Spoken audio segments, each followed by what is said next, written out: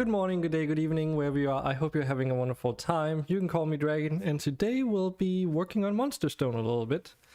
And it's something that I kind of like mentioned a week ago that we would be doing today, so why don't we just get straight into it? And let's just close some things here, close that, and I think we should be good to go. Oh, hey Hawkeye, welcome to. See, you're still awake. I kind of wanted to show off a little bit of how I make levels for my game today, so that's kind of going to be the plan. We'll see if people are interested or not, but should be a good time. But we're kind of going to be... Thanks. It does feel good to be back into working on the game as well. I did have like a hiatus where I just haven't streamed for like several months. But this is kind of what we're going to be working on today. Something like this at least. This is a level I made sometime last week. Or at least the terrain for it. So what we'll be working on is like making a new level with all these cliff sides and such. And eventually that's going to be in the final game. So I've made a few levels so far. Here's another one. I can't remember if I think I brushed up on this like earlier this week. And some of these, like especially this one, ended up taking a lot longer than I initially thought because of all the cliff terrain that's in here, so it required me to spend a lot more time on it. But yeah, we can do quite a lot of different things with this terrain, so haven't quite made up my mind on what exactly I want to make today, but I'm sure inspiration's gonna kick in a moment. Maybe a water-centric level might be a good idea, because I've made a lot of land-based ones recently. So having more levels that utilize water could be interesting, maybe. I don't know. I'm also taking suggestions. So right now, just showing what's like technically mostly everything is possible. Like this is another level that is a bit more water centric, but not, you know, exclusively so. The only thing that I haven't made yet are like floating islands, like generically speaking. Alternatively, we could also make a level that's more ruin centric, because I haven't done one of those in a while. Like a completed level that utilizes a lot of ruin tiles. Let me just show that off. It's gonna look something like this. When it's completed, that is. Today we won't be putting down all the resources because that takes just like, we just don't have enough time for that. But we should be able to at least make all these ruin facades or structure facades, whatever you want to call them, really, and make a level around that. Maybe could be fun to make a level that's heavily ruins and water centric. Just as a combination. So let's get into it. Let's see here. Select scene assets. Do we have... Okay, we do have a scene already for us here. Forest number 12. I'm getting to the point now where I should, like, if I made all these, like finished up all the other levels that I just showed off a lot of with resources and everything, then I technically have enough forest levels for now. But we can, like, I can use that terrain for other biomes as well, so it doesn't have to be a forest. Anyway, we're also gonna need, and this is number 12. Bit of terrain there. And let's move that into the center, which is -16 units on X and Z.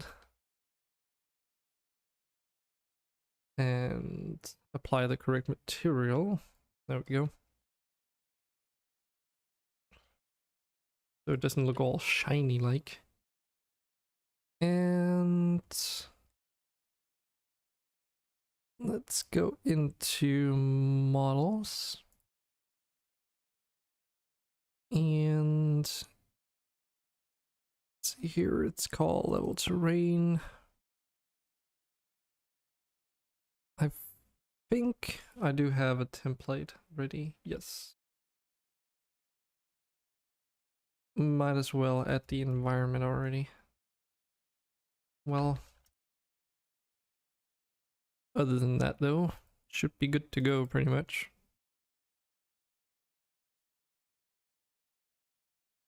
Let me just move that environment into the right hierarchy of this level though. There. Okay, so got another empty level that just needs sculpting. One thing I actually did do today as well is let me just find that. Hold on.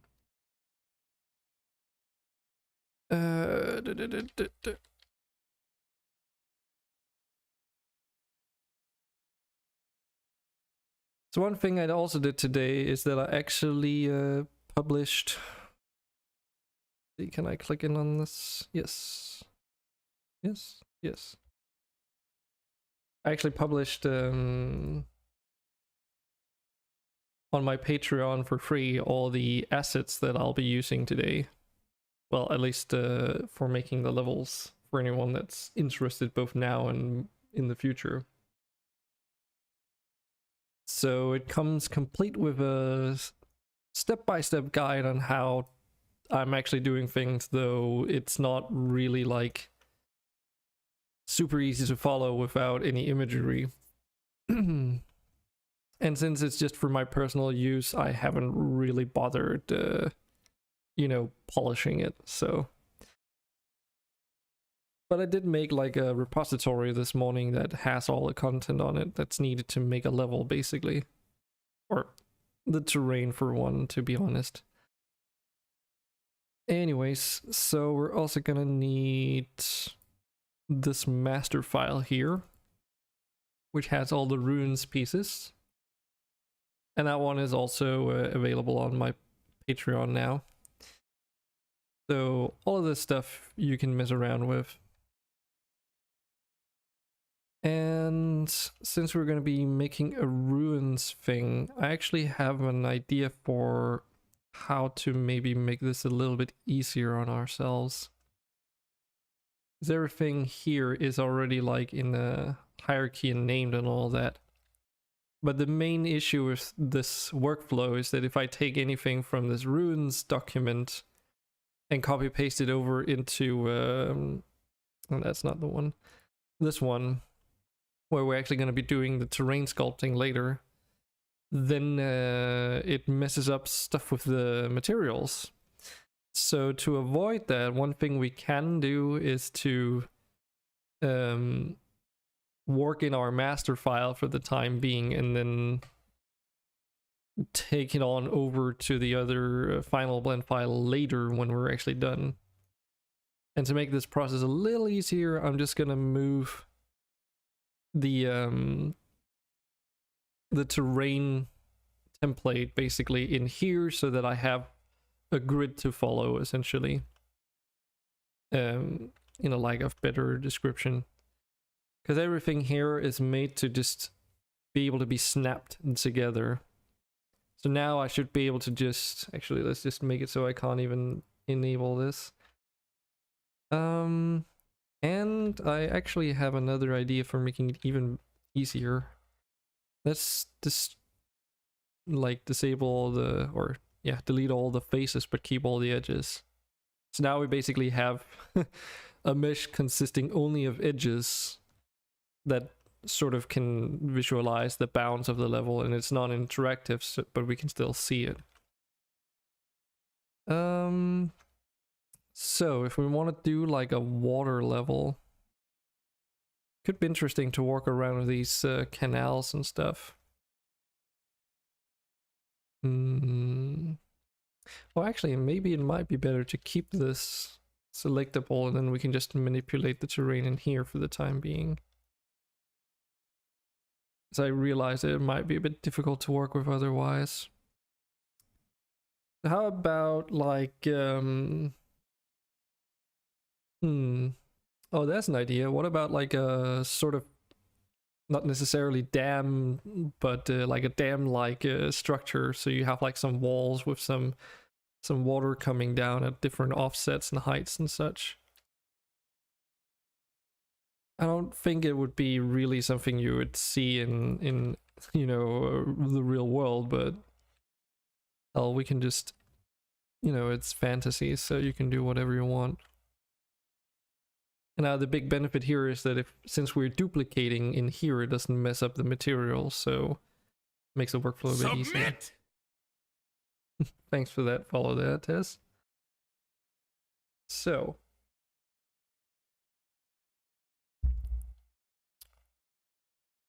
so if we imagine there's going to be like a little basin out here in the front. Actually, let's just start making that. And this is where it gets a little bit finicky to work with these ruins pieces, but it's just the best that I came up with when I settled on this back in the day. Like that maybe. Because we want there to be a lot of water in this level.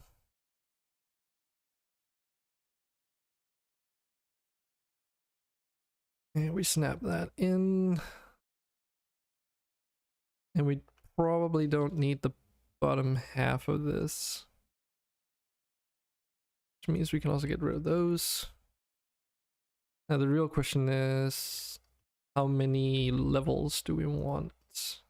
Like how many height-wise levels? What if we do something like this for just the bottom one? And can we get away with another? I think we can. Come on, deselect.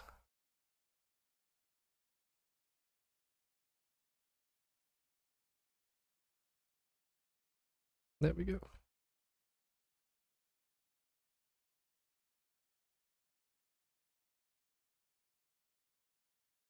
Yeah, just to have a little bit of a dynamic sort of structure to this. So one thing I want to sort, like I'm thinking right now that might be a good idea to take into account is like the water flow. Because if we have 3 canals down here, then, you know, if we had like more water coming through on the top, like further up parts, that might not look so nice. Like it doesn't seem super believable because the water flow just wouldn't make any sense.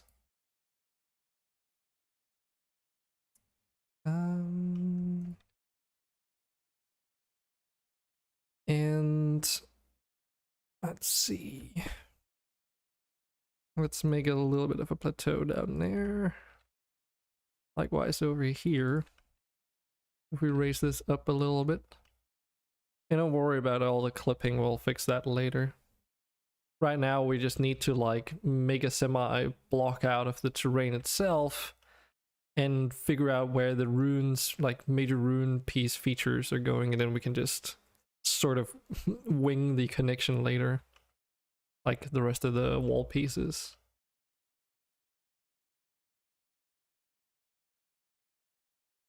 Disable interaction with that.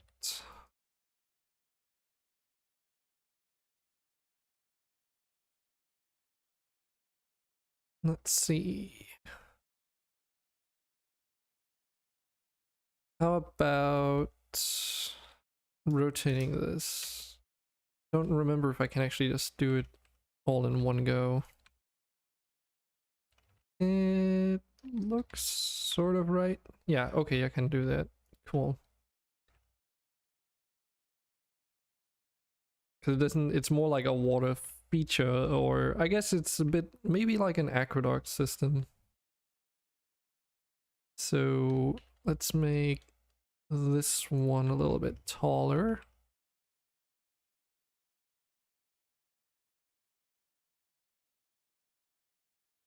And have another one over here that's just like the same height as the ones further below. Make that one taller. So we can just duplicate this and stack them.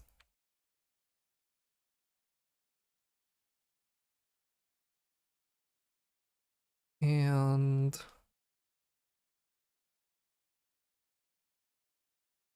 question is, do we want to have two of those over here? Okay, that's kind of in line. I want them to be a bit offset just to make the terrain possibly a bit more dynamic later.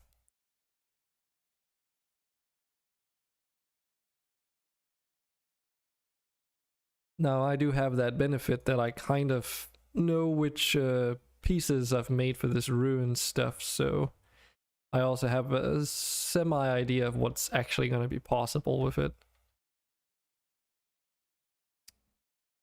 Re-enable this. Okay, so this might get a little bit tricky.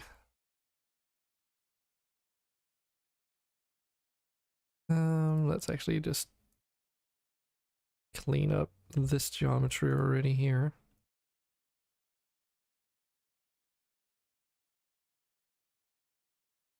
Oh, can't do that? Okay. I was hoping I could just like select one and then do like an edge loop selection for the rest. Oh, I remember now. You can do that, but I forgot how to do it. If I take those and delete those faces first, then we can do an edge loop selection. And not worry about selecting anything else. It just makes it so that when we're selecting this higher level up, we don't accidentally extrude the edges that we're not interested in later on.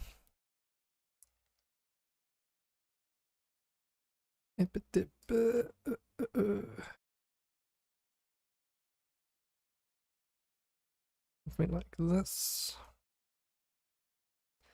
And we'll make the cavities later for where the water is actually gonna go. And most of this terrain might not even make it into the final iteration of the level anyway, since it's gonna be those man-made structures anyway. Or at least a lot of it is.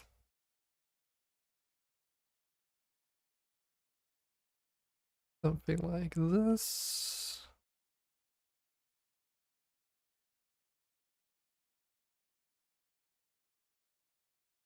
Let's deselect all of that over there. Or maybe actually just wait with continuing any further work. Okay.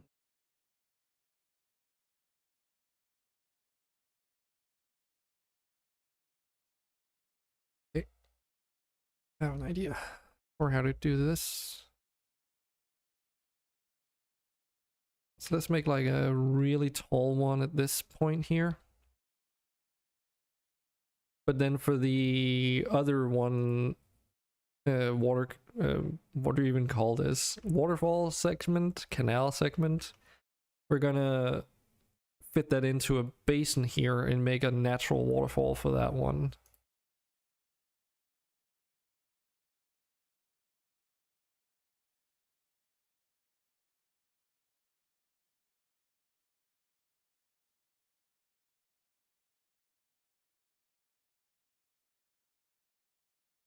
And let's do like a little bit of a mountainous shape there. If we want to do a waterfall, then we also need to have like some place for that water to drop down from.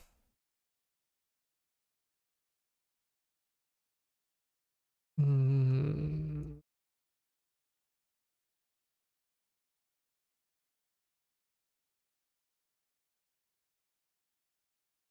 Looks good to me. Nope, that was not what I wanted.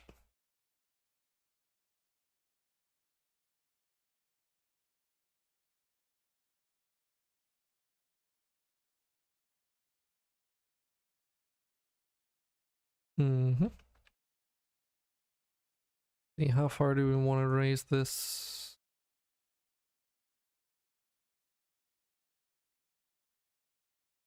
Probably something like that, so that we have a little bit of a plateau opening here. And then we're getting close to the height for where this other canal needs to go. And why don't we also separate this island over there? Let's see. Yeah, I think we're almost good here. Just a little bit of a lip.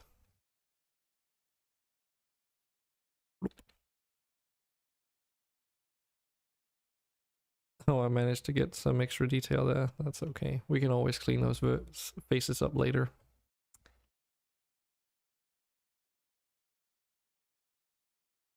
How tall do we want this natural waterfall to be?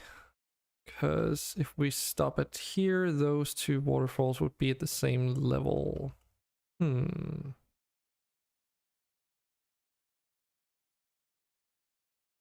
think I want to make it a little bit taller. But we do need to deselect some stuff here now to make room for a bit of a lake later on.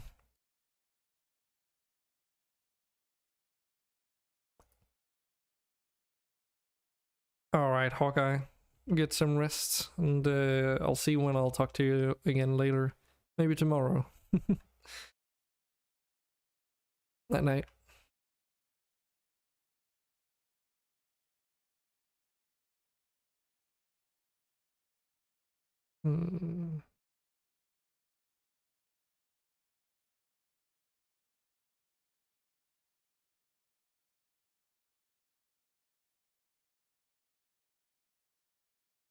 Something like that. Just deselect this mountain over here. We can always finish that up later.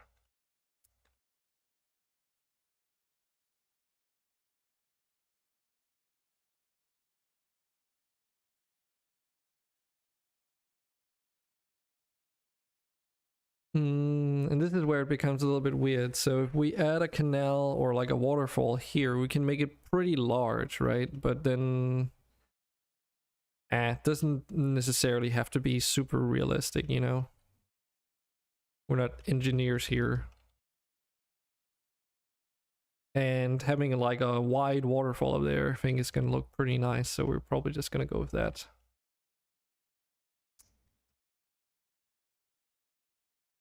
And let's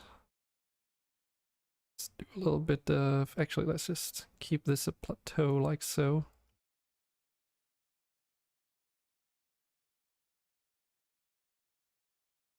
Raise that up by one further.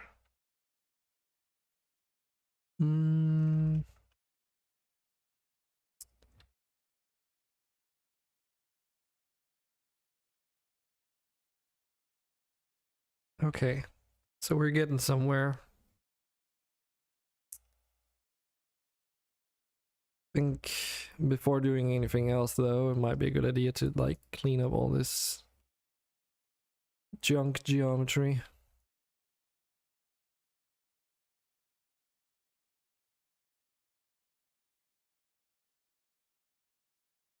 Yeah, it might be easier to just directly select everything.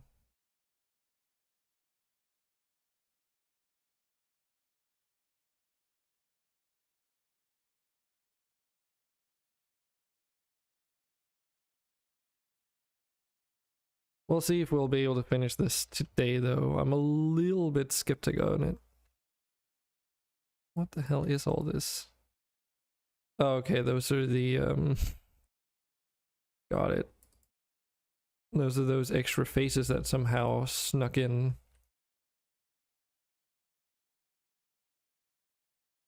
And they've been extruded like vertically, so they look kind of funky. No biggie. Seems like there's also some here on the backside.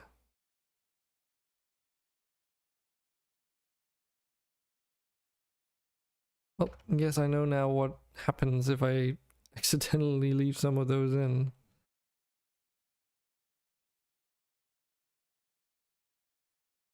It's not super difficult to clean up though, so not like we have to go all the way back and undo everything.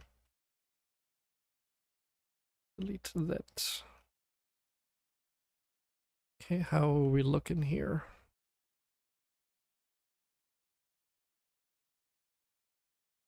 Pretty decent.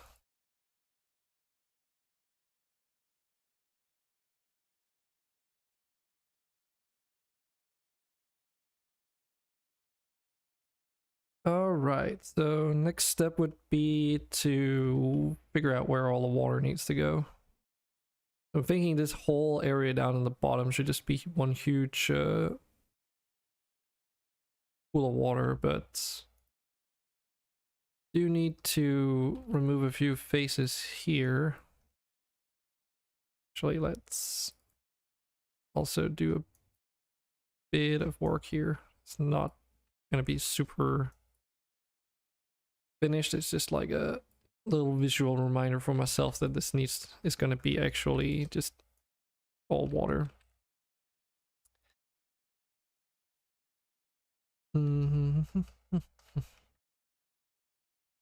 Okay, so now we want to extrude some faces downwards here in order to create room for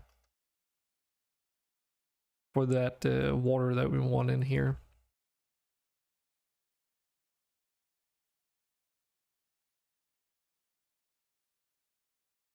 So we simply just select all the faces we want, and when we're ready, we extrude them downwards. Maybe leave a little bit of land here just to create, like, make the terrain less flat, so to speak. Thinking about doing the same right here. And we just extrude it down one level. Gonna create some extra faces, but we just remove those that we don't need. There we go.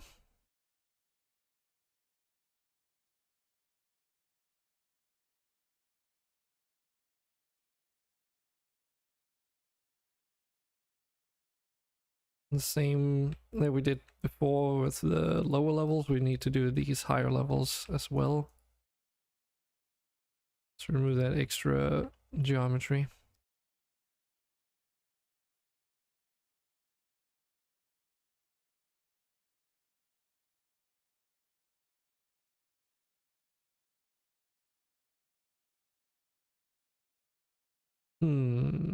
The big question is, should this just be a aqueduct canal thing? I think it should.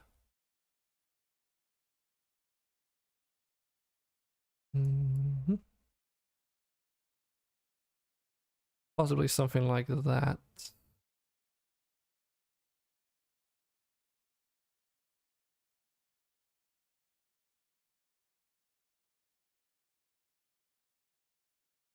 I could, in theory, add like another canal of water that goes out of the level in the opposite direction, but that would be kind of weird when water's coming down up here, I guess.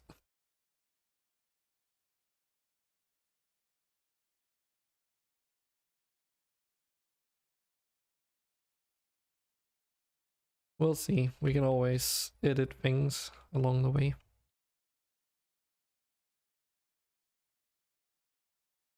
And I think up here, because it doesn't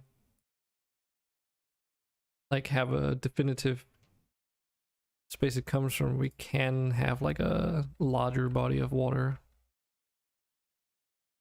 that is then fed into like a canal or something.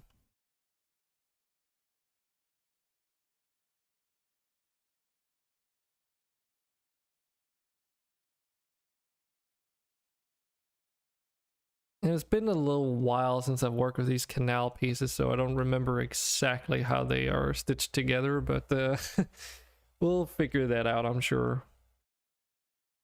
I don't think I actually need to have like any surrounding geometry other than maybe up on the top here. No, actually not even that. But we do have all these options for canals. And these are a little bit different than the wall pieces. The wall pieces are made to be rotated into position, like whichever direction you want. But with these, because they are the way they're UV unwrapped, it is kind of required that you don't rotate them. And that's why there's a piece for every cardinal direction, both vertically, horizontal, but also like east, west, north, and south, or, you know, up, down, left, right. It's also why the names for these is like absolutely ridiculous. Like these are pretty whack. Ruins, canal, straight, corner up, right. Because it's got a connection point upwards and to the right, and it's a corner piece, and it's a ruin, and it's a canal, and it's a straight and not a rounded piece. Trying to figure out a naming convention for that was a pain in the ass, let's just put it that way. Alright, so we're gonna need this at least. We'll just duplicate that and snap it in like so.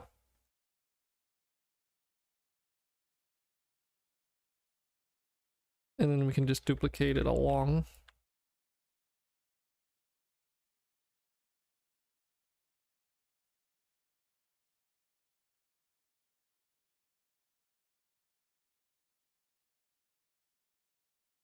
Wait, what? There's something weird going on here.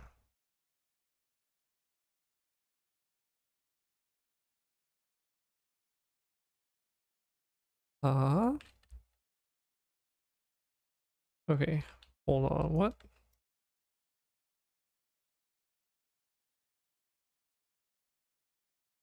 Okay, so this is definitely aligned with the grid, but then why is this up here not aligned with the grid? What happened?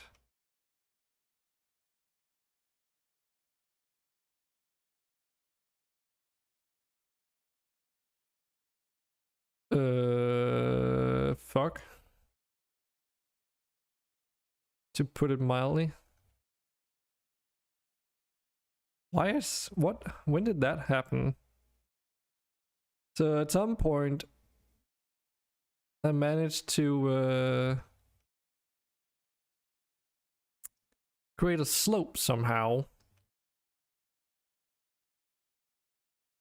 You know what? I think I know why. I think it's because of the oh shit. It's those back-facing things. Fuck. Okay. Well, that's not cool, because that means we don't really have much of a choice then to go back and redo things. Okay. That's a bit embarrassing. That's the first time that's happened. Don't remember ever having made that mistake, at least, so we can still put out the canals layout, though. I think I want to do that before anything else. And even so, like, let's actually just do all the ruins pieces and figure out where they need to go first, because this block out is adequate for that at least. And then we can go and do the rest of the terrain in the other file later.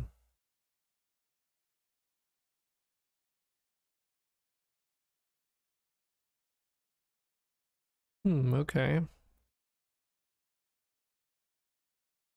So these don't go all the way down, or is that just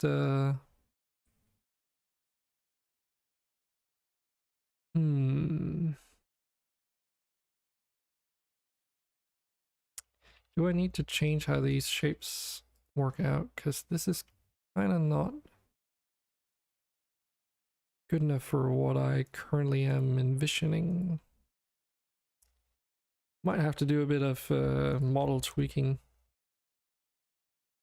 Yeah, these don't connect all the way down.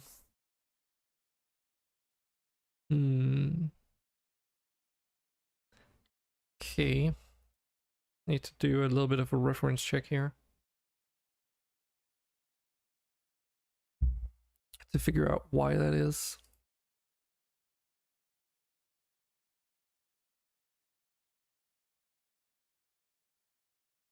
So I know I'm using them here, but then how? Okay, I see. So consensus was it doesn't matter that they don't connect with the bottom floor because it's just a slope that goes down into the water. And if there's water down here, then it's never so low down that you would be able to see those faces or missing faces and stuff anyway. Or, you know, the bottom of the water anyway, so okay. Load up this one again.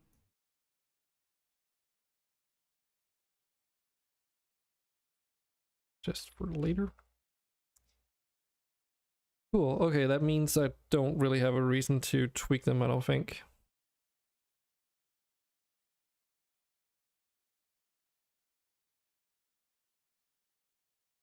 Let's get that connection here, because we're actually going to need this one in this map.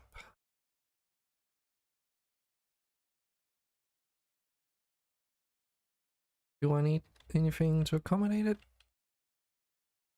Yeah. Okay, yeah, we do need to remove these lower parts. Should be able to just duplicate this down here and across. Now we have our aqueduct-like canal that goes out of the level up there, at least. These two are done. And then we just need this adapter piece for the last three ones, really.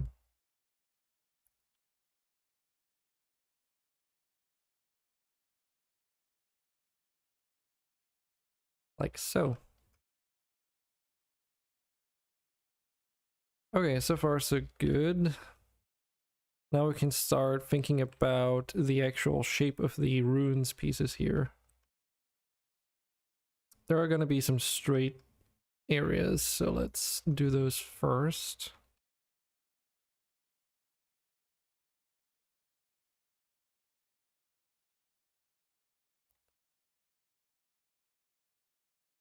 And what do we want up here? Maybe just like a simple curved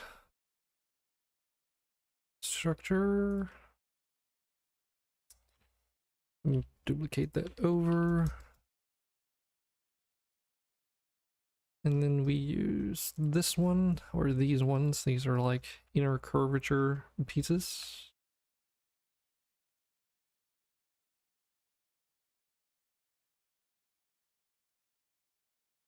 And there we go.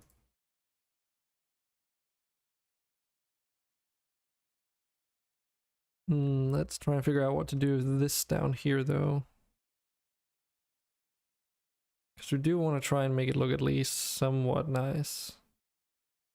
We could make like straight pieces that go into a curve and then it's like very 9-degree turns. But we do also have the option of using some of these more, I guess I would call them more advanced pieces. Try and at least make something that looks nice. But they are advanced for a reason, though.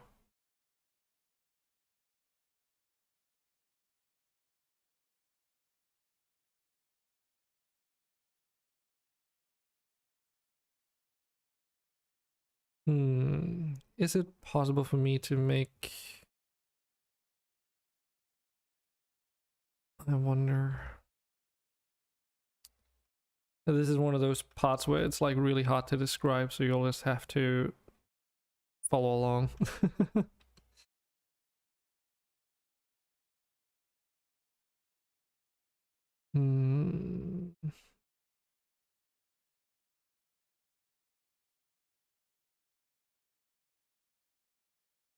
If I use these, will I be able to do what I want to try and do?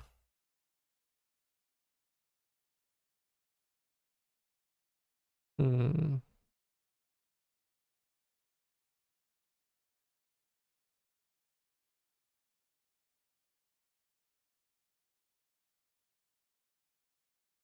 Not exactly what I was going for, but that's an interesting looking shape though. We can maybe use that somewhere else. Hmm.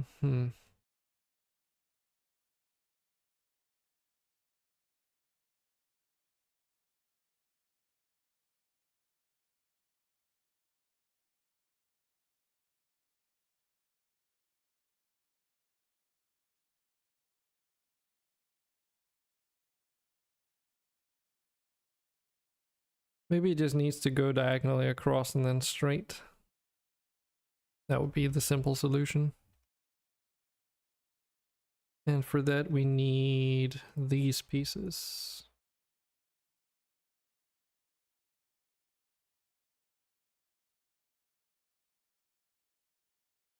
And more specifically these ones.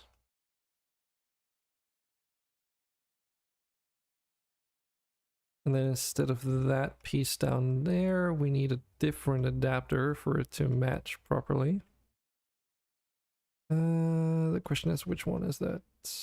Should be this one, I believe. Yeah, that looks about right.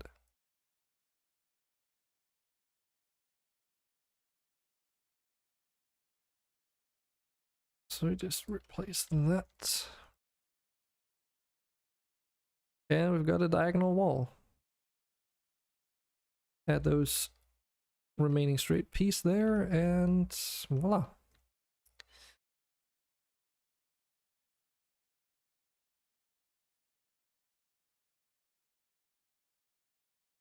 Let's do another rounded edge here maybe, and then merge it into the terrain there, and then keep the rest of the embankment down in that direction, natural looking, I would say.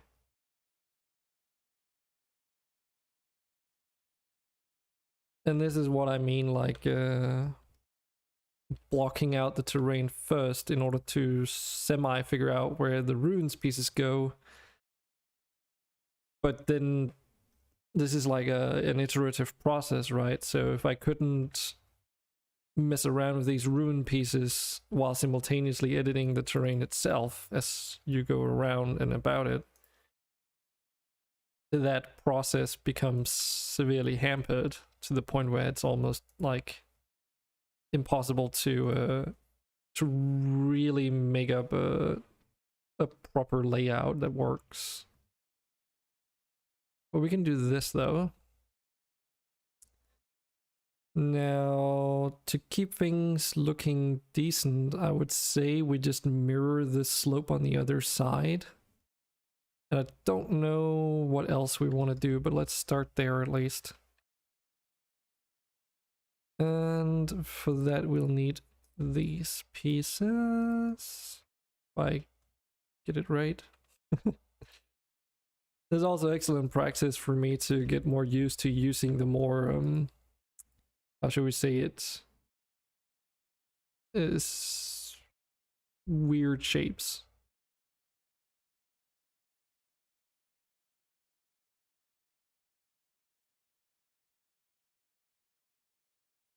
And I did play it a bit safe there, rotating each piece individually, because they do have like properly set up origins to do that on an individual basis, but I don't know if you can just like, you know, rotate the whole thing. I think you might be able to, because they'll rotate around that center pivot, and then that should be fine, because that's the same as rotating them individually then, and moving and then translating. But there are some edge cases where that doesn't really work, so just to avoid any potential issues. But then maybe just like straight into the wall there. And then keep the rest natural. Yeah, I like that idea. And I think we want a curved edge up here.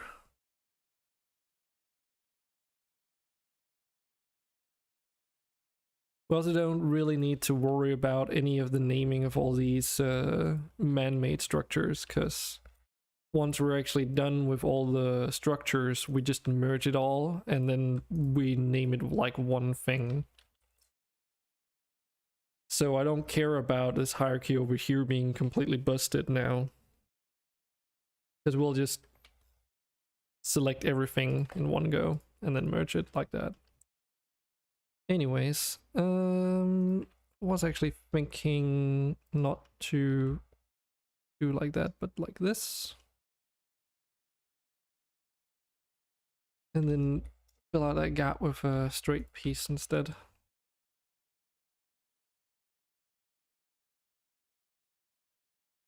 And then maybe just finish this off with more straight pieces.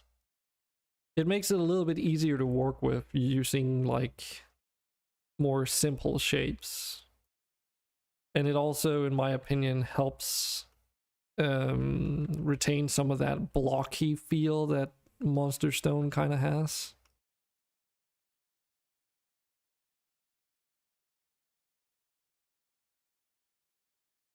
Just to like intentionally leave that in some places.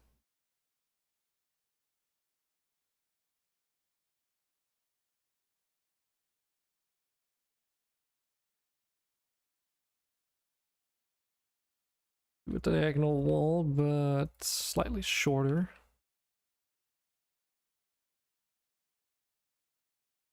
And maybe even move it over across one more, because I do want to retain some of that natural terrain down there, but then like have a wall behind it that's man-made.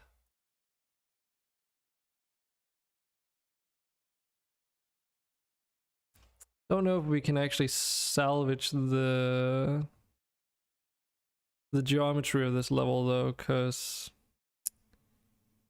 I don't quite know where when it went wrong, so it seems like it goes down quite a few levels, so it might be easier to just recreate this topology later on.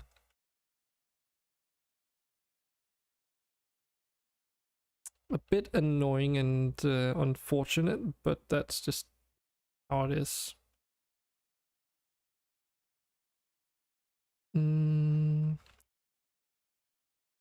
Let's use some of these pieces just to mix up a little bit of the shaping.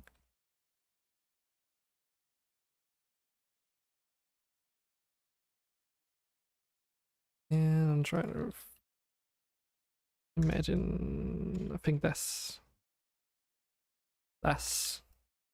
we need to remove that piece because we don't need a middle part, and then we just have like a corner in this way. And because of the placement of this, we do actually need it to clip into the terrain a good bit, but that's all right.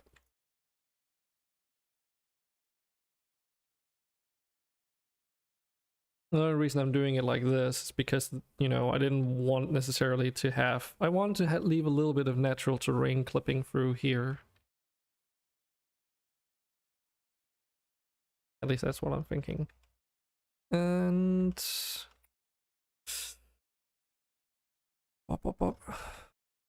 Can't actually remember if these are made to also connect with other structure pieces. I don't think they're necessarily... Yeah, I remember. Like, this is a way for me to do it so that it's goes from like a straight corner piece into a rounded, but... Oh wait, that's that might actually work. Ah.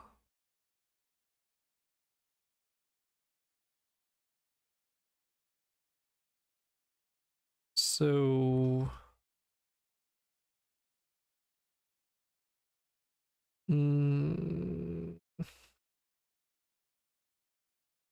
This is all one connected one. No. Wouldn't really look that good, I don't think. Because like you could technically use this piece and then combine it with Let me try and get the right one first go. Think you can use these? No? Yes? Yeah, almost. The big issue is that the bottom parts, they don't match up. Like the overall contour and the angles, they fit, but the actual shape does not, so... Since the diagonal pieces had to be a lot thicker, thinner than the other pieces in order to line up properly.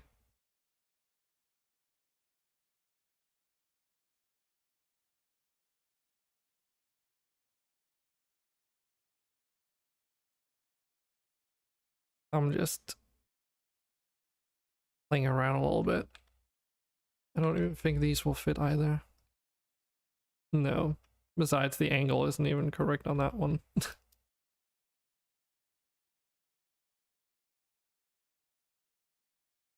Should be able to use this one though.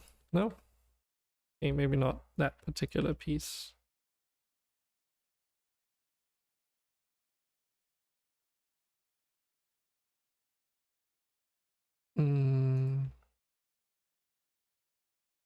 Maybe this one actually. Yeah.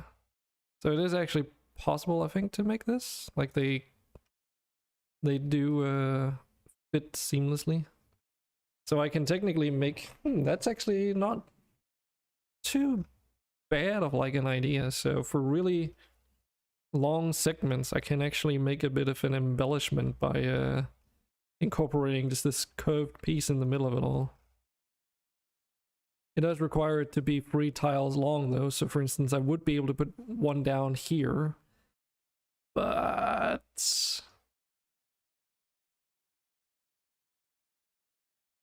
let's do it just because we can, and I feel like mixing it up a bit once in a while. But yeah, you do need to use like these pieces in a very specific way though.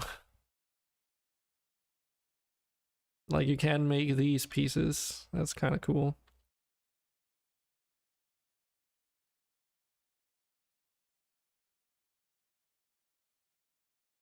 And then just stack those on top of each other. No problem.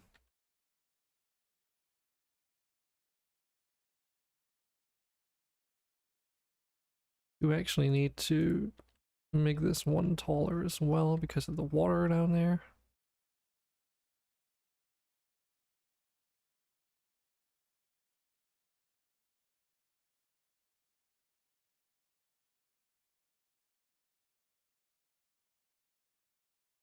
But on the side. Yeah, get those down there.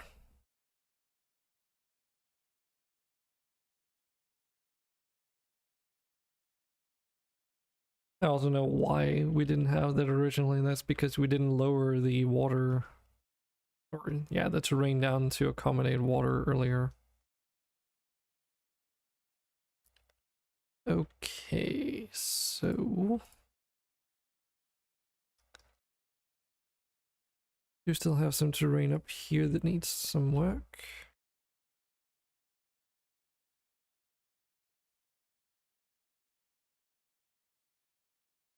I wonder if we can make like a semi-curve using these pieces. And make them connect, most importantly.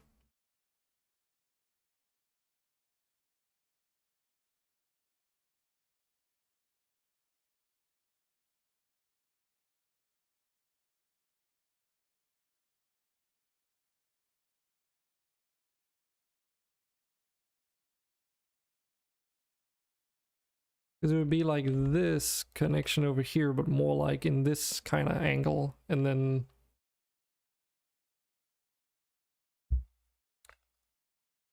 it would need to connect up flatly.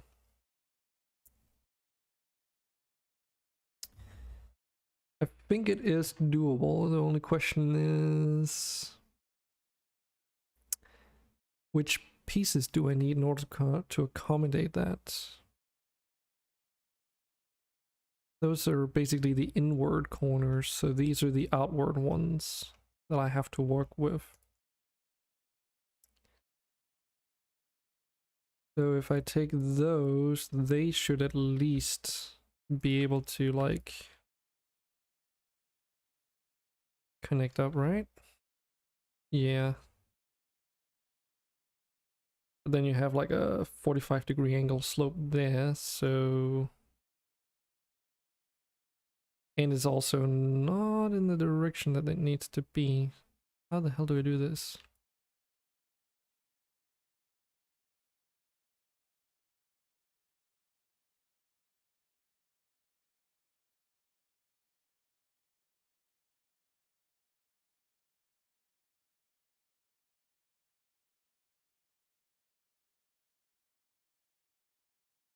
Okay, so it's gonna be something like this. So we just need to find the appropriate pieces that will allow us to do this connection.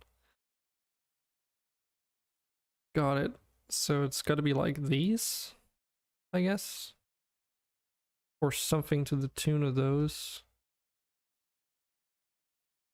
Because the thing is, this piece that I need right now might not even exist at the moment, because I don't have every single permutation that is possible for this after all. Like, they don't all exist.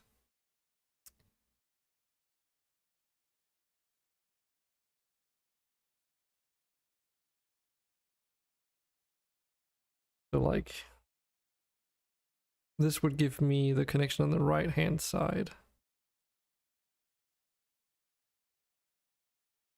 And this would give me the one on the other, just like that. But then obviously they don't connect here in the middle like they need to. So unless I can find a piece that has that connection there just fine, which I don't think exists, because all these are inward slopes.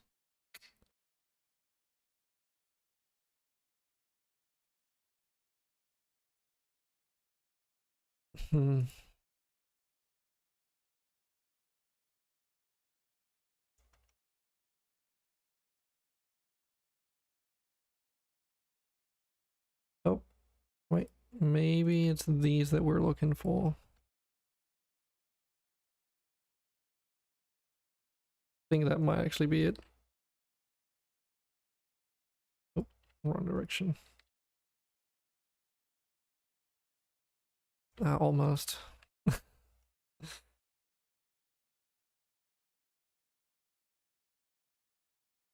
So how would that even work? I guess it would have to be like a 45-degree angle. Oh wait, isn't that just one of these?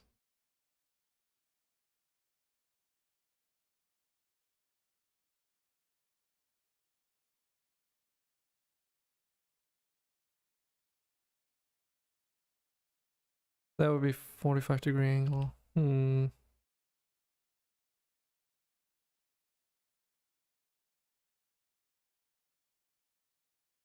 But that wouldn't... Would that match up?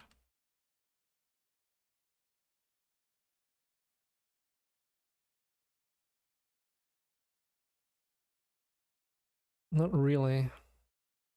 Because...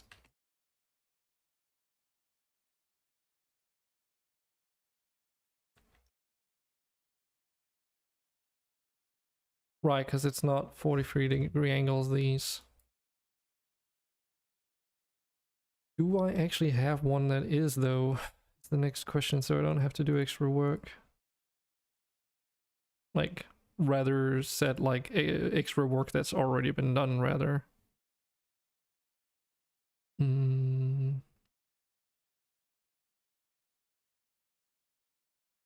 But those are like 45-degree angles, but that's also too steep, is it? No, that's not 45. It's a bit more than that.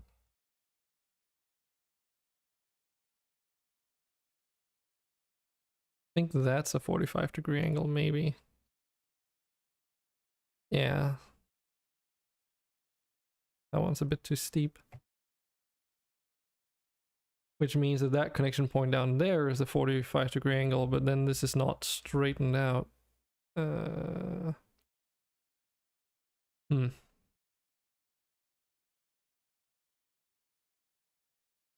I'm confused.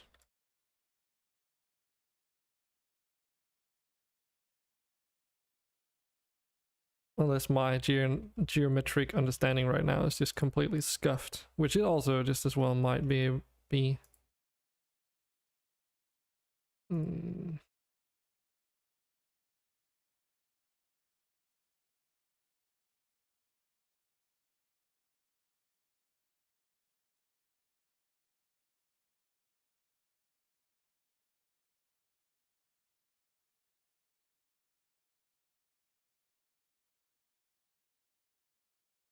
Hmm.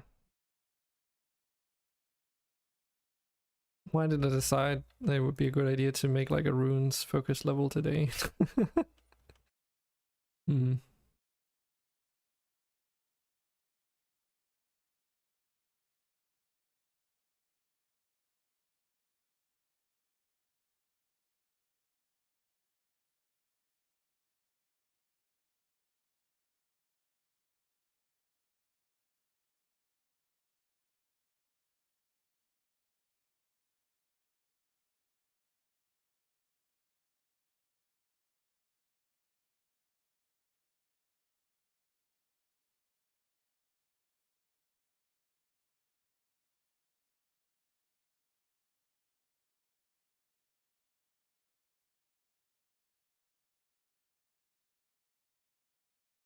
Yeah, 'cause that doesn't fit. Mm.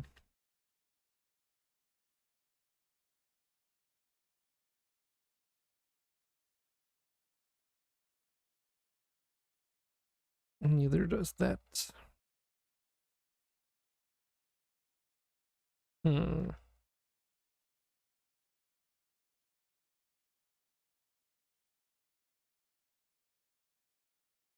I don't even know if I even have any permutation that connects up that way. It doesn't seem like it. Would be nice though, because if you add like a straight piece to there, it's like a semi-curve. Hmm.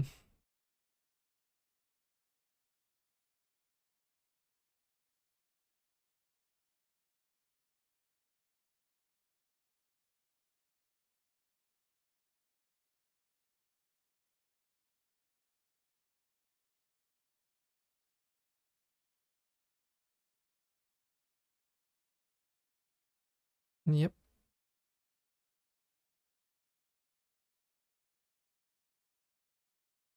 Because no matter which of these I would choose, it would always like not connect up. Hmm. Well, alright then.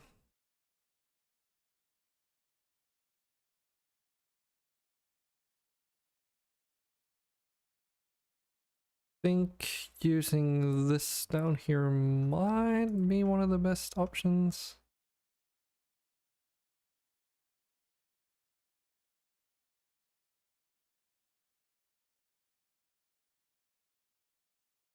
What the hell? Okay, that was a bit unexpected. Yeah, let's move this up here so we can work on this. Bup, bup, bup.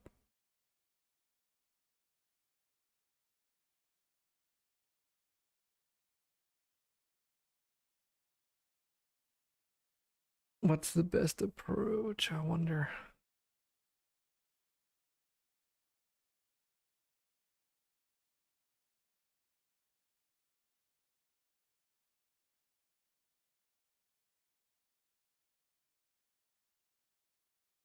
Yeah, so if we scale this on the normal direction, can I just do the whole thing in one go? I think I can.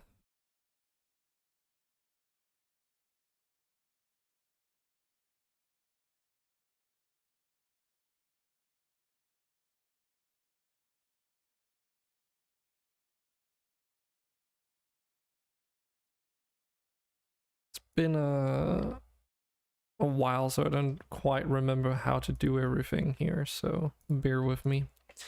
If I remember correctly, you gotta like have the two faces, or all the faces that you want to intersect. And then, oh shit, which one was it again?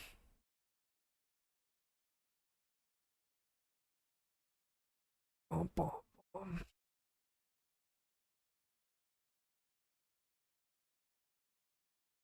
Hmm.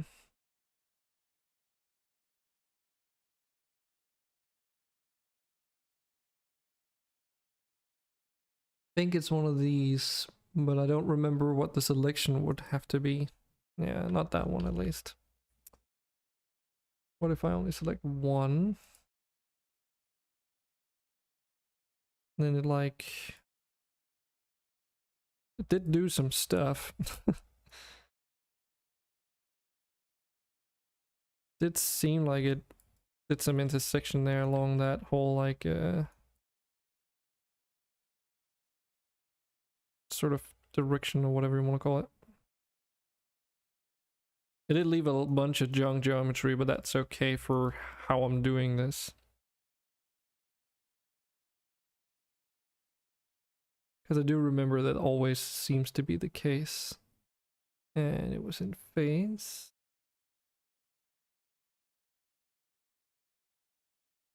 So now we at least have that connection point here, and that's why I duplicated everything down here. Because now what we want to do is that connection point on the right here is, you know, we want to retain that. But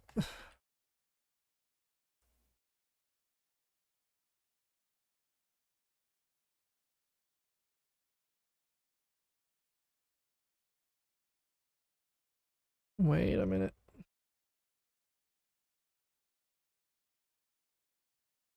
Let's go back. There's something here that's not quite as it needs to be. God damn it. Okay, can't go further back. Fine, let's just redo that step then. I think I know why. So we were scaling along the normal, and that's just fine and dandy. But I forgot that in this case we actually need to also scale the other part to make them intersect properly. Let's try this. See if it works out this time. Okay, I see. Cause okay. Well, let's just see if we actually get something useful, otherwise I might have to rethink. Okay. I think we did get pretty much the same result as before, but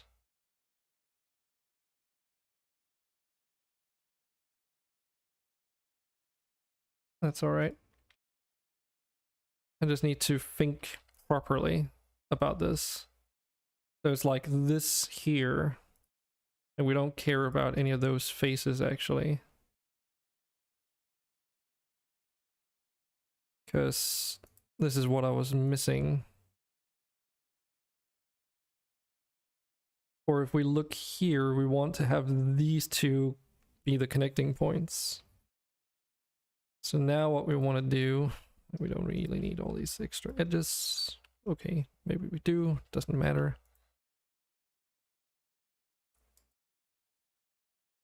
We take this up here. And we merge them together.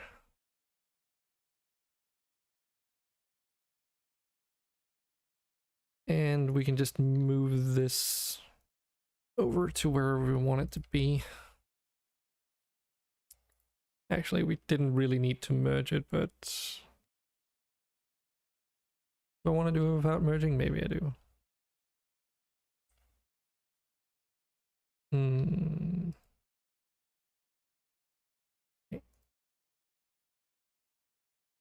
It's gonna make it a little bit more annoying to work with, but So now we can just do Shift S and say like cursor to selected on that one. And then just move all the vertices one by one to where they need to be on the mesh that is going to be like our current like final mesh or whatever you want to call it. It's a bit of a process, but when you don't have a lot of geometry to work with, this is like sort of just the way that I've found out how to do this. There's probably like some better automated tools for doing it, because obviously if you had a very complex mesh, this wouldn't really work.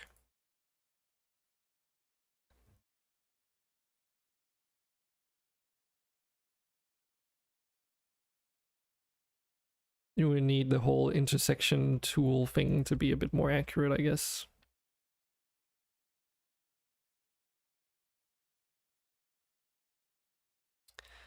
Or, you know, just do more traditional modeling.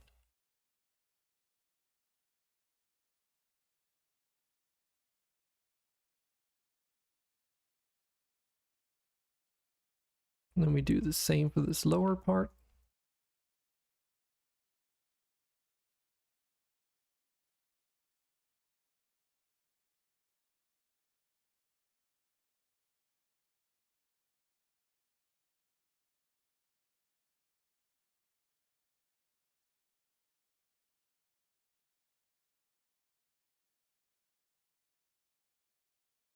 Cool, okay, so now we've got one end. Now we take this other piece that we duplicated earlier and move that up. And now we do the same, just inverse, really. Doesn't really matter how much we move that. This needs to be like easy to access everything.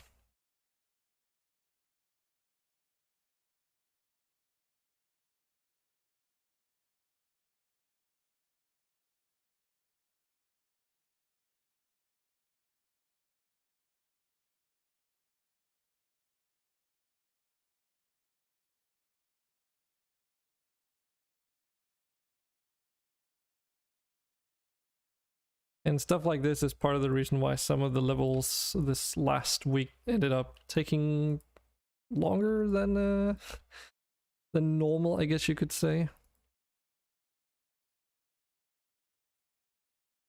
Because I did stumble into similar issues here and there.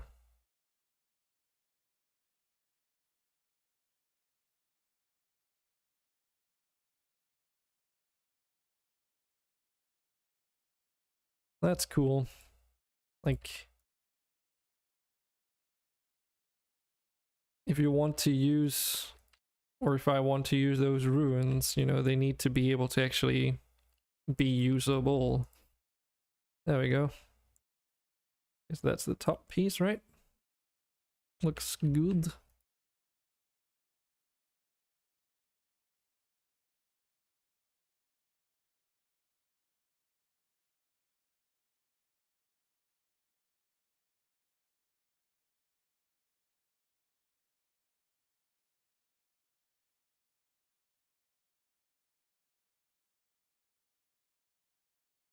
And that's the last piece. Cool.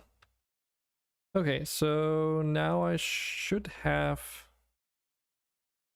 a permutation that allows me to do exactly what I was trying to do all along. Which means we can delete that.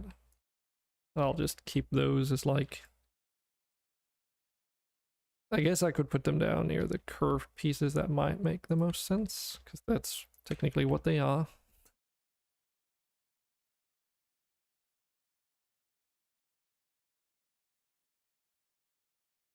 And their pivots should, like their origins should still be alright, because I merged them in like a specific order and all. Well, actually wait, no, we didn't even do that, so... Okay, minor little annoyance, but... at least this works now. And then if I wanted to make a a curve that goes like in a semicircle, for instance. Right, we can actually already do that. I don't really need to edit more. Like, we can technically do like this and just have a semicircle. What? Yeah, I guess, yeah. No extra work needed.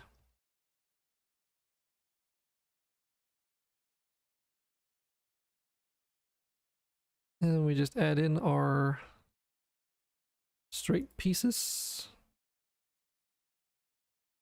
And take all that lower half and just repeat it further down.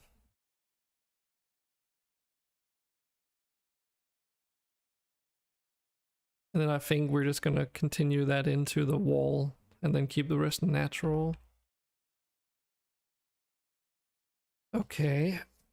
Took a little bit longer than anticipated, but we got there.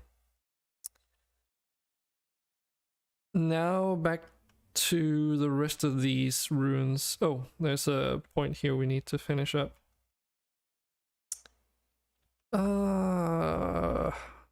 Okay, so we're not quite done yet. Go down maybe a 45-degree angle and then straight again. So that would be this piece. Yes.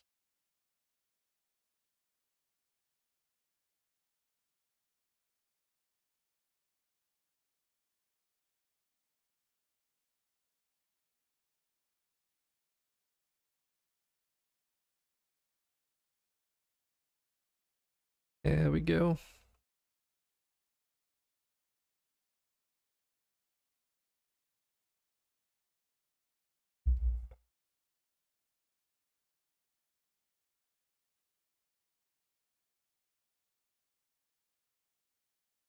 Yeah, I would say I'm pretty happy with this so far.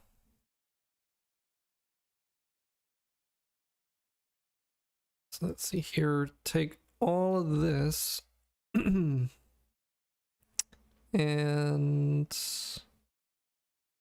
join it. Might as well. Actually, there's some stuff I forgot about that we need to do. Might as well while we're at it.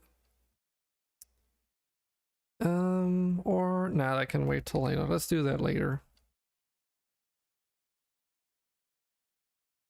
And this was the level that we were in, so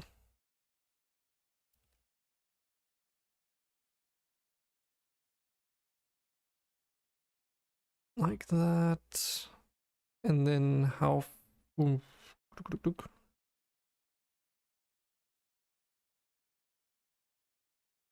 because we do need to recreate that topology, unfortunately. Okay, that looks about right.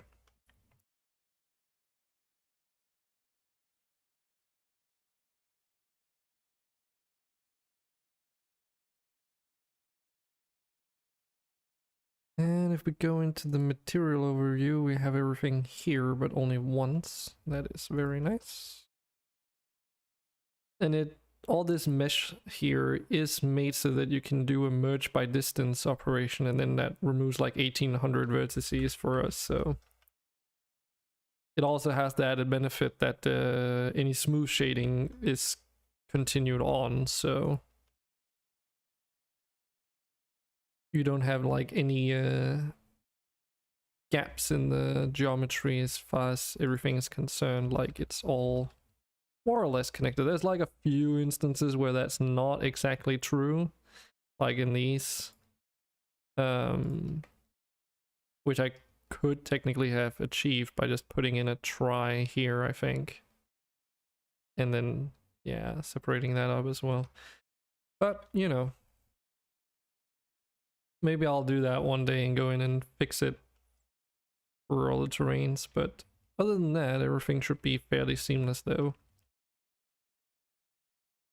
Now, we do have that issue of having to redo all the terrain retroactively, though.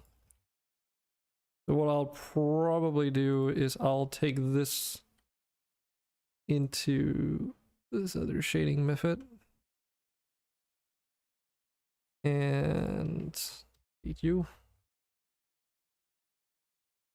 Make it selectable. Because then I can at least somewhat... Actually, let's just straight up take it back into the other document and have it side by side in there. I was thinking about like putting it into onto the other monitor just and referencing that way, but I think this might actually be better. Okay, we don't need this for the time being. All right, so oh boy.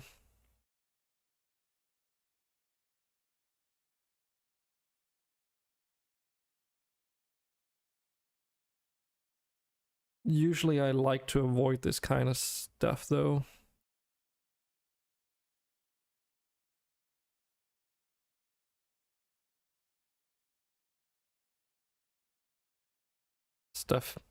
This kind of mistake rather.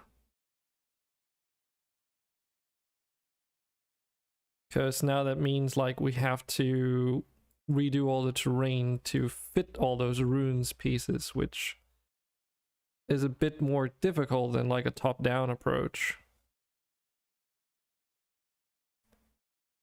Because I have to somehow try and keep that original layout to a certain degree.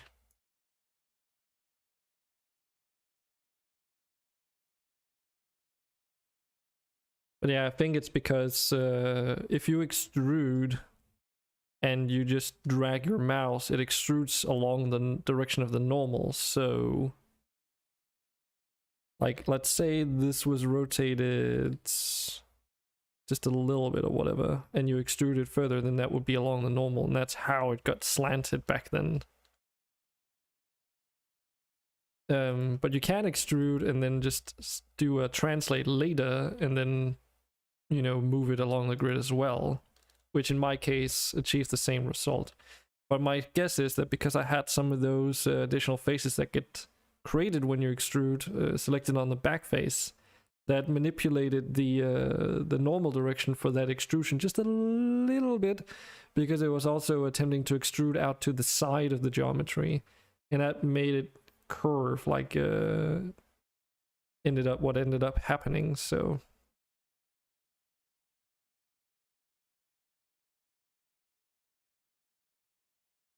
that's just an unfortunate mistake.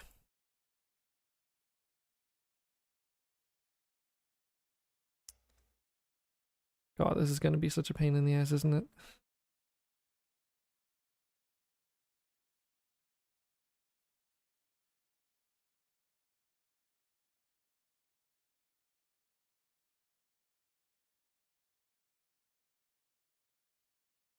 Now, granted, technically we don't need to even really worry about most of the terrain around the ruins parts here, because all that terrain won't end up being there after all, because, you know, we have the ruins pieces.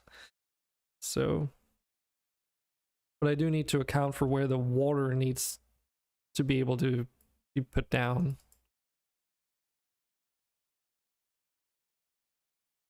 And also wherever the regular terrain is going to connect up with everything else, so...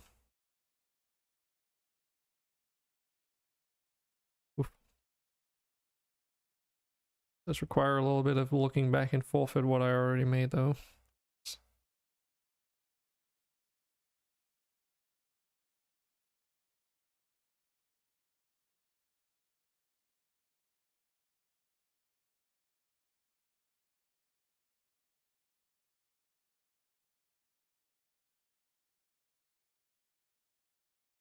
Definitely makes this a bit more tricky.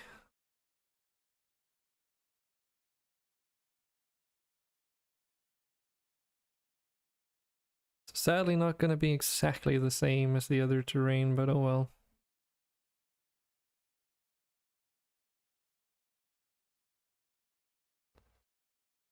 So and we can make some changes just to make it a little bit different, I guess.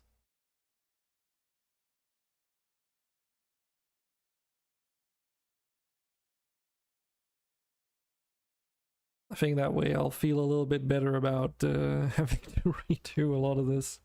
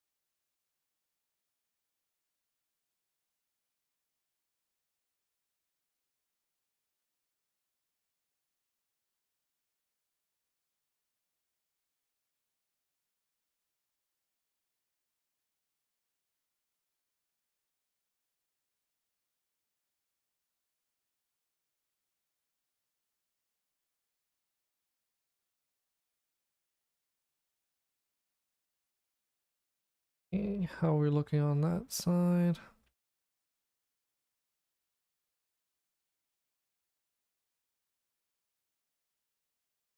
Right.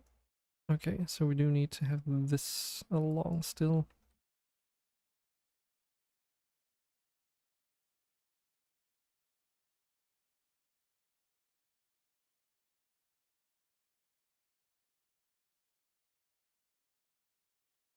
And then we do like this.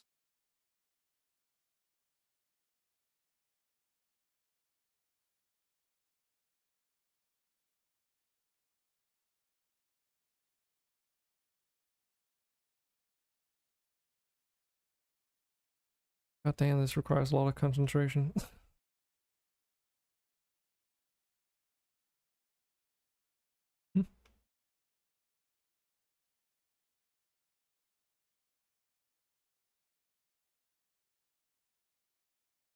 Now over here we started doing those sort of shelves or whatever you want to call them in the geometry. Actually, we already started doing that one level below here.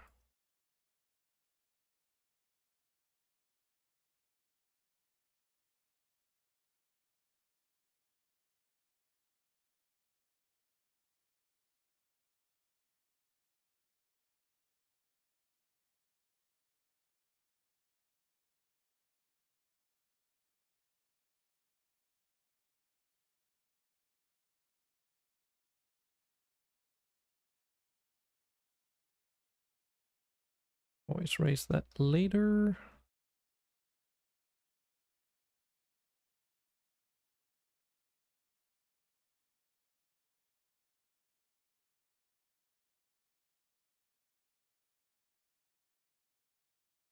Like one level higher that waterfall, I think.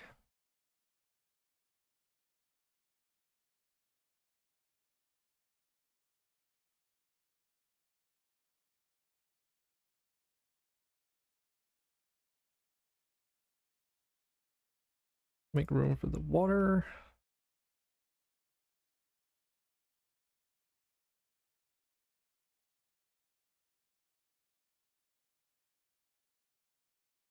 All right.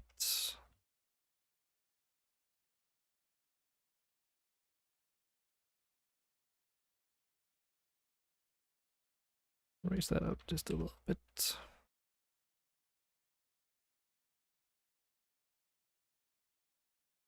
And then let's refine this one as well just a little bit.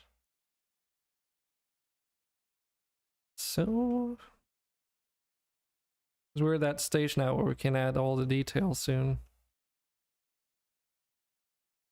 And this time, hopefully, like, didn't screw up any of this. And yeah, it all looks grid aligned now. Cool. Because that's what I was noticing with this canal that goes to the back, is that it wasn't lining up. I was like, Did I like accidentally put an offset in some place where it shouldn't be? You know?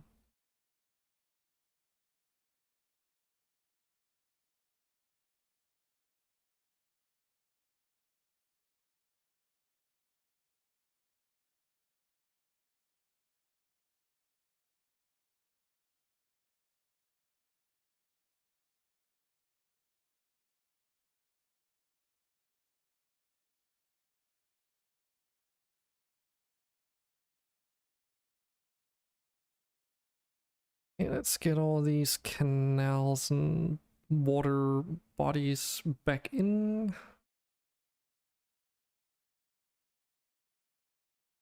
It's gonna be a little bit harder to respect the original like layout of everything, but let's see if we can't get it right.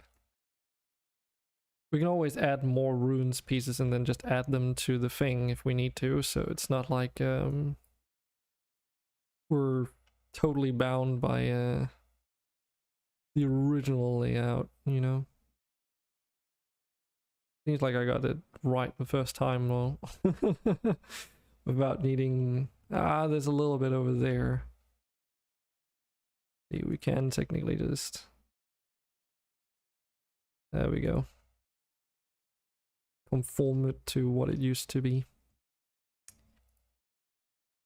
Delete those phases. And this down here is all going to be a body of water, so that's already good.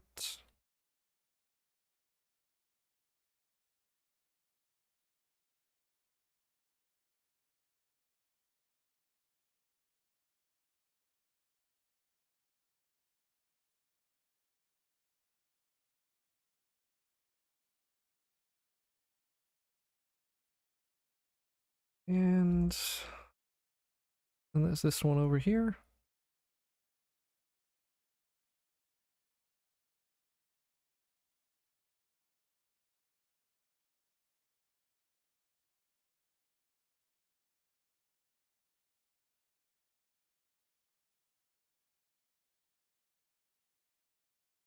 Okay, I think we're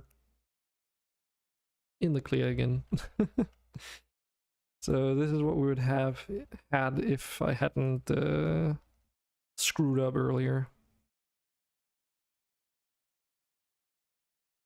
So let's clean up all this excess geometry in the back for now.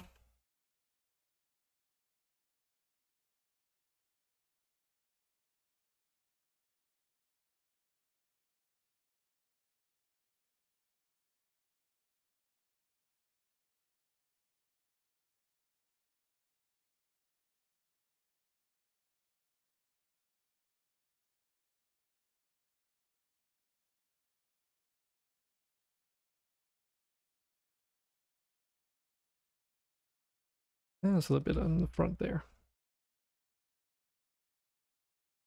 Okay, I think we're looking good. Sweet.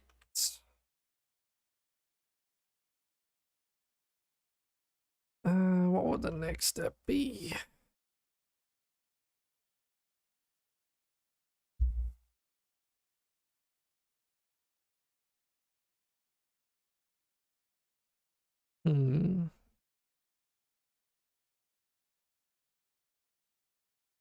Well, we need to add some more detail to everything, at least.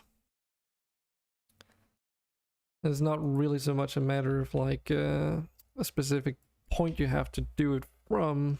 We just have to pick somewhere to start and get into it, really. The way we do that is that any like blocky edges or whatever that we want to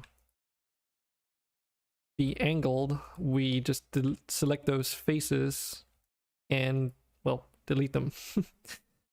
And then we extrude new edges diagonally across, but still like snap to the grid basically. And if we want it to be a like 2x1 diagonal, then we do the same, like snap it into place, but then we edge select vertically down and then just subdivide it once so that it still conforms to the grid. And this is where like the merge by distance feature becomes really handy, because you can use that then to reconnect all the disconnected vertices and fill in any gaps that are created as a part of this process. And doing so will add a lot more detail and nicer terrain topology as we get into the later stages, but for now this is all we really need to worry about.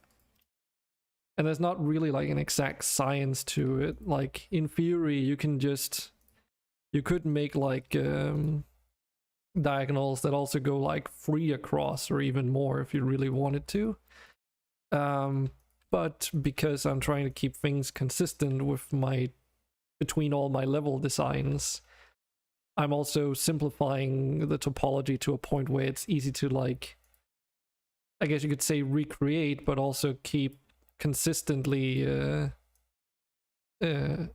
like keep it consistent how the levels are laid out, what shapes are used and how they're made.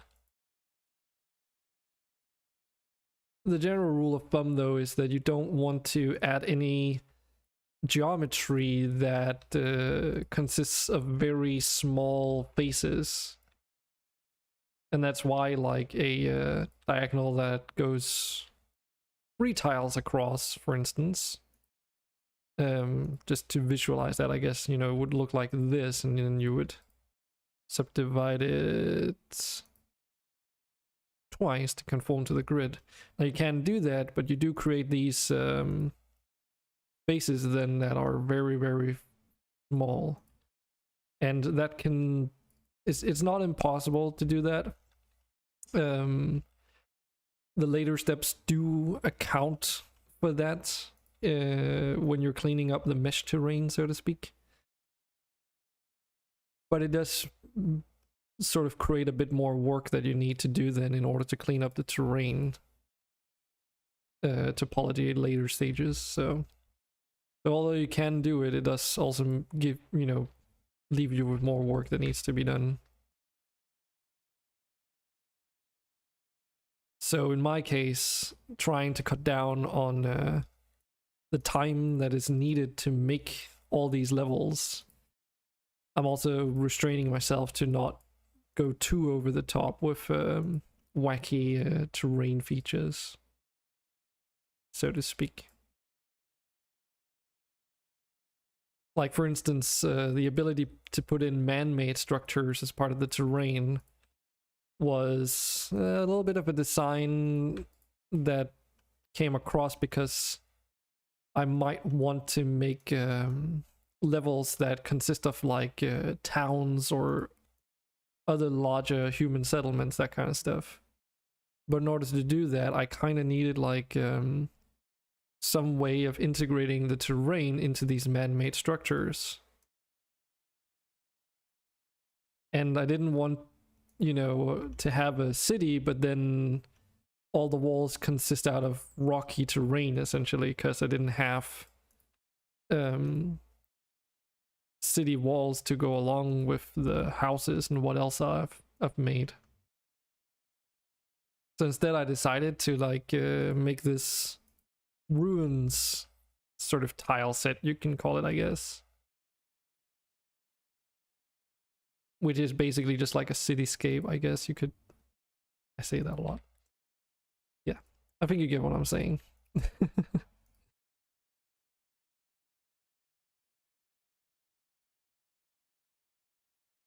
And you can use it to make sort of insinuated structures as well, if you lay it out appropriately. I mean, it can look like a castle with walls, for instance. And if I made the structural elements for it, I could also like make extra wall pieces that add like magiculations or merlons or any kind of actual castle features you would expect from a medieval castle.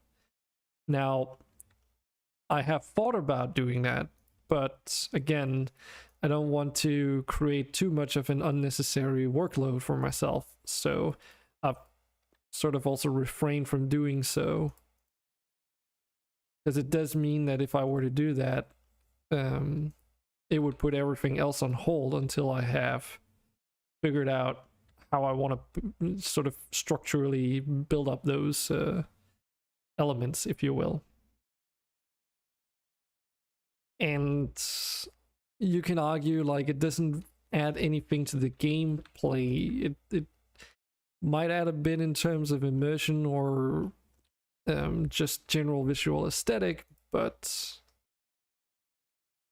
you know, it's not like I need the strategic advantage, like give the player a strategic advantage by building in actual defensive measures, for instance.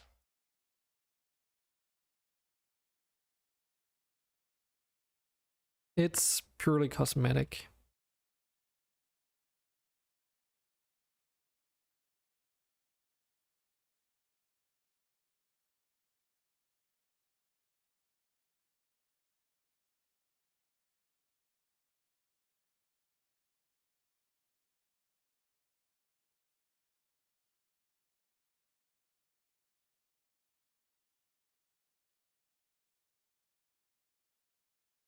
I do enjoy this step though.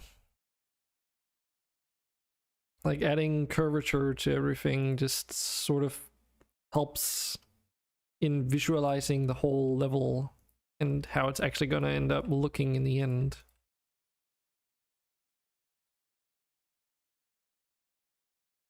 Because when you're blocking everything out, you kind of have to imagine still where all the curvatures are going to go, you know? It's not immediately visualized.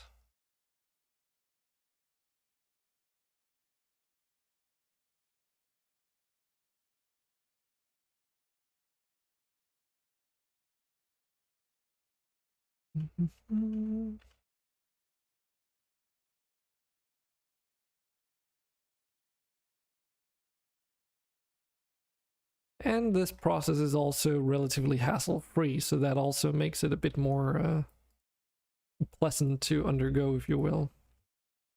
Because there's definitely the last step before finalizing the terrain is definitely the one that I enjoy the least. Especially for some of the levels that are very detail rich, I guess you could say. Essentially just any level that has a lot of terrain geometry added into it. Those take forever on the last step. Hopefully this one shouldn't be so bad because we have all these man-made pieces though.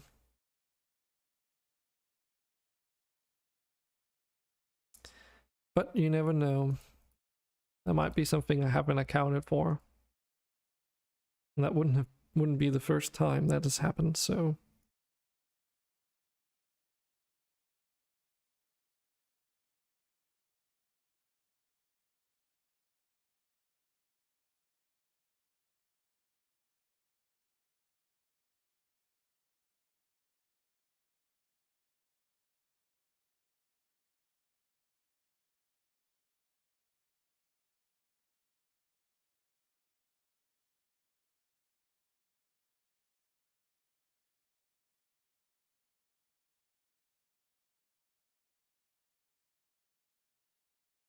one of the features that I have a tendency to build into my levels, though, is that of having all these ramps that sort of connect all the different areas of the levels in some cases. They're not necessary, but it's sort of, I guess you could say, helps break up the level design a little bit. Because in this case, at least for my game, you see everything from a top-down bird's eye perspective. And your camera, the camera just follows the topology of the map at its highest point. So if you have, like, say a cave, you know, your camera, and you move to where that cave is, the camera would just be on top of everything.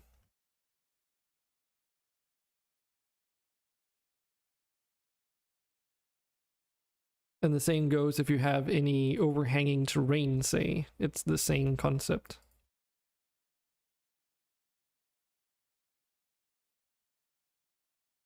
Like you can't go into caves, you can't go underneath overhanging cliffs and that stuff. However, because it does follow the terrain, it means that any of those ramps I build in actually do provide a little bit of an incline. I mean, it's not really like you need to use them, but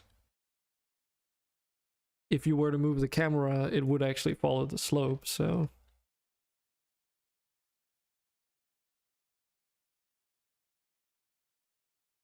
I don't know, I just think they're neat, and they don't really require that much extra work anyway.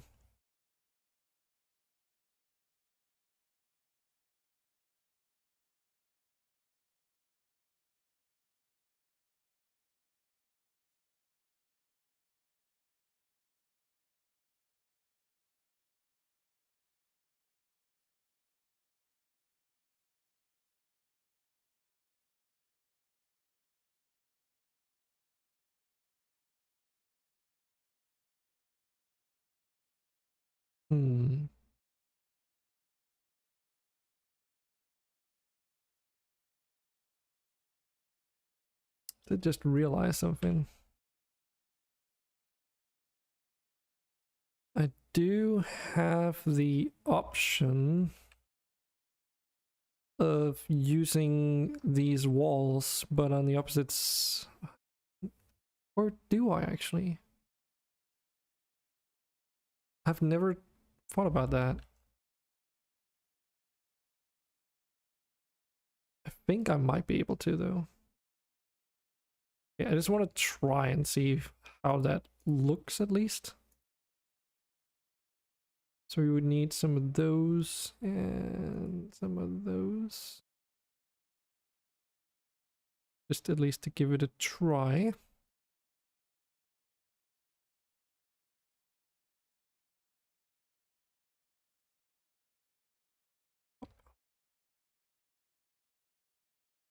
And now, because we already have an instance of these materials in this scene, it's going to create those duplicates that I mentioned earlier. So we just need to assign the one that's already in here to avoid any duplication of materials. And then when the document is reloaded after being saved, then it like fixes itself, like it removes any excess. It's just for Unity, you don't really want to have those duplicates.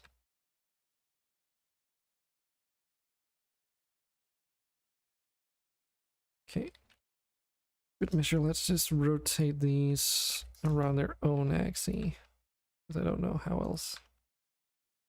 Okay, yeah, that did make a difference.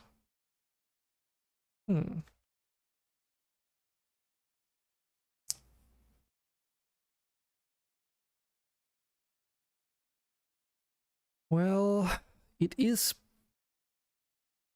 possible.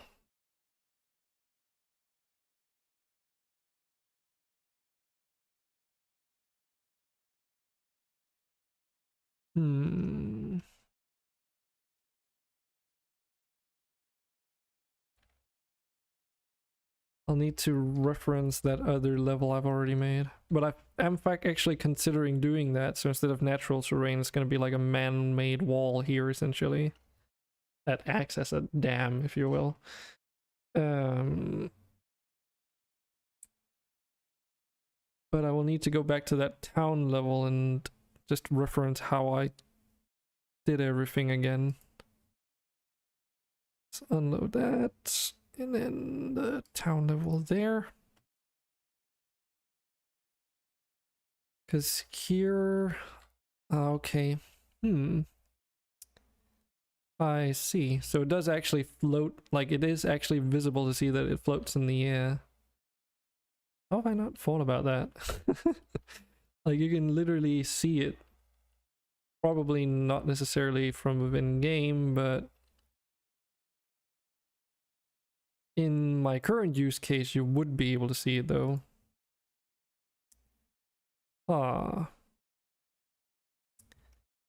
okay. I have an idea how to fix that though. Uh,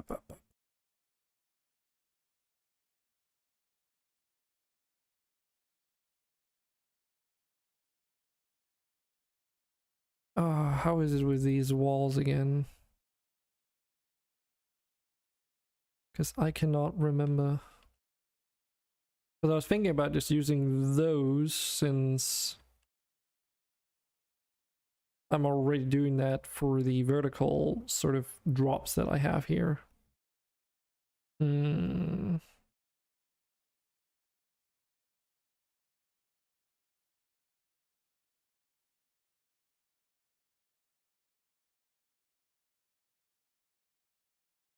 Okay. Separate those to their own thing.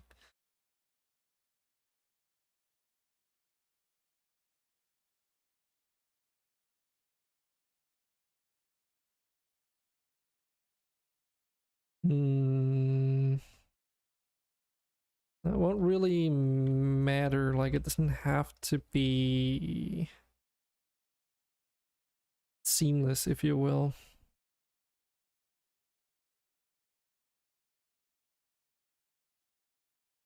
Hmm.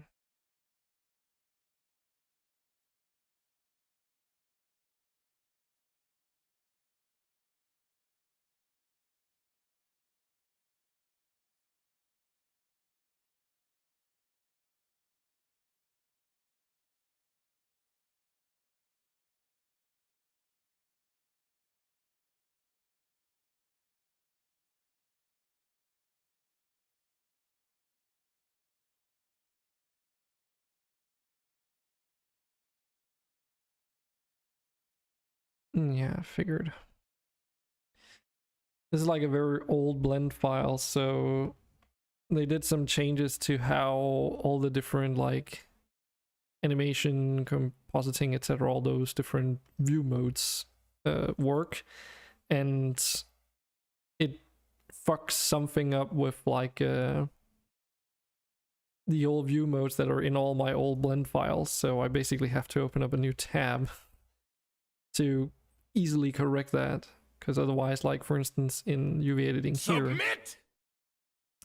Thank you very much. Teach me code. Aha.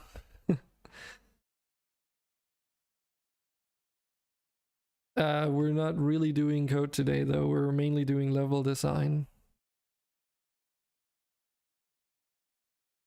So if you're here for code, it's a bit... you might not be getting what you're after.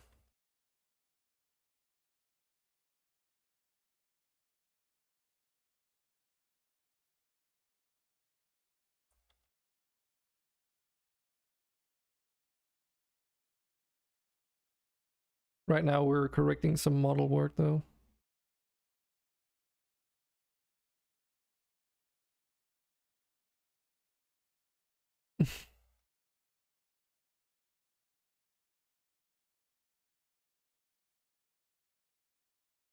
We take this. Nope, can't do that. Keep offset. And then select that face. Hopefully we can just select those vertices and move those along too. Okay, they'll just snap into place just well. There we go.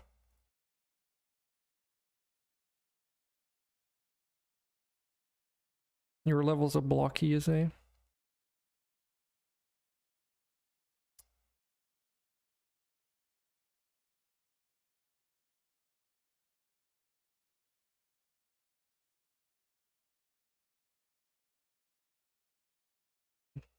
What kind of levels are we talking about? Wait a minute.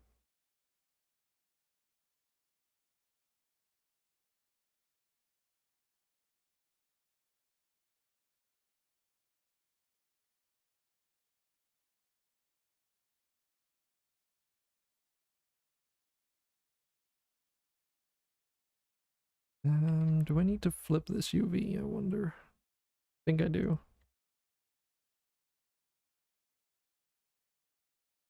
No, that still doesn't look right. Okay.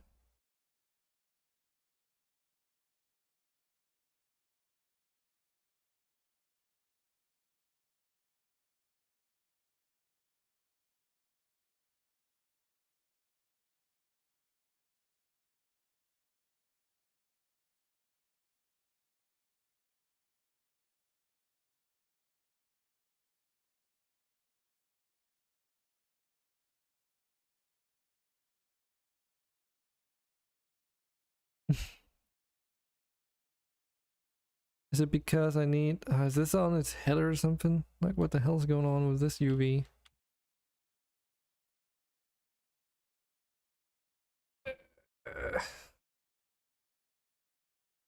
I wonder if it's because I just took this face over there originally and just moved it over and rotated 180 degrees.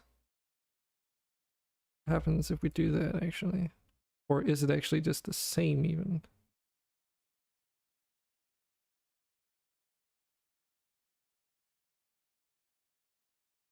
Oh, right. I forgot. We're still in...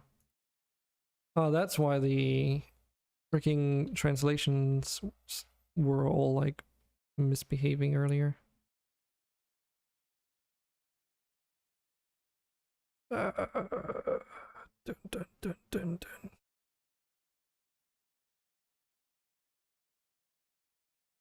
I'm confused. Right, okay.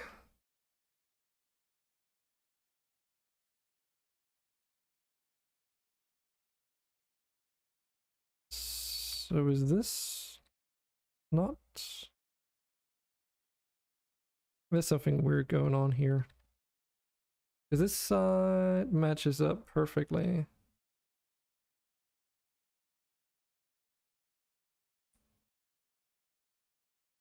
Okay, so it is on the other side and then it's like... Eh? Is it rotated 180 degrees? But then it's also offset as a result, right? I think that's why.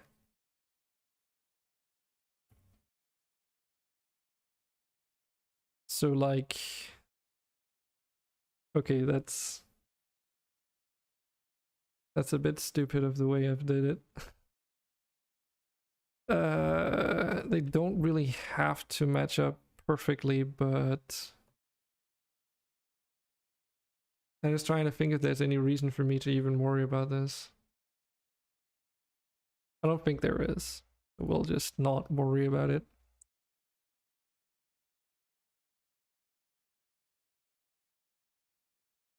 Since this other solution was also a quick and dirty one anyway. Because this one just has to tile vertically, not horizontally, on both sides. So I probably just took the geometry and just did it in a dumb way. Okay.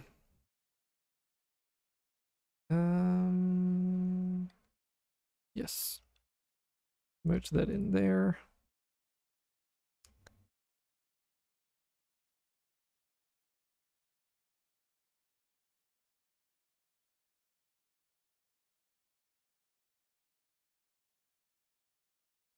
I'm gonna do this the lazy approach.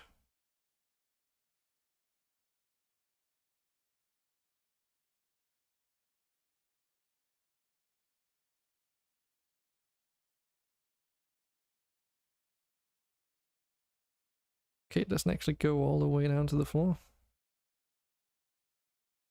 But if we do that, it will. Okie dokie.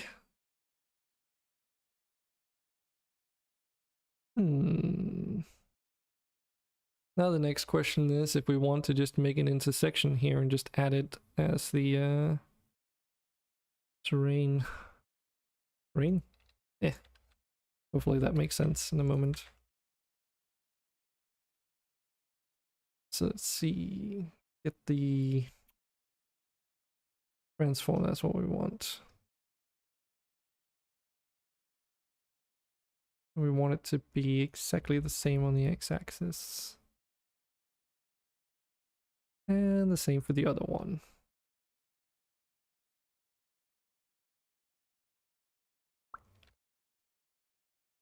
So...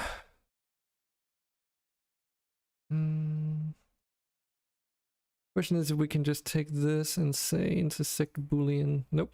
Okay, cannot do that. What if we take everything and do the same, but... Okay.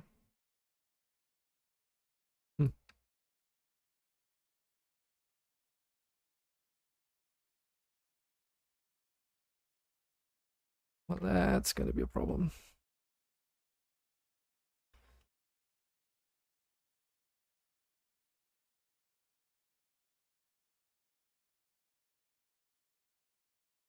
I wonder if it's because it doesn't go all the way... Yeah, that doesn't really work. Doesn't really create a edge down here that I can align things with. Well, alright then. If we use the knife variant of it, then... it still doesn't do it. Then it just does the opposite. What if I select the other face? Nope. Okay. Can I tell it to do edges or something? Because it needs to retain the UV mapping, but then like be cut along this vertex, like this edge here essentially. I can't remember how you managed to do that.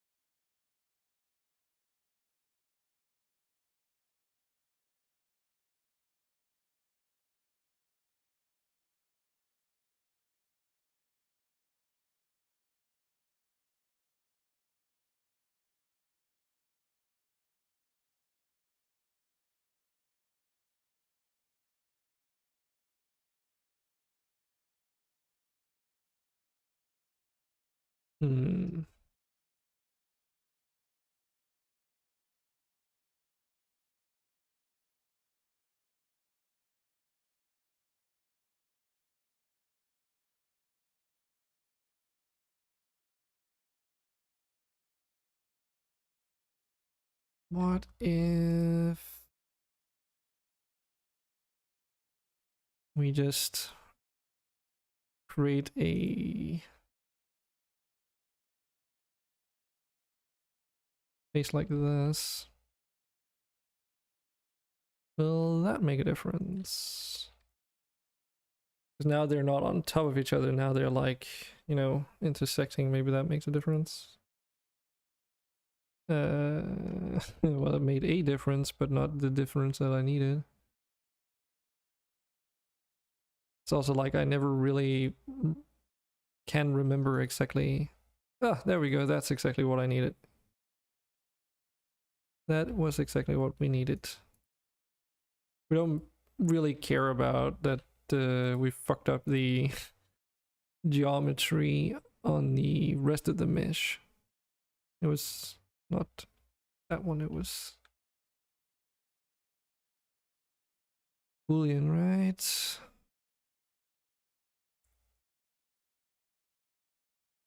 Or was it the knife? Yeah, it was the knife. Okay, good. Because this is our working mesh. Now we can just take those two, separate them out, and we don't need any of that.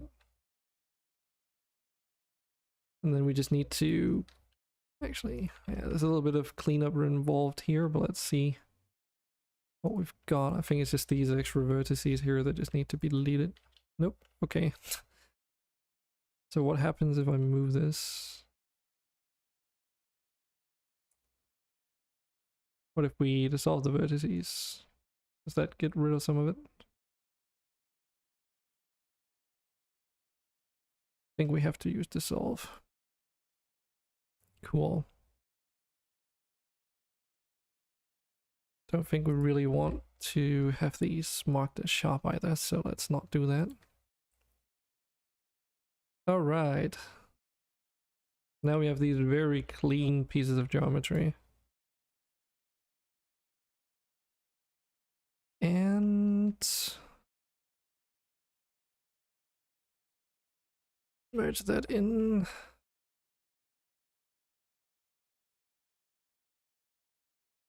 And from here, we can just duplicate this shape, rotate it into the various positions that it needs to be.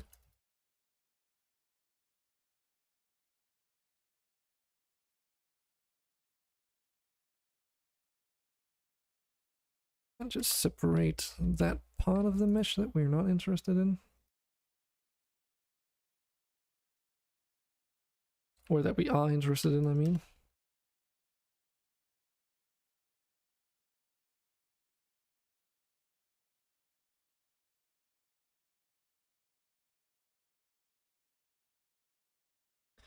A little bit of a round of ways to do this, but if it works, am I right?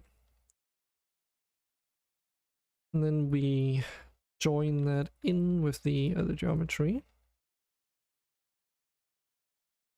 And as a final step, which technically we don't really need to do at the moment, but since we're here we might as well, so we go to mesh, clean up, and merge by distance.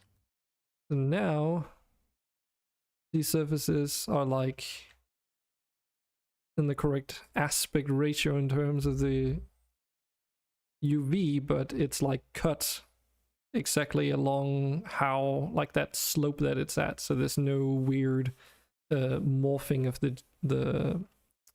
the texture on there. It's like completely perfect, for lack of a better description. And because they're on the edge here, just lining up with the ramp that goes down, it also means that we can merge the geometry so that there's no potential for like light errors or anything like that later on. Like that. Now it does pose a little bit of a slight annoyance in that we already merged the terrain here. Let's just hide that. And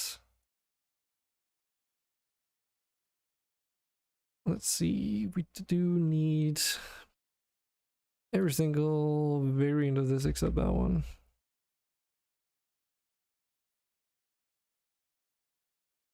And unfortunately it does do this whole like duplicate material thing when you copy in, so we gotta fix that first.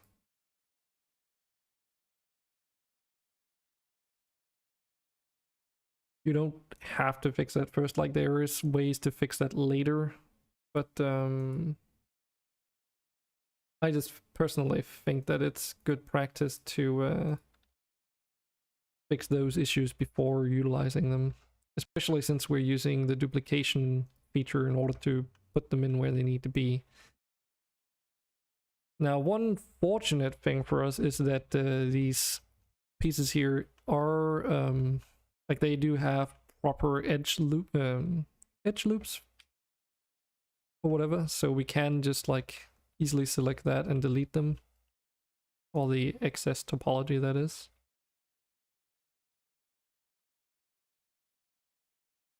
And then we move that in there.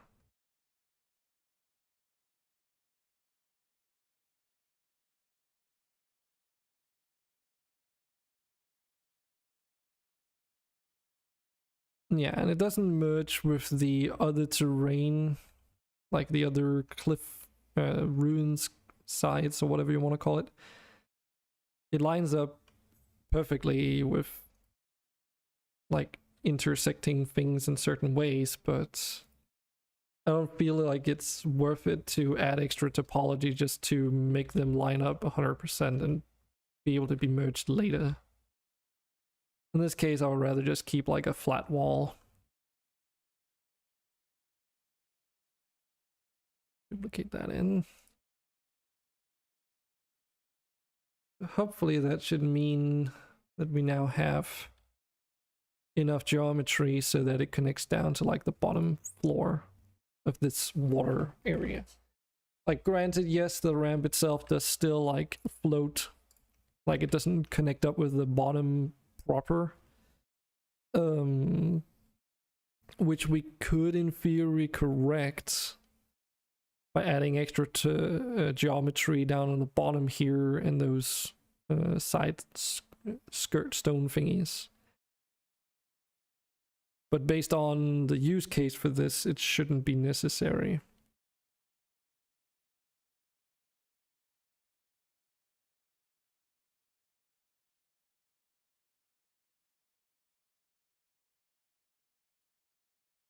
Possible ban evader? What the fuck?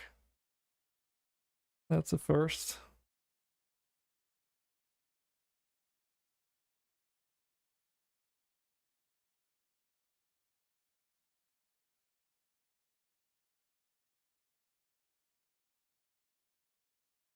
But yeah.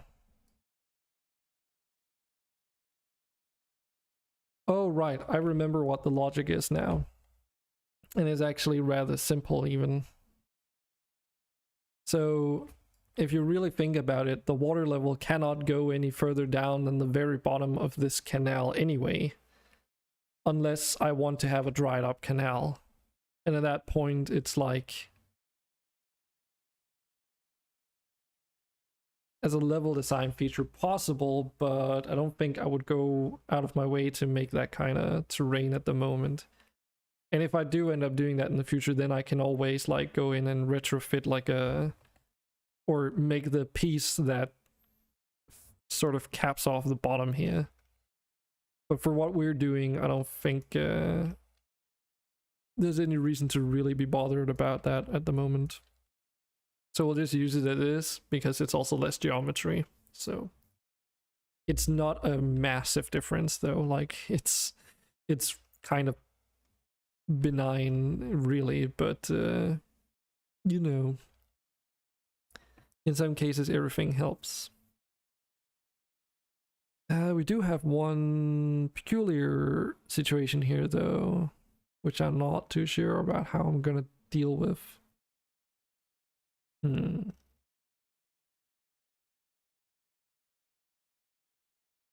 Because now we have to somehow connect this top piece with this bottom piece, which is just like, I think, easiest to just, you know, basically do like that. I don't know if they're gonna match up, but I guess we'll figure out in a moment. To do that, we need one of these though.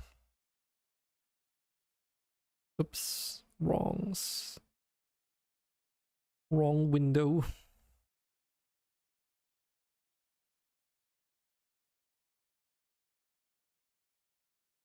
Nope.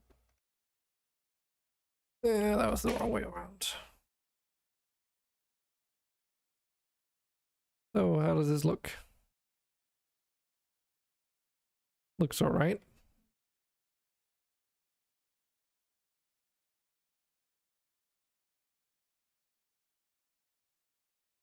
That actually works.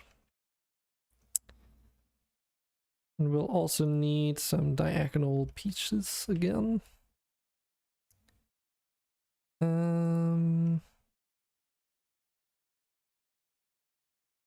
So we'll just follow that shape, which means we need this, and then we need one of those. I also just realized I did a boo-boo.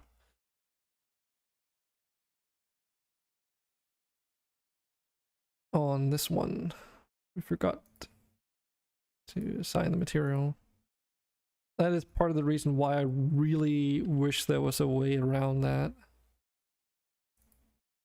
Because all it takes is for you to like not remember to do this mind-numbingly silly task like once, and then for every time you've duplicated it, then it you know, retains the material assignments.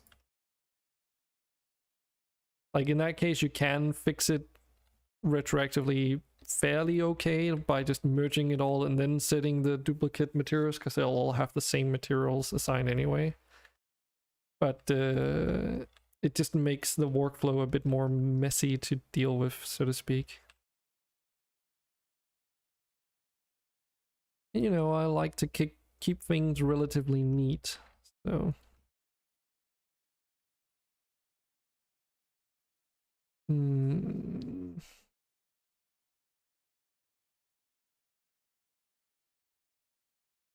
Yeah, okay.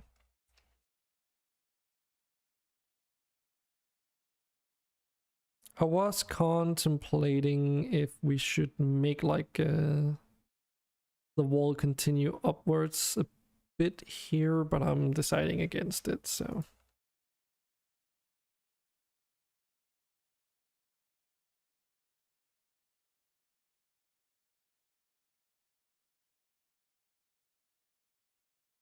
It does mean that all this geometry here is more or less just like, you know, it's just gonna be deleted. Because it's not gonna serve any purpose if it stays.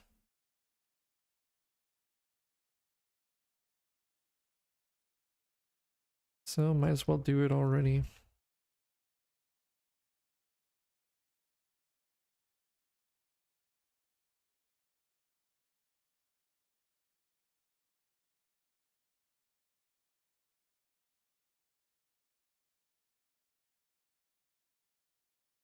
What the hell? Oh. Okay.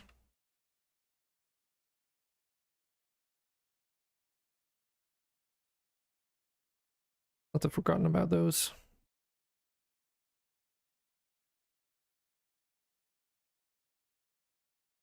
And we're gonna have like some faces inside some of the geometry here and stuff, but it's alright.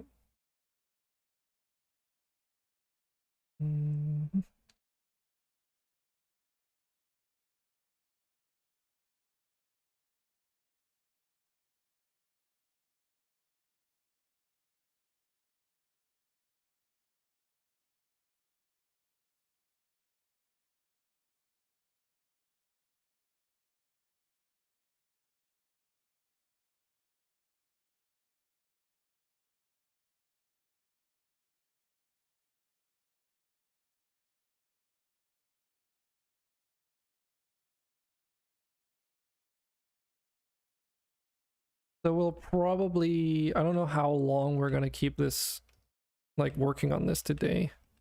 I would like to get to the point at least where it's just a matter of cleaning up the terrain. But I found, like, you know, in a lot of the recent levels again that I've been working on, that steps ended up being like rather boring because there's not really much to talk about in that case, because it's just, you're just going around pushing vertices around. So it's possible that we're just gonna, like, I'm gonna go over how to do that step, but and do a little bit of it, but I'm not gonna necessarily finish the whole level, and then just end up doing that off stream maybe. It's one of those steps where it's like listening to background music keeps makes the whole experience a little bit more tolerable. And I don't really want to get any copyright strikes, so can't listen to music while doing that if I'm streaming.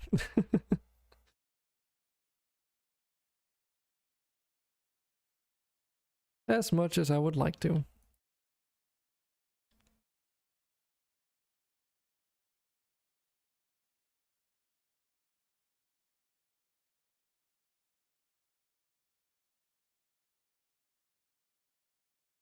Okay, let's see here. Oh yeah, we were still refining the topology actually. We weren't even completely done with that yet.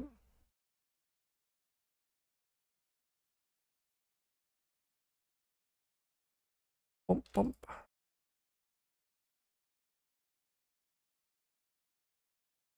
It's a little bit easier to do before removing all the excess geometry though.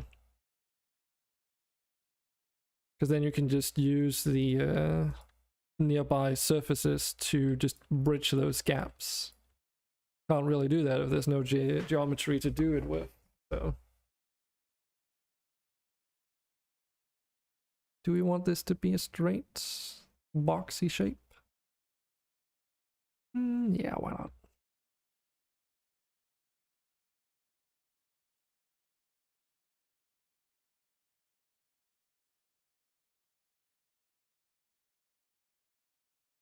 There's also one thing that can happen in this case if you don't merge by distance every time you want to put in a diagonal, which is that in some cases it does produce inverted normals, but that problem is fairly easy to fix. But in the documents that I've put up on like made available, so to speak, the default shading visualization or whatever makes it so that you don't necessarily see those inverted normals unless you know what you need to be looking for. A little bit convoluted to say that way, I know, but that's just how it is.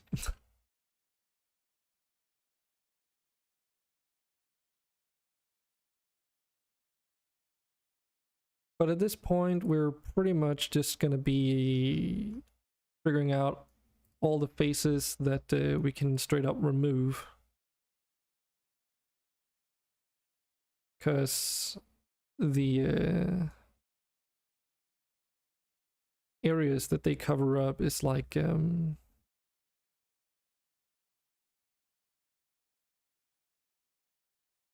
not gonna be natural terrain anyway.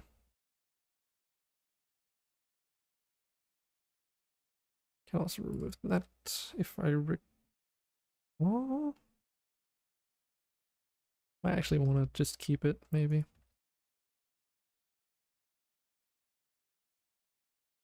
There's still some topology here that we haven't really cleaned up.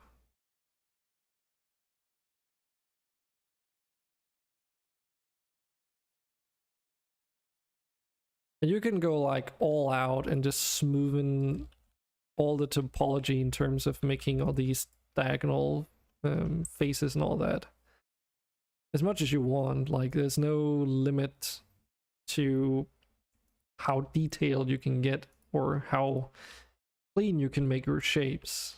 But again, as I said earlier today, in my case, I'm sort of aiming towards a more blocky look for everything. And for that reason alone, it makes sense for me to not make my terrain too perfect.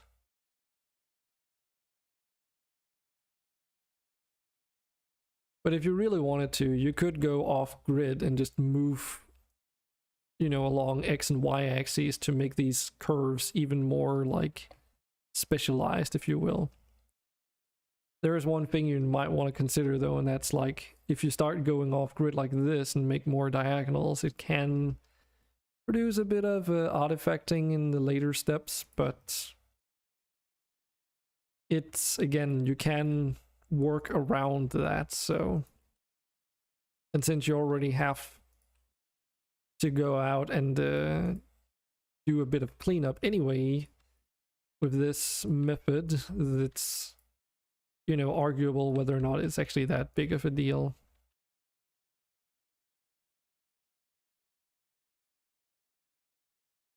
And I have made like experiments to try and figure out, okay, how big of a level can you actually make with this method, but still keep it to a point where it doesn't create massive performance issues. And at least for my use case, I settled at a 32 by 32 grid essentially. Because anything beyond, like, I did try a 64 by 64 grid, which is, 4 times as big. And having that, just being in that level with, I can't remember, I think I did put down trees and rocks and such, like decals and like collectible resources. But my general experience from that was that it was a bit too laggy, so I decided just to be like, okay with levels that weren't larger than 32 by 32, because I can just have more levels then. And for the game design too, it makes a lot more sense for me to do it that way, because then I can put more like character into the individual levels, like put more focus on the smaller features instead of having to make, if you make your levels 4 times as large, you need to somehow be able to cram 4 times as much detail into each level, which also means that they're gonna at the very least take 4 times as long to make. And in actuality, it ends up being much more than that, because all of a sudden you're not just making large levels with more content in them, but your whole design process also gets not necessarily restrictive, but you get put on trial there as well. Because you still need to somehow fill out a larger level, but without it being overdone, so to speak. And for that, I feel that there's more value in smaller, more finely crafted levels, I guess you could say. It's a bit of a weird one to put into words, but that's the general gist of it anyway. So something we're also doing at this step is that we're adding these trims, or not adding, but preparing these trims around the whole level. And the reason why we're doing that is so that we can connect the mesh-based geometry that we're making right now with Unity's built-in terrain plates, which I'll explain at some point when we get to it.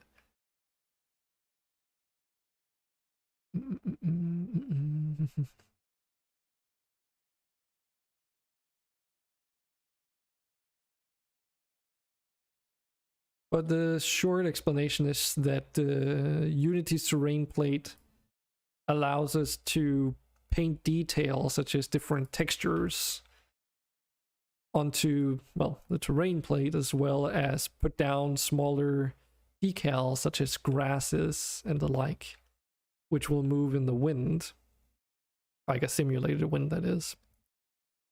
And though you can achieve that on mesh-based geometry, there is a bit of a performance consideration when it comes to that. And not just that, like game performance, but also in terms of actually making it. From my experience, it becomes like more cumbersome to build your levels than if you wanted to paint the actual details onto the mesh, that is. Although it is possible, it's not necessarily the most efficient way to build the levels at this point.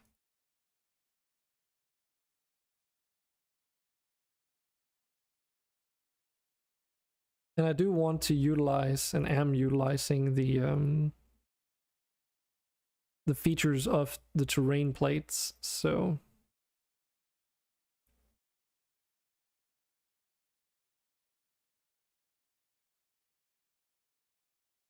it does have its limitations in what you can achieve with it, but it's still better than nothing.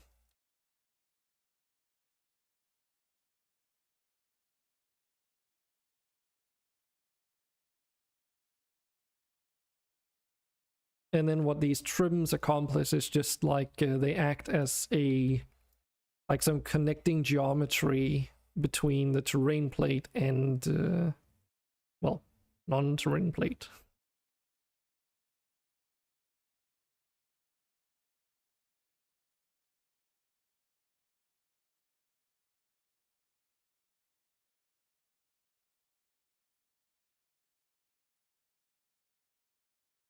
And this is something that I personally just, trial and error until I came up with a solution that worked in my favor.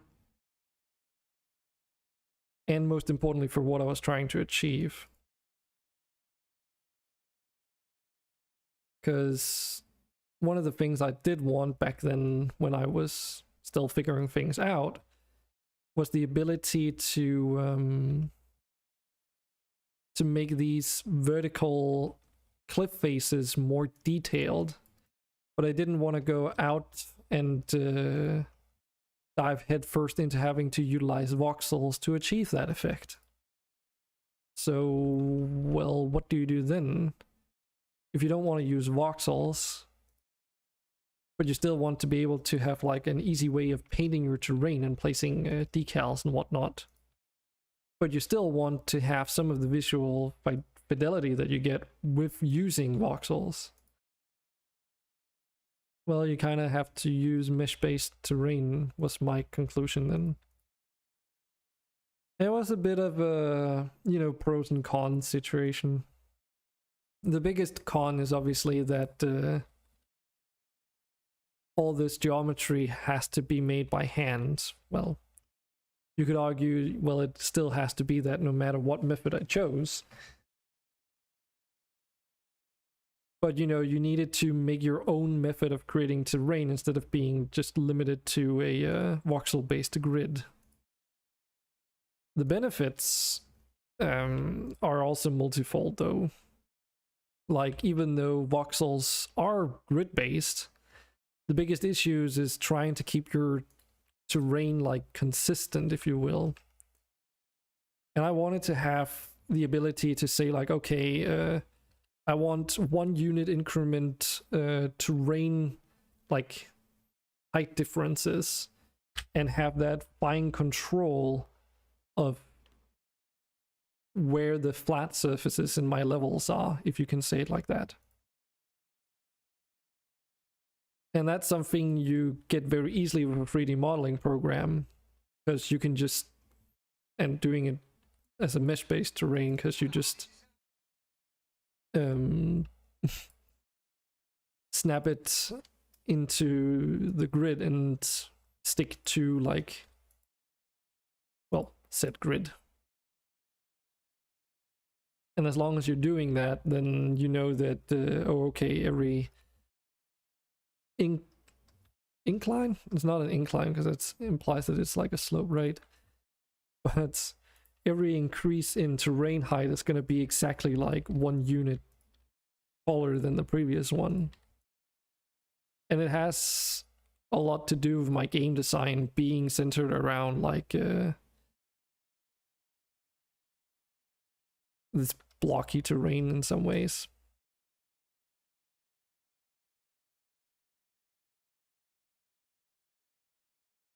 Some things that become a little bit more streamlined to do, for instance, is when you place decals down, like waterfalls, for instance. It's like the first thing that comes to mind for me. Because they need to be at a certain height, so to speak, in order to look appropriately. And it just makes placing down and moving around level details and other things a lot more convenient, because, oh, okay, I need to move, like, I need to have a waterfall down here maybe, and then I need to duplicate that and move it up to, like, just a higher level. Then you can just, again, in Unity, use the grid snapping to move things around without having to go over into your inspector and set the values directly. And you don't run into weird terrain clipping issues where the terrain's like too uneven, so that some of your 3D models you can see like Oh, it's not like it doesn't go all the way through the through into the and connects with the ground, so to speak.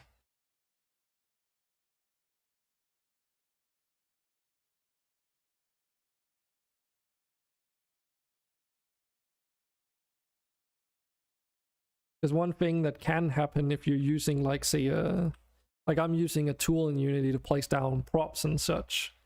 And there's a placement mode where you rotate or the orientation of the model that you're, or whatever prefab you're putting down, is relative to the surface normal that you're putting it on, which means that if you have some bumpy terrain, it will, and then you have like a small little spike in that bumpy terrain somewhere, and you press on the side of that spike, then the plant or rock or whatever gets like placed at a 45-degree angle almost, if not more extremely in terms of placement.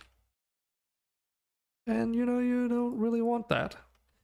You want to be able to easily and conveniently put down all these terrain details without hassle, preferably.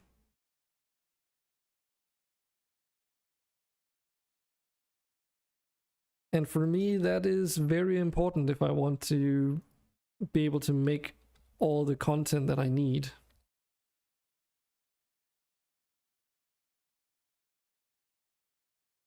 Because at this stage, I've got like all the methods in place. It's just a matter of following those recipes towards the end result, and you know, then hopefully if you follow that, then you have a level by the end of it, to say the least. I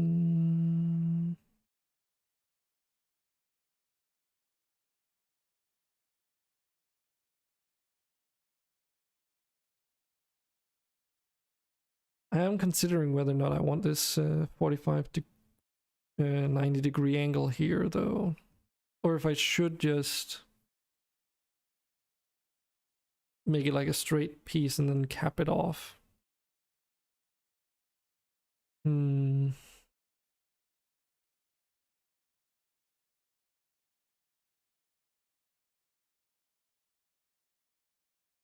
one thing that does not look so nice is this top piece here. And although I could go in and say like delete this, then I'm left with again an edge here that needs closing off somehow. I don't have such a piece. Let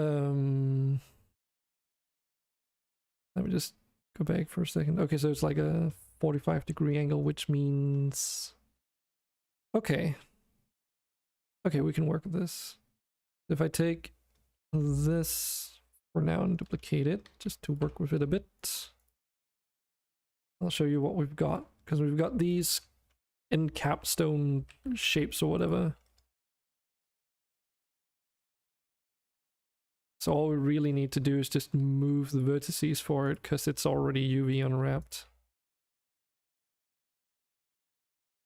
And if we do that, then I at least have a mesh that I can put on the ends of these 45-degree angles. And it won't look too terrible. And yes, I know there is some stretching going on in the textures and stuff.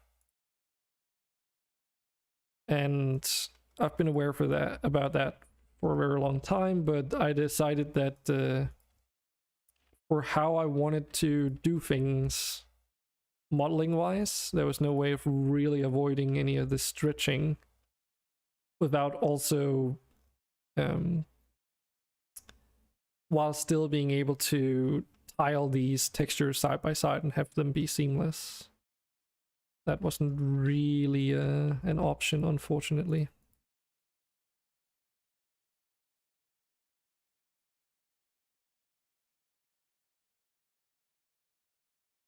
Let's put those here, that's fine.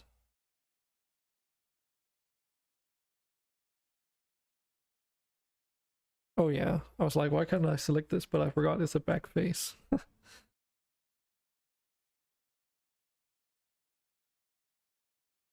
And the only other thing is the rotation point, really. Okay, so they rotate around the correct point. Cool. So if we take those into the other document, didn't need both now, did I? But oh well.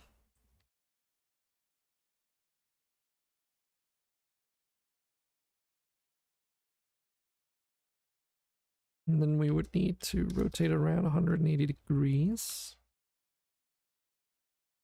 And there we go. Okay, let's save and just quickly open recent and then the top file. What? Did that not do it?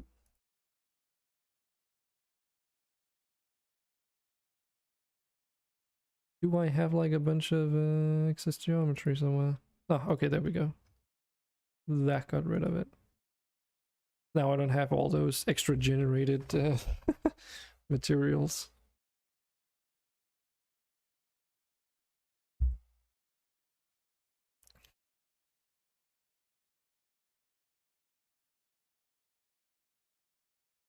But yeah, I think that might give a bit of a better result. We'll see. There's still a lot of what I guess you could call firsts in my level designing process here that I haven't quite figured out all the way through. Like some instances is also like how to connect these runes pieces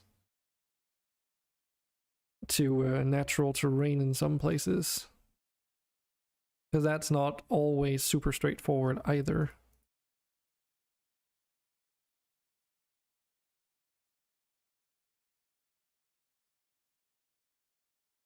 And the chances are that it will never be straightforward. But I mean, at the end of the day, as long as you've got a game out of it in the end, then at least with how this game is being built, I'm not really too concerned about small inconsistencies or like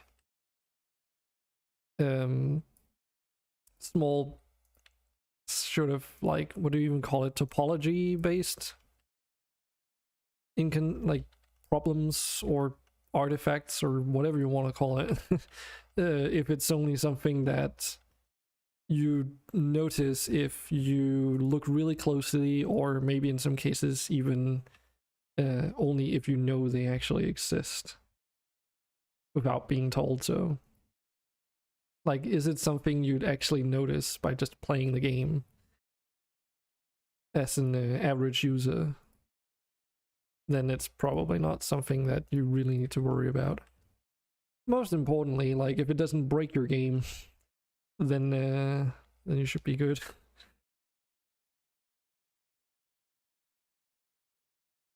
And in my case, it doesn't do that. It's just like a visual ew in some cases.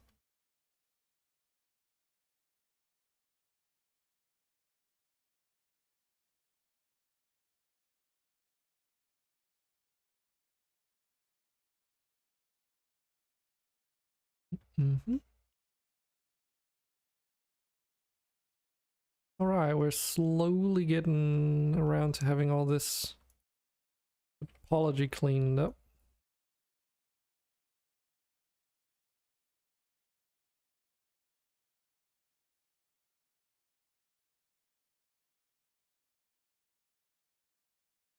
And if you think about it, that's a lot of geometry that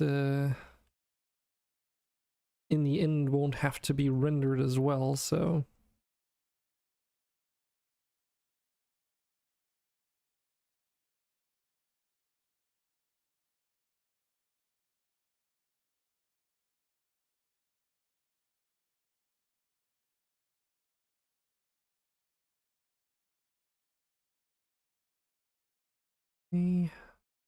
Match by distance.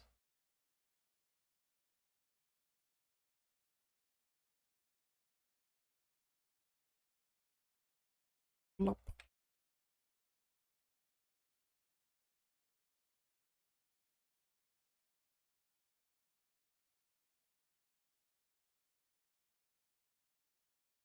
Just do a little bit of an inspection to see if there's any terrain that I've forgotten that might be behind somewhere.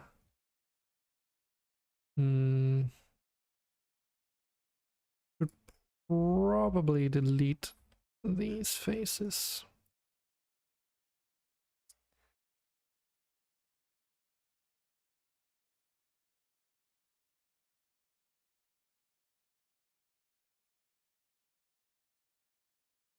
I'm a bit unsure, actually. That's what I mean, like I'm not always 100% sure on how to deal with these ruins elements. Like for instance, this one, this face down here, I think it can, yeah, it should be able to stay a try just fine. Other than that though, should be pretty good. Now the next question is, do we want to add any additional detail into some of this terrain before moving forward? Because yeah, I have an idea for what I actually want to do here. Extrude this out. Let's make a bit of an overhang. And let's do that, like continue that on the other end as well. And notice how I'm extruding and then moving afterwards, not necessarily extruding it all away. I have the idea right now of just like having the waterfall, but then like an overhang here in front of it. That could be cool. I don't think this is the level to do it though. And then let's simplify this. And yeah, in some cases, like you can also just take the edges and move them over just fine. Like that's perfectly acceptable. And then what you do is you just select everything again and do the merge by distance. Some cases that can, if I recall, also cause the issue of what you call it,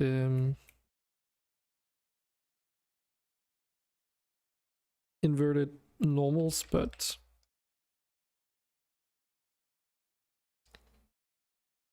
it should be fine.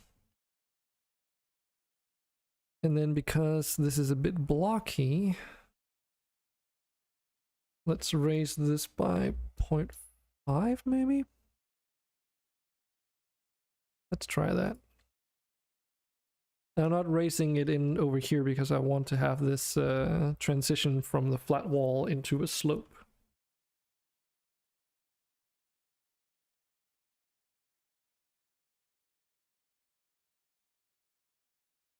And here we also don't want to reduce the amount of faces for that trim because it's an overhang. So when we pull the terrain plate up from below, you know, we can't do that wherever we have an overhang. So that just has to be mesh based regardless of what you do. There's just no way around it really. And just for a little bit of visual diversity, let's also do an overhang over here.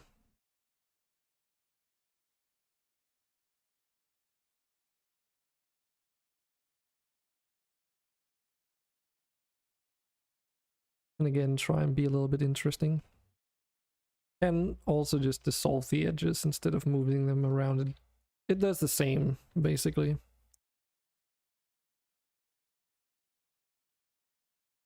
And then dissolve edges. Then move that by 0.5. And let's raise this edge up as well. And in this case, we're going to get like a thinner plate up here with this overhang, which is just perfectly fine. You can do that, just no problem.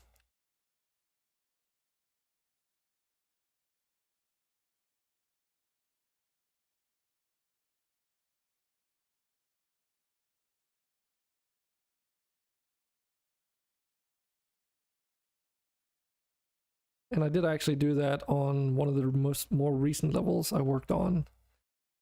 And I sort of just made the conclusion that, yeah, it's gonna be a little bit iffy in some places, but all that really means is that it requires a little bit more work in terms of actually making it look nice.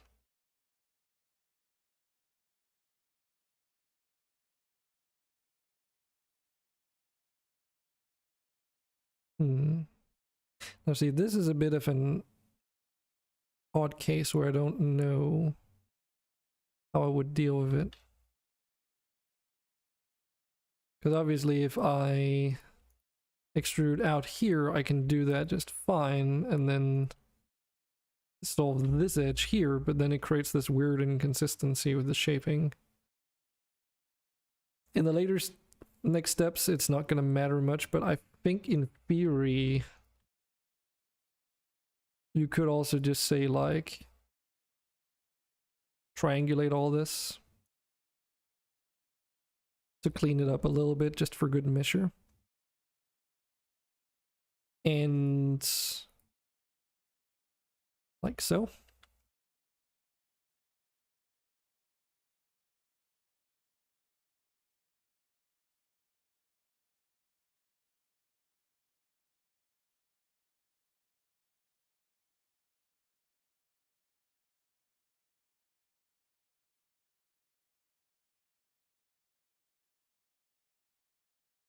And likewise up here, like you could also argue that you turn this into a quad instead and then deal with the because I mean for down here you want it to be triangulated in order to get the right topology, but up there on a flat surface it doesn't really matter. And the same here, like in theory, to retain the grid you would need to make like a cut in there or something, but again it is not imperative. This blocking stage is just sort of like a tool stage to make the actual terrain later. It is not necessary to do things in a necessarily die-hard specific way.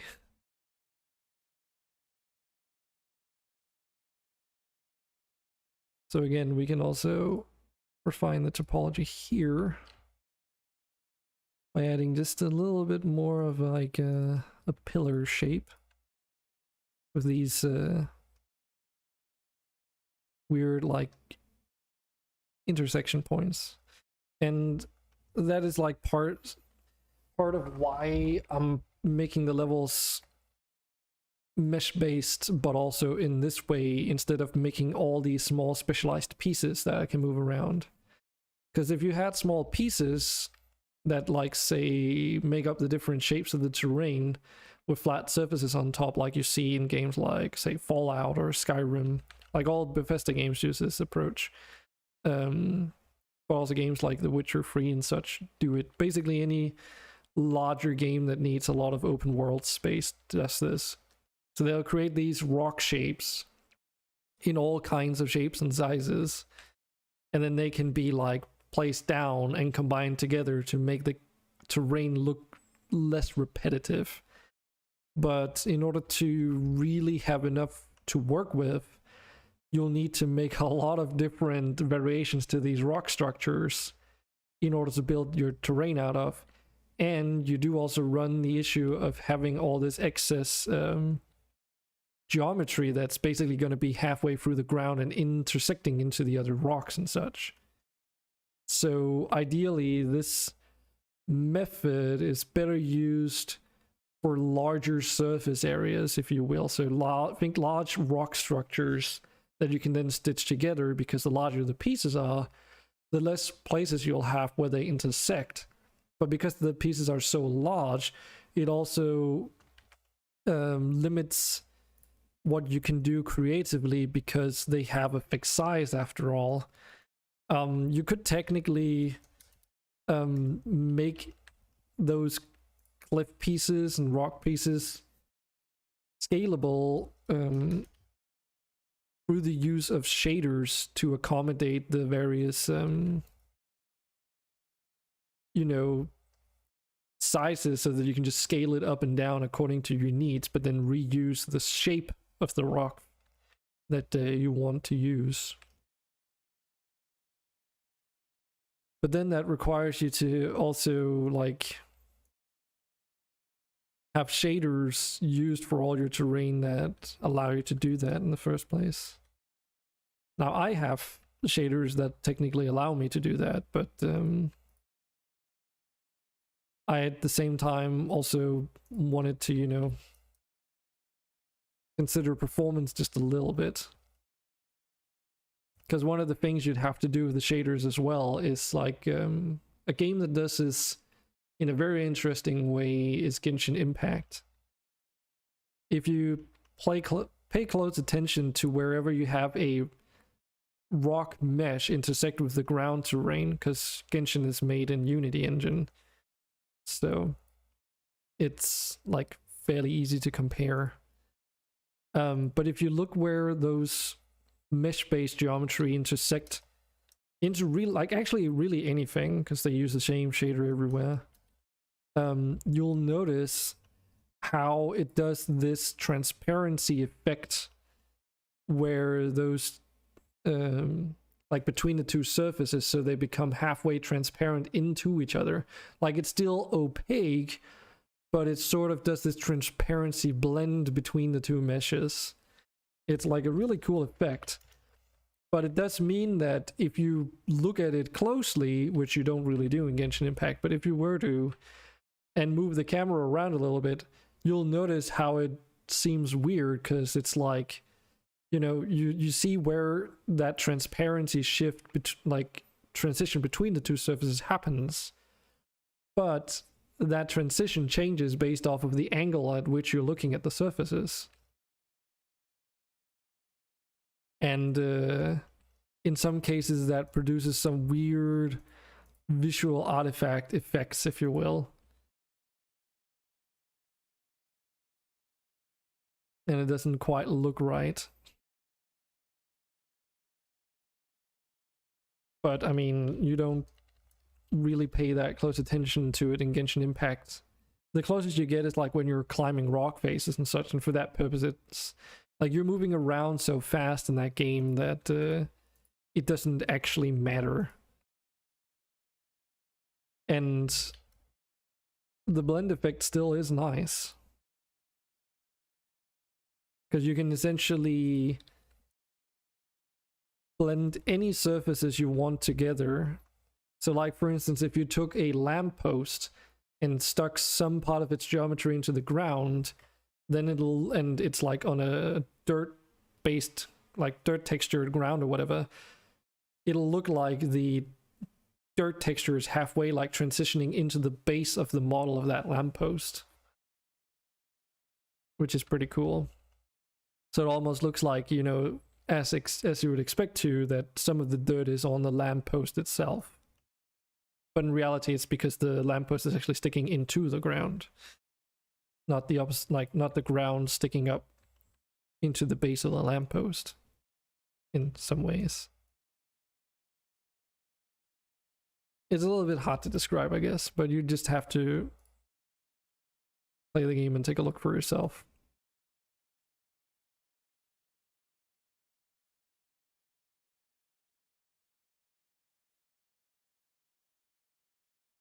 So what we're doing here now is that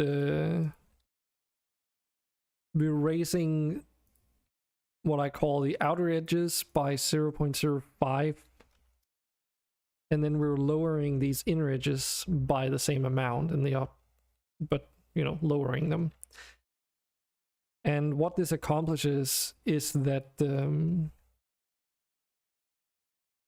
when we later need to intersect this mesh-based terrain,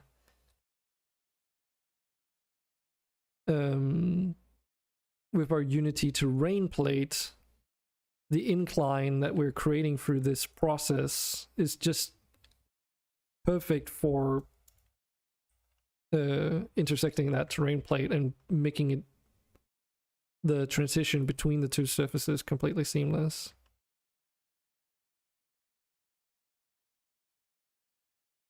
This is one of those steps that I also wish that I could skip though, like have it be automated or not required at all. And I did attempt several different methods to try and achieve this, but unfortunately this is just the method that turned out to produce the best results.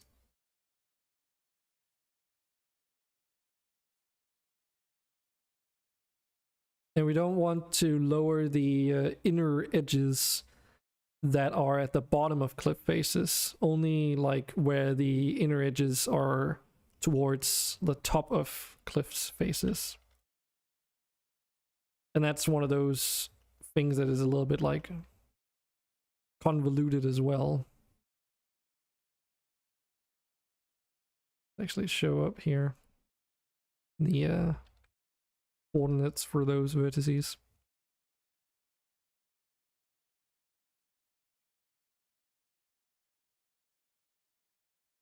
Because even though this process is relatively simple when you get used to it, if you've taken a break from making levels for a while, even like say for me who's come up with this method to begin with, the chance of making, you know, the possibility of making mistakes is still rather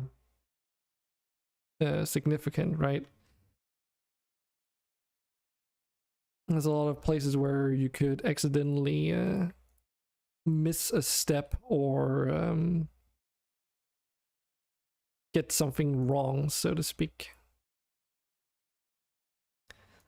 And I managed to do just that. I mean, when I was making those levels throughout the weeks, I did make the mistakes of actually also lowering the inner edges, yeah, along the bottom sides of the cliff faces, which makes the transition from the vertical down to the horizontal clip into the terrain instead of being flush with it. And I know that's not necessarily the most satisfying description right now, but just know that it's very obvious when that happens. Because the light shading of the terrain plate becomes all, or that intersection point becomes all weird now. An issue such as that is what Genshin Impact, for instance, avoids through their method. As long as the objects intersect, then it doesn't really matter at what angle or height difference they intersect, because he'll just do like a transparency masking between the two, or however you want to describe that effect, really.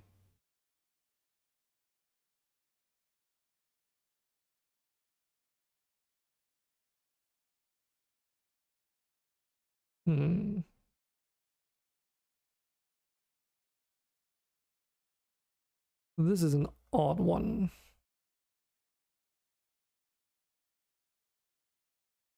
Oh, I did raise this over here. I didn't pay attention to this though, because there's a little bit of terrain that's like available here.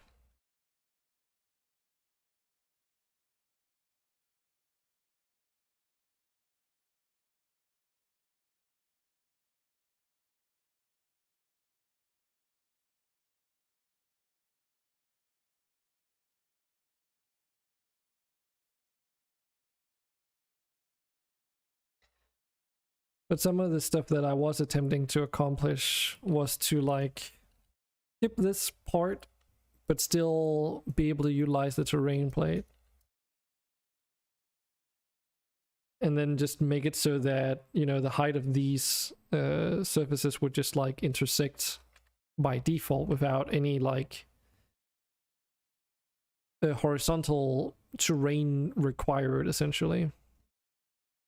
Like if I could just only keep the vertical faces that would have accomplished a couple more things beyond just making the whole process easier, because it would also leave more room for the terrain plate to stick through to allow more control over where I can paint the terrain detail, so to speak.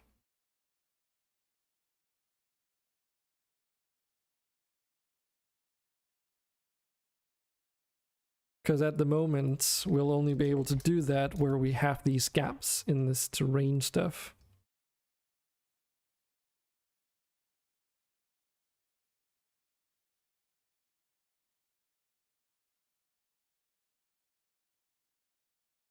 But I'm so far into the process of making the game now that deciding to completely change the approach to how I build my levels would result in a lot of time wasted.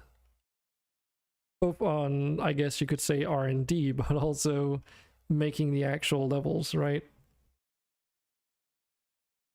I made the decision like a long time ago to stick with this approach and then just try and refine it as much as possible along the way. Was it the best decision? I don't know, but I didn't really have any alternatives, so, you know, what would you do in my place?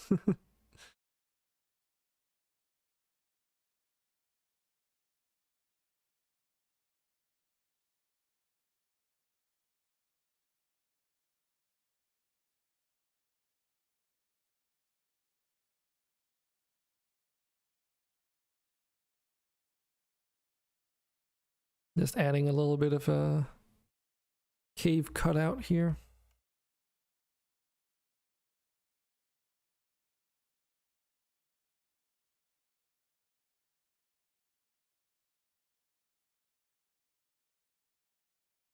I include these in my terrain not just as a visual effect, but also because I need terrain features where I can place down these treasure chests that give you additional resources and other stuff later on once it's properly implemented. So in order to accommodate that, I do need to like think about that ahead of time when I'm making these levels. Preferably before everything is finalized, because, you know, doing it after is going to be problematic to say the least.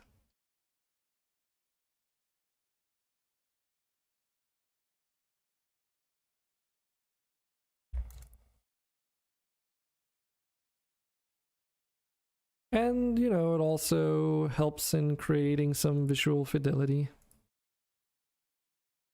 And this is one of those cases where that poses a bit of a problem if I don't account for it. Now we need to actually extend this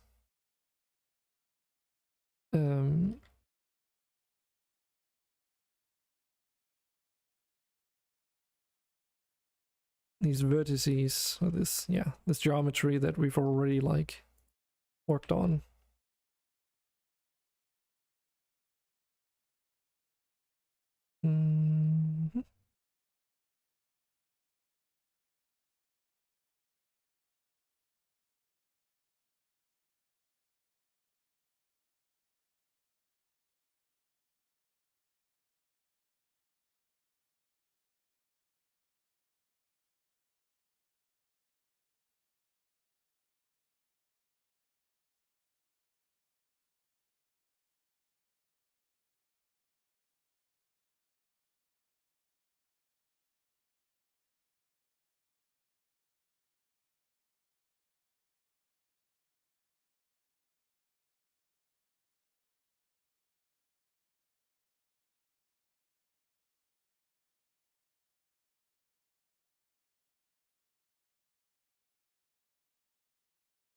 All right. I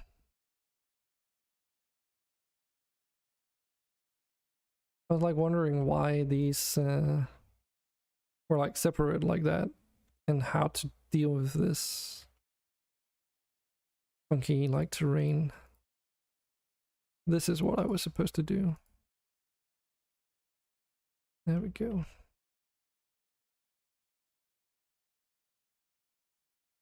And then dissolve this vertex and move that in by 0.5 so that it fits with the grid essentially. And of course we do have a little bit of some oddities now of the terrain as well. 0.05 lower down. And then we need to raise these up twice.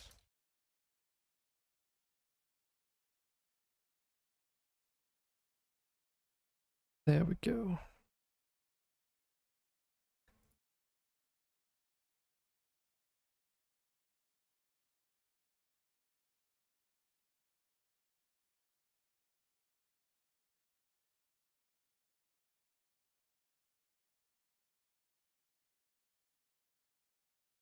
Now we had to account for the fact that it was like a small cave down there, and I think we have to do the same over here, which is a little bit unfortunate that I didn't think about that until now. It does make everything a little bit more annoying to adjust for, so to speak.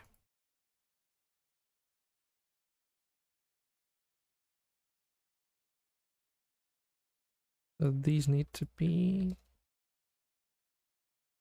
1. And there was a cave over there, which is probably, yep, also gonna result in some clipping if we don't account for this addition.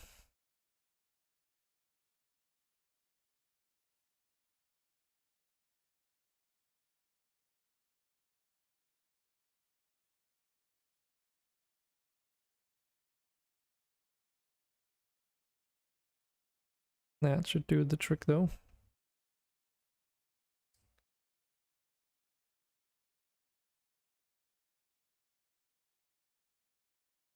Just a bit of an inspection again to see, did we miss anything?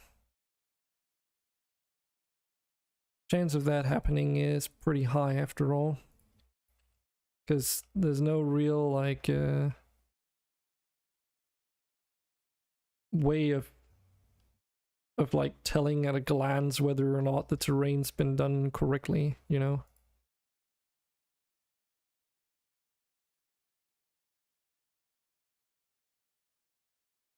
We do also have some of this stuff. That's like a back face that we didn't want. I don't think we don't have any other places where it connects out to the edge, so we should be good on that.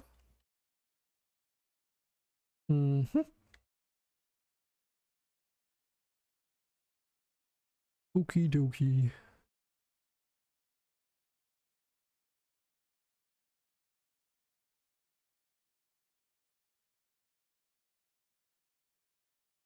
Yeah, the best thing you can do is use your peepers.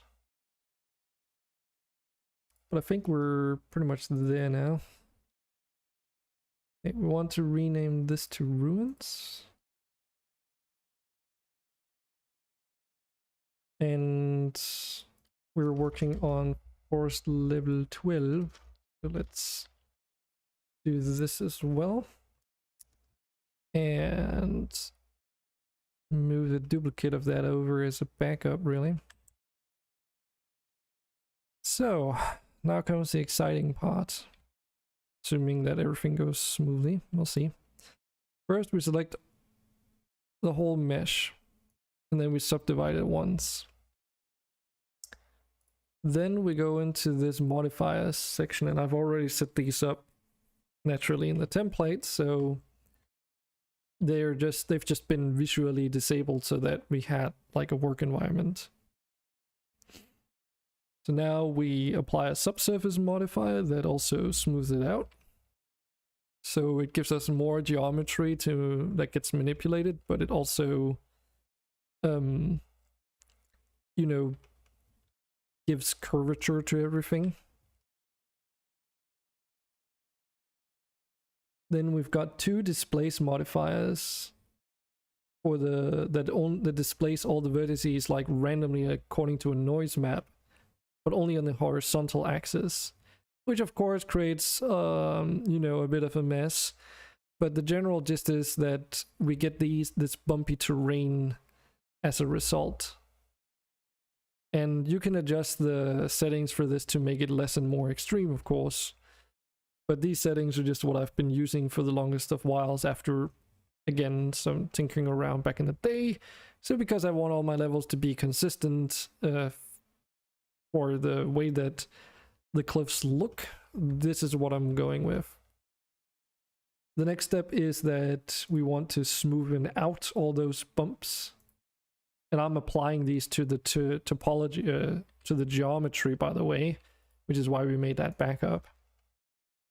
But smoothing it out, we do get some of these really, like, still these problematic creases and such in cases where the geometry isn't as flat or simplified, which is okay. But we do get this, a bit more conservative, rough surface looking stuff for the entire level without having to manually sculpt it in there. Then we need to visualize this. We do what's called decimate, which is it's going to simplify the geometry for a lot of the flat surfaces, and generally speaking cut down on the amount of vertices, but without too much of a cost to the overall bumpy look of the terrain. It also helps break up some of that noise pattern used in the previous steps to create all this extra like variation in the terrain. And then finally we need to triangulate everything so that everything's tri instead of, otherwise there will occasionally be quads here and there. And we don't want that because Unity inherently converts all quads into tries anyway, so if we do it outside of Unity, we know exactly that what we made in the modeling program is what's going to be in Unity as well as the end result. So, and that leaves us with this terrain here. And we probably want to switch into this mode because it's a little bit easier in matcap shading to see where all these little artifacts that are inevitable get created. And that's the step I mentioned earlier that's a bit convoluted, that I will probably do mainly off stream, but there's still some stuff that we can do in terms of making sure that everything is working correctly. So we want to go back, finally go into Unity now, in my case at least. And we want to load level 12. So we've got our empty level here. And this is where the environment model files come into play, which we haven't been in yet.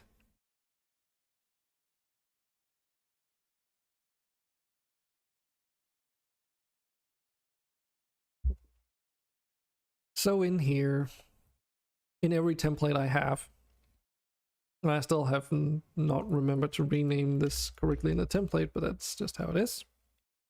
All you have is like this single plane that's been subdivided a certain amount of times, called water.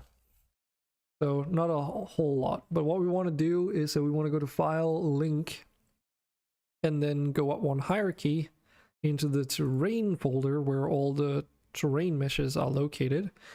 In our case, we want forest 12 into the mesh data, and this is where we have our runes and our forest.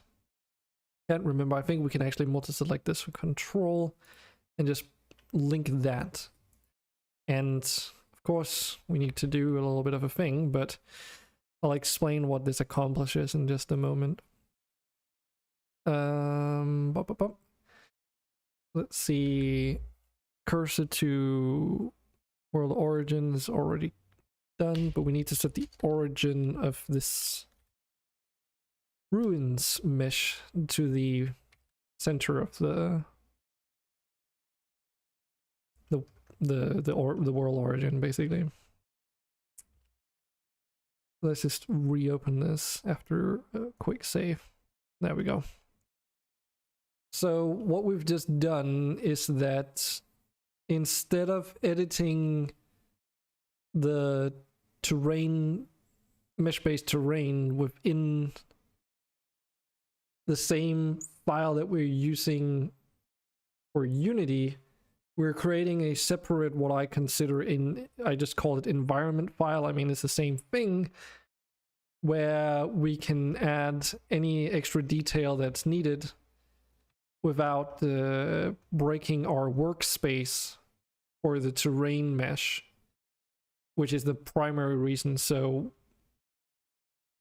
to try and explain it a bit better, I guess, what this accomplishes is that in our terrain file, we can have as many iterations of our terrain as we want and call them all manner of things, so that if we realize something is wrong after applying all these modifiers, which is irreversible, right?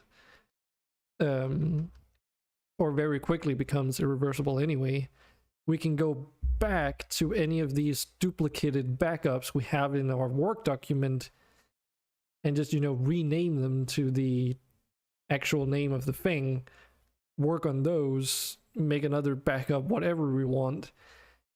And then if we make changes to the terrain, as long as it's got the same name, then our environment file will account for any changes that are made in the other document.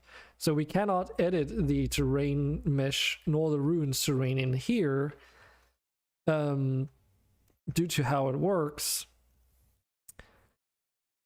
But if changes are made into the source meshes, they automatically get applied in here. So we also don't have to work on them in here. One thing we do need to do though is that these ruin faces look a little bit funky, and that is because we need to do an edge split modifier on them, and then we just change that to 180 degrees. And that's because for the ruins I have used these mark sharp modifiers that you can do in Blender. So you just select an edge, Control E, and then you can do a mark sharp. And what that does is that if you use that modifier on this mesh, the edge split modifier, you can it will by default account for wherever you marked things to be sharp. So no matter what you set the angle to be in terms of where it should and shouldn't do smooth shading, it'll always do like a sharp shading edge wherever we marked it as sharp. But because of how you link the data back and forth, and this is a separate object in a separate document, you'd have to apply any modifiers again. In this case, this is the only thing you really need to do. Now that will look appropriately. Another thing this accomplishes is that all material data, references to textures and whatnot, are referenced in the source mesh as well. So no matter what happens in here, we cannot fuck up the materials because it just inherits that from the previous document. And that's a bit important with Unity when you're working with things, because you don't want to have 5 million iterations of the same material when all the meshes are supposed to share the same material, right? Because that's very, very resource inefficient. We don't want to need to touch this water plane right now. But if I go into Unity now, it'll re-import that environment file and we get it in here. Because that's the one that I actually dragged into the scene earlier today. So, of course, the terrain looks a little bit barren. And I can never remember where they are, the materials, I mean. I always end up having to load like another scene just to get it temporarily. Then we can just click there, and we get into the right folder. And we do want... I think we do want the cave version anyway. And just unload that one. Looking better already. Wait, actually no, we don't need the cave version, so that would be, I think, this one. Didn't really make much of a difference, but there is a difference in how they work. Anyway, so I think a few things I want to point out, like, just to give you an idea of what it is that we're wanting to correct in a later step, like stuff such as this, right? It doesn't look particularly nice, and it's caused because there's some geometry that is like overlapping with each other. So that's one of the things we'll have to go in and manually correct.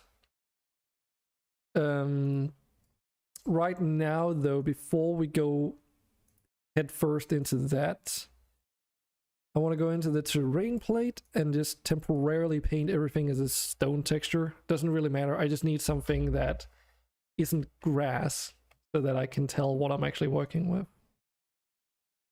And this is where the magic happens with the whole approach and everything.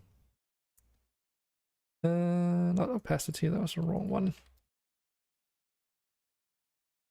So what we want to do now is, or are able to do rather, is that I can, in the terrain plate, raise the terrain in increments of 1 unit for every height increase I have in the level.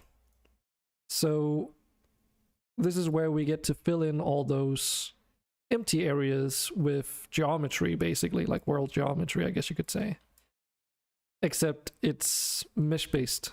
It's not mesh-based terrain, but instead like a terrain plate. And what we want to make sure is that, and I can show you what it would look like, is that these edges are like done everywhere that they need to. And because we need to fix a little bit of things, some of the shading of this might look a little bit wonky, but in general, like, it'll be almost completely seamless wherever the terrain plate interacts with the rest. So that's why I'm using the stone texture to see what I'm actually working on. And we don't need to be 100% accurate with this raised and lowered terrain yet. We just need it to be like set height, thank you very much. We just need it to be approximate enough so that I can tell whether or not the actual like mesh-based terrain where needed is done appropriately. Now for the cliff, not cliff faces, these man-made structures, it's a bit different because, well, you know, we know that they are 100% like what they need to be. I need a little bit of a smaller brush for this area. And that was also one of the design like constraints for figuring out how to do the terrain for my game, is that I needed something where I could do this process rather easily.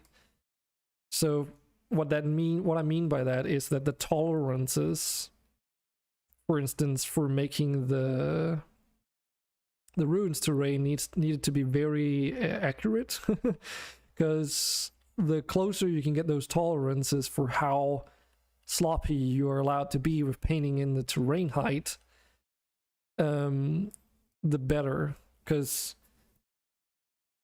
the only ways you can get like work with this is by, say, you can have a higher resolution mapping for the height, which will allow you more visual fidelity for painting in terrain, but it comes at the cost of performance. So you don't want to overdo that, preferably, aka have too high a resolution on that terrain plate. Because then performance wise you also start losing some of the benefits as opposed to just making everything mesh based anyway. But at the same time, you also don't want your terrain itself to look really like blocky, or however you want to say it. Because I wanted to have a relatively thin profile for these wall pieces, so that you could do stuff like this just fine.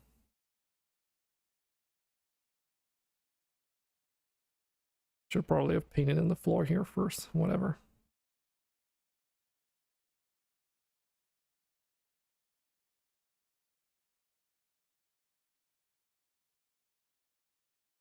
Because some of the first iterations of that ruins tile set I made was like a little bit on the thick end, if you will.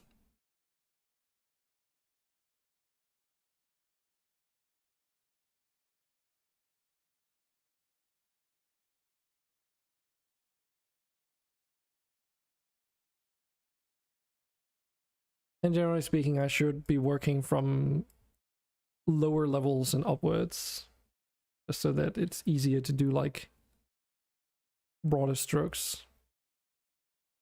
Doesn't have to be like 100% certain way of doing it, but it just makes parts of it easier.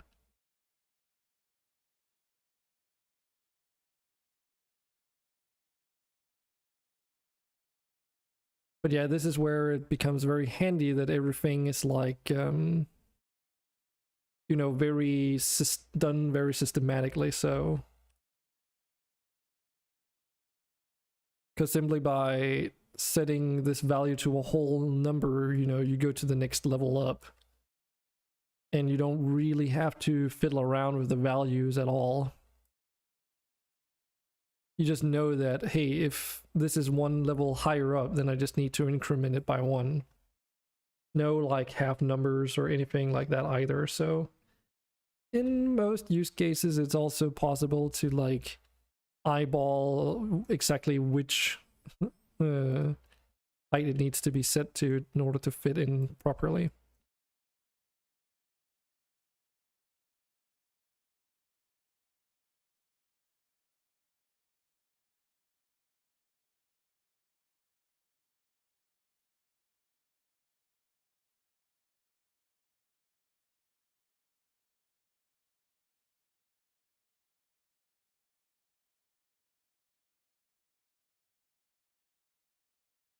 And even if we did make mistakes with the mesh-based terrain in the earlier steps, it's not detrimental to what we're currently doing, because the terrain plate still has to be raised to somewhere around the same location. The only thing that is gonna vary if we make mistakes is where the outer edges go to, because if you have to recreate some of the earlier steps, then the chances are they're not going to be exactly, going to where you might have painted in the terrain at some earlier stage.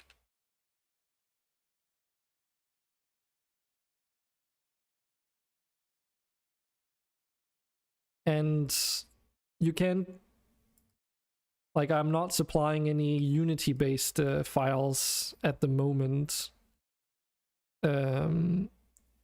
with what I like made available today, because I'm not entirely sure if I want to. Like, I could in theory release like just a simple scene with like some template terrain stuff and such, but you wouldn't have access to the shaders, so the level itself wouldn't look correctly. Like, it would just be a white color or whatever.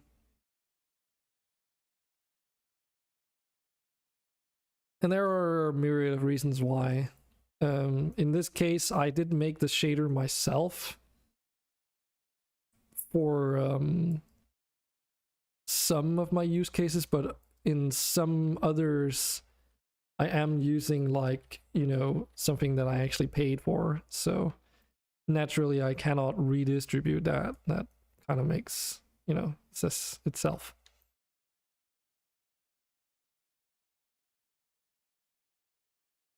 But you know, it's not that difficult to add the models into a Unity scene and just drag a terrain plate in there.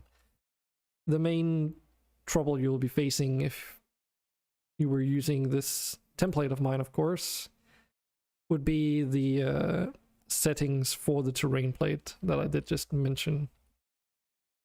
Because again, for me at least, these had to be very precise in order to allow this level of control.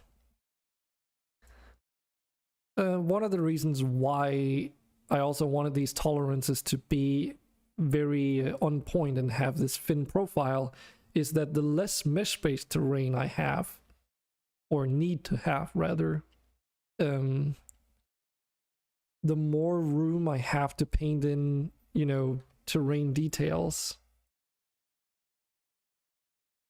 Such as, you know, the different terrain textures and all that. Because after all, I cannot... right, I forgot to do that.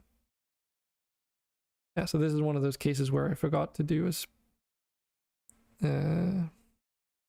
affect the vertices on this terrain here. That's an easy fix, though.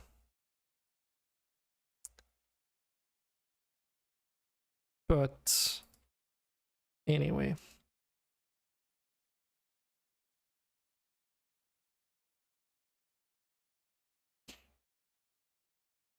and again here, those tolerances are also very close to the edge. And it still happens that the geometry end up poking through, like the terrain plate will poke through some of the sides of the cliff faces in some few instances here and there in some of the levels I have made, but you know, you don't necessarily have to start completely over if you run into some issue like that. Because if you do end up with sort of those kinds of artifacts, and it's only a few edge cases, then you can just go in and move the vertices around for that specific situation, right?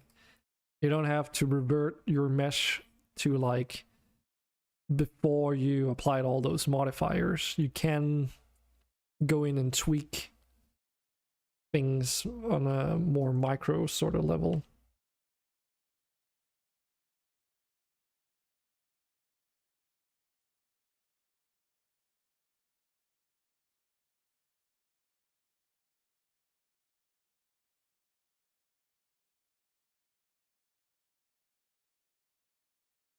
Submit! Thank you for that. On D-Live, huh? Welcome to.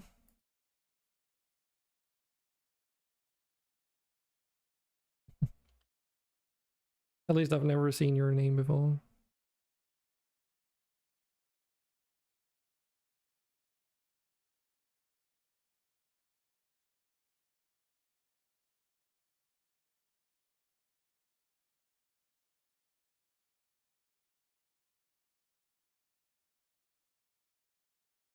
Okay, let's see. That's like a bit of terrain there I missed.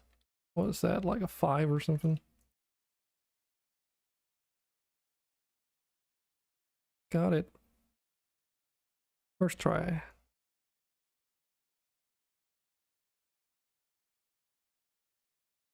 Oh, okay. Yeah, I'm also streaming to Twitch, so I'm on both platforms, really.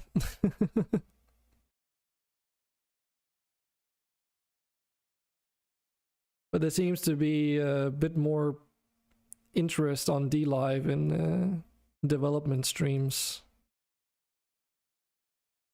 At least from what I've experienced before.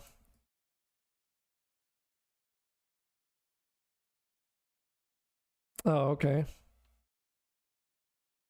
Sounds lovely.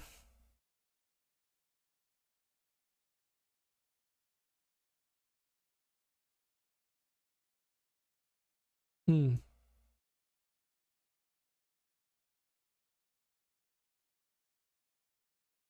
Yeah, I'm in that ball camp where I'm not too fond of how Twitch deals with like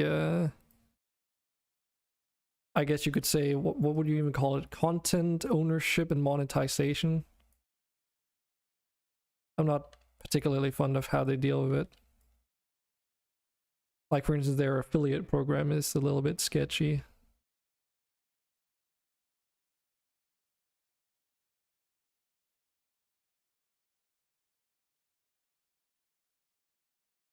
And until they fix their visibility issues, then yeah, I'm just gonna be streaming to as many platforms as I can.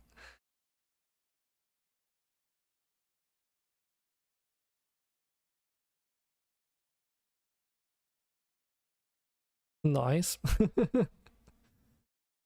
Ark is a nice game though. What were you streaming, like PvE or PvP?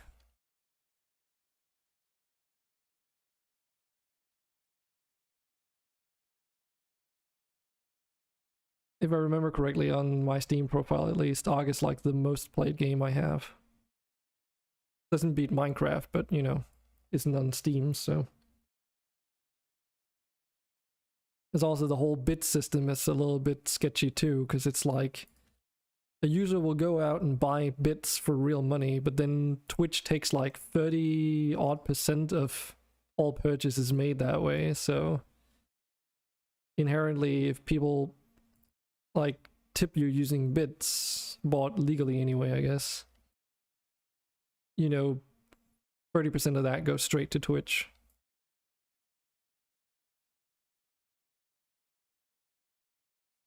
Hmm.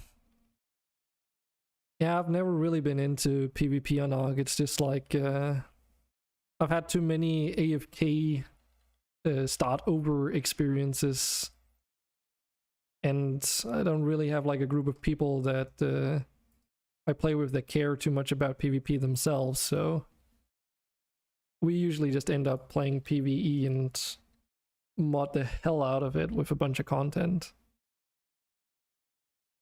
and then play it like on and off.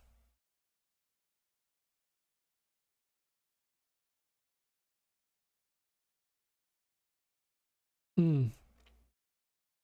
Yeah, I saw like a video with some friends the other day that was actually Arc PvP related, and it was right up towards like a server wipe, and just the server settings for that server must have been absolutely ridiculous.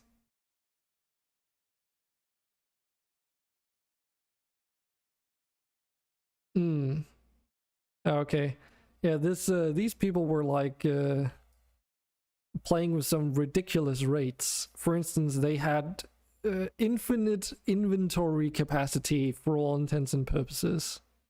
So whatever you collected, you would just run around with you on your person. And in the video, they were just like, you know, beeline mass farming iron and putting down like 30 primitive smelters and stuff just to like essentially speed run the progression. It was ridiculous.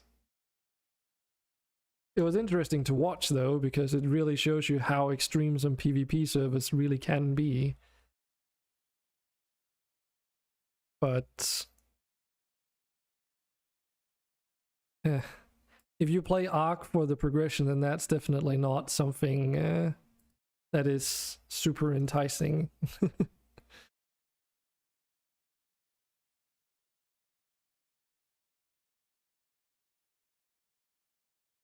Sounds like fun. Hmm. Yeah, it's like within, what was it, 5 hours or so, they were already making tech equipment and an underwater base and such. And that was on their first play session after the server wipe.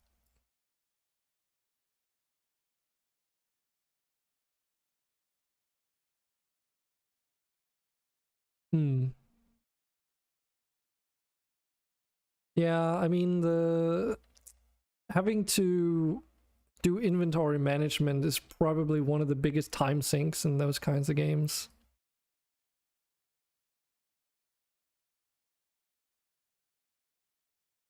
Because I mean, they didn't even need to build storage boxes, and the only way people could actually steal from them is if they took them outright. So,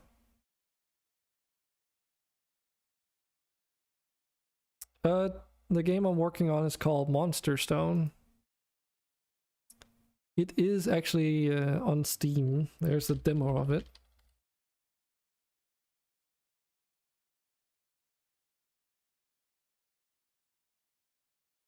Let's see. I don't remember if this gets relayed, otherwise I'll just do like this. That also works.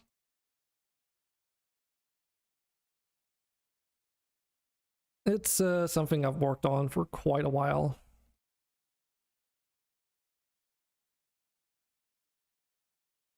Dark RP, that's old but gold. Haven't played that in an eternity. That's also where I started, though, more specifically so. I've been making source maps in the past.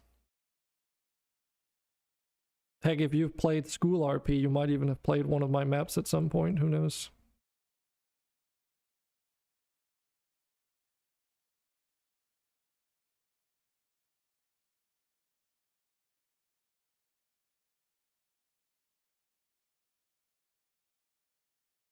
I also do a bit of RimWorld modding.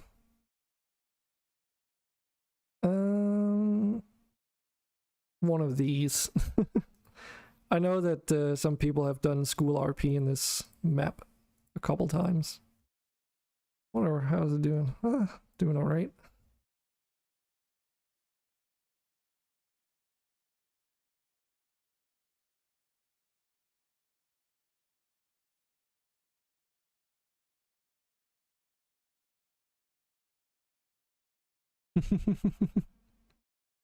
Source mapping is a pain in the ass, though. You probably know that just as well then. But it's like a pretty good starting point for anyone who wants to get into game development, because it is a very technically demanding game engine, if you will. Even as just if you want to do level design.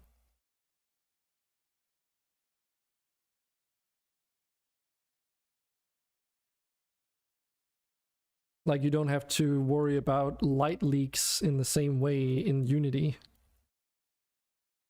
because your map doesn't have to be enclosed, just to mention one example.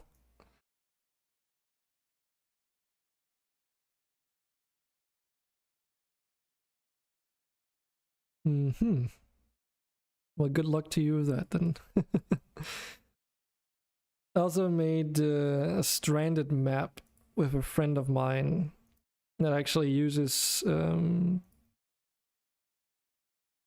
yeah, this leaves portals. I did make this stupid project, which is for Gmod Stranded as well, with a friend of mine, which uses assets that I'm implementing in my game. So if you play this map at some point, you'll notice that the grass texture, for instance, is the same. Heck, even the trees are also based off of the ones that I'm using on this for my own game.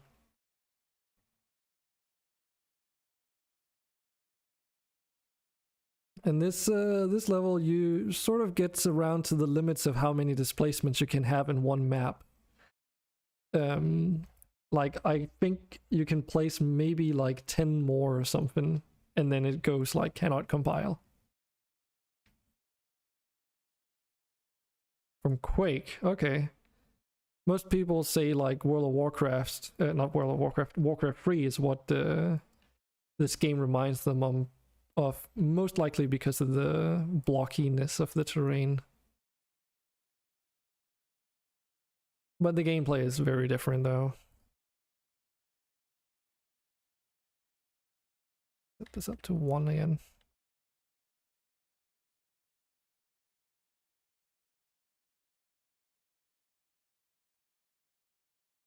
And I've sort of just been like focusing a lot on content recently. So though I do have done streams where I've been programming, I did end up taking a long break from that, and now returning to working on the game and streaming. I've just been like, yeah, level designing.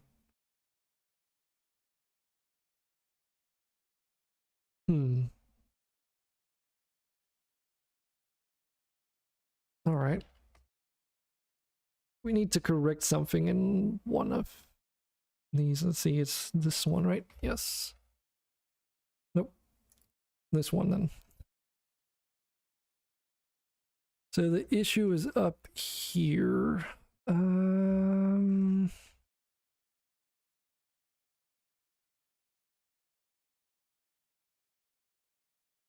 Yeah, let's just do it the easy way.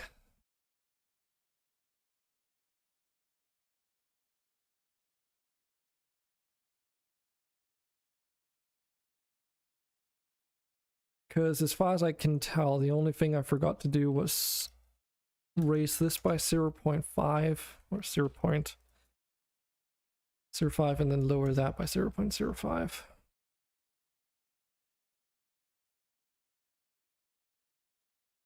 Make a backup of that. Subdivide everything. And then we just need to apply a crap ton of filters or modifiers, if you will.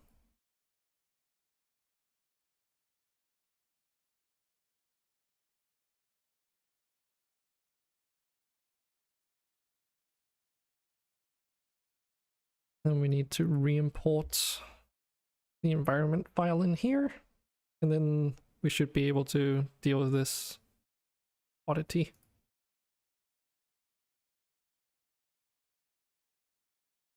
Oh, right. Now I'll need to re-import it again. External materials, thank you very much.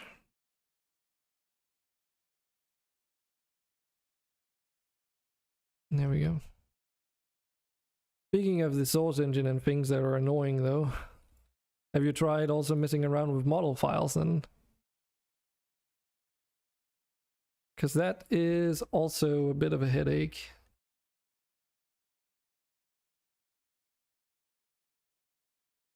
One of my friends does Gmod modding as well. He makes Star Wars character models and reskins for clone troopers mostly, as far as I'm aware.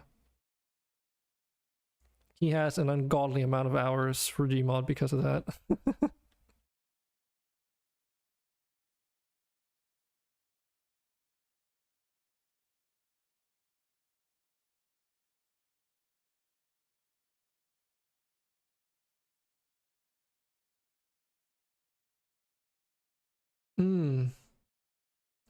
It does. It depends on how you do it though. Personally, I've read up on a lot of like how-tos, resources, and even then, you know, there's always ways that you can get better working with the source engine.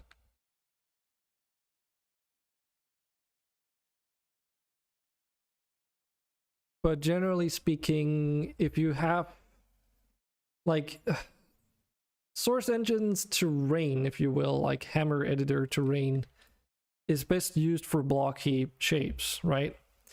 So anything that needs any like larger amount of detail or rounded surfaces should never be done with a brush shape. That's when you want to dive into like actual modeling. Because if your geometry is a bit too complex and you save and even load up the file, then sometimes it just messes up everything.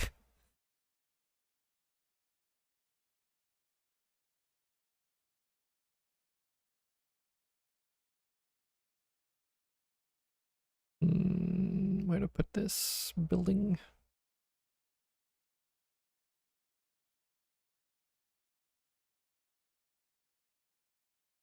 Move this over here. this is not final, but I was just getting annoyed that it was like floating in the air a bit.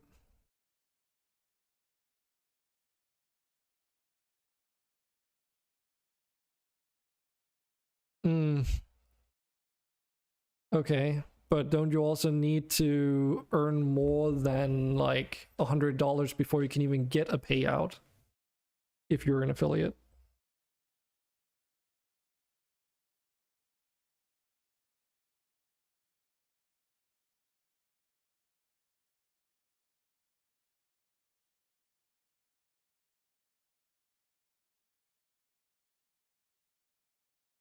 Ah, I don't know. I mean, maybe, maybe not. I don't know if being fast is necessarily the best thing. So if we, like, if you want to, I can tell you a little bit about it, but like this is the first map that I released back then for Gmod Stranded, and it was like built over the course of maybe 2 or 3 days.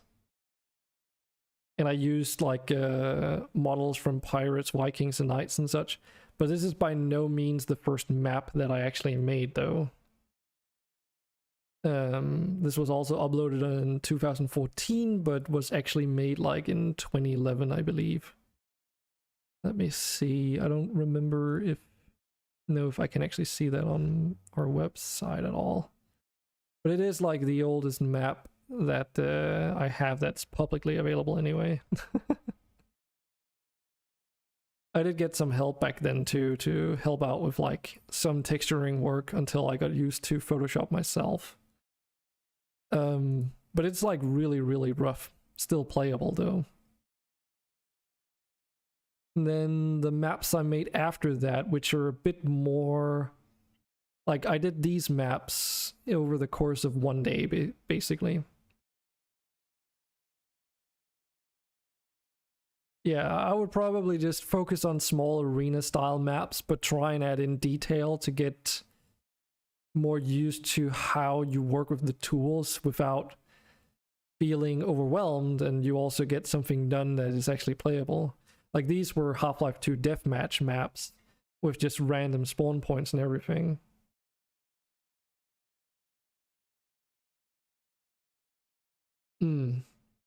I mean, also definitely, yeah, try and decompile other maps to see how they work out. That's also a good idea.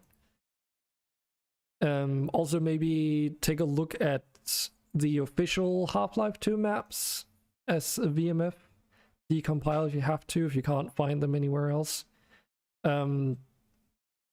Because if there's like a feature from a specific map from the original games that you really like and you want to use, you might as well just go in and see how they did it.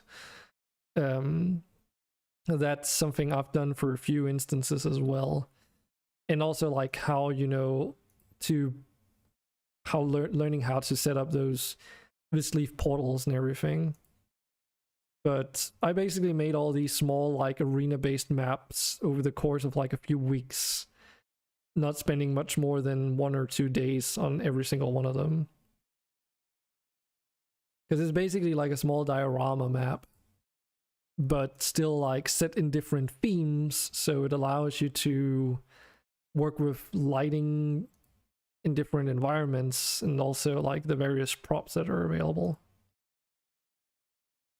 Like for instance, this one is just like a Combine themed prison island without actual prison cells or whatever. It's just like fortification really, but I really wanted to try and make a very dark map. And also this one does have like a skybox and everything, right? With just a lot of water in it.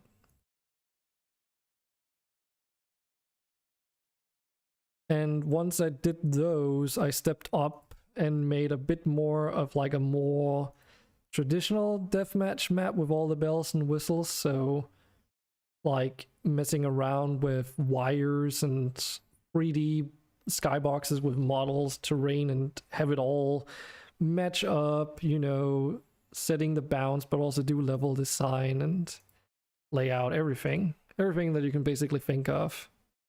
Try and make some interesting shapes where you have to consider stuff like collision and such as well. And also, you know, again, as you know, sloped angles, you have to consider whether it has to be a funk detail and how to combine that with your skybox and everything. That's maybe what I would suggest. Or at least that's how I did it. One of the really big map projects I have, which also garnered some popularity, is this jailbreak map. 14,000 subscribers. But it's also like, again, 2014. And I actually originally made a jailbreak map just for fun. And then someone, like the owner of a jailbreak server thing called MIA, asked me if I could do some changes to it.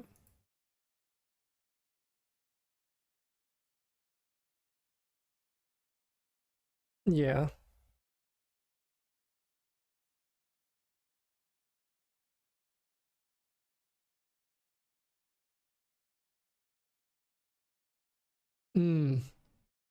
Yeah, I'm unemployed myself, so I know the you know, the hassle of it. I just have the fortunate situation of living in a country that has a decent welfare system, so I'm doing all right still.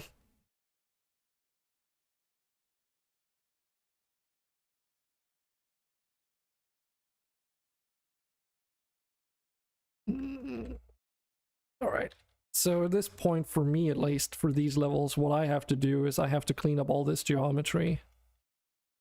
Because I basically apply these random modifiers to the terrain, but to get the topology, but it does create these weird artifacts here and there. And the only way to like fix that is by manually moving vertices around in the model. And the only way to find them is by using your eyes. So this unfortunately is one of those really tedious steps. I wish there was a way to get around it, but you know, I guess every level designing approach, tool, whatever you want to call it, needs to have some kind of kink somewhere, right?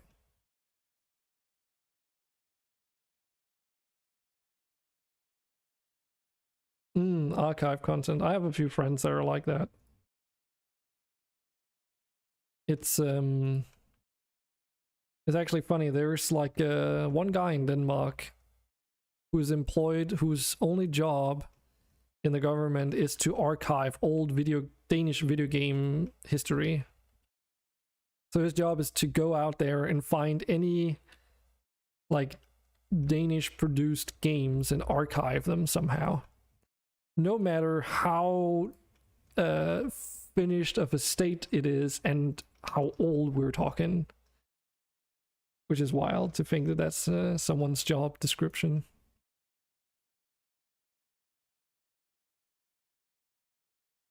And it makes me a little bit hopeful for the future, because our government has not exactly been too forward when it comes to game development here. So there's not really like a lot of initiatives that you can make use of to get started. And the way that our job center system and everything, employment system works, there's not really a good framework for becoming an indie game developer either, because technically speaking, you're not really allowed to.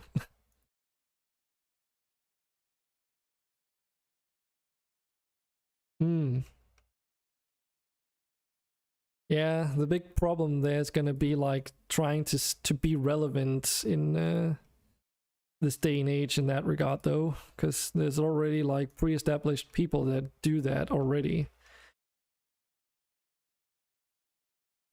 And I mean, there's only so many people that can cover the same field and topic before it gets oversaturated. Not saying that it's impossible, but more saying that you then need to redirect everyone's attention to you instead of those that are already established. So then you get like really tough competition. And that's maybe not what you want if you're just starting out, so.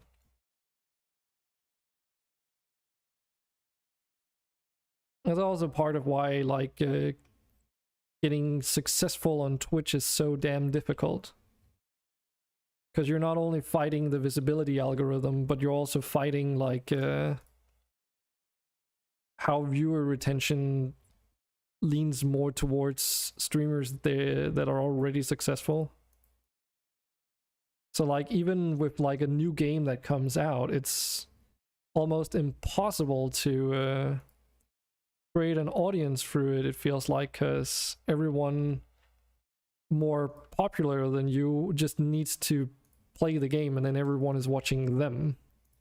So you just immediately drown in these few, like, underneath those few individuals that it doesn't matter what game they are playing almost.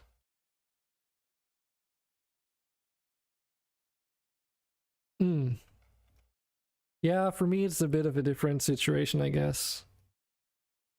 It's a little bit the same, like I've been doing streaming for like a year straight almost, with not an awful lot of a break in between, just to try it out. And, you know, I did it for the social aspect, but it becomes really difficult to warrant continuing on something like that if your viewer retention starts dipping to the point where it's, you know, only the same 3 people maybe that turn up every time. And then, you know, you can't really expect of them to always be there either. So sometimes you just end up streaming to basically no one. And that gets a little bit hard to reason with.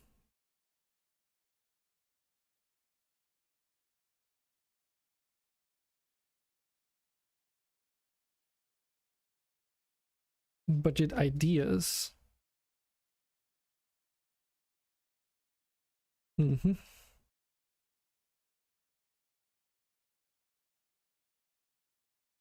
Yeah, the type of content that seems to work really well these days is like, you've either got to fill in a niche before someone else does, or like just be so naturally entertaining because of some of the dumb stuff you get up to.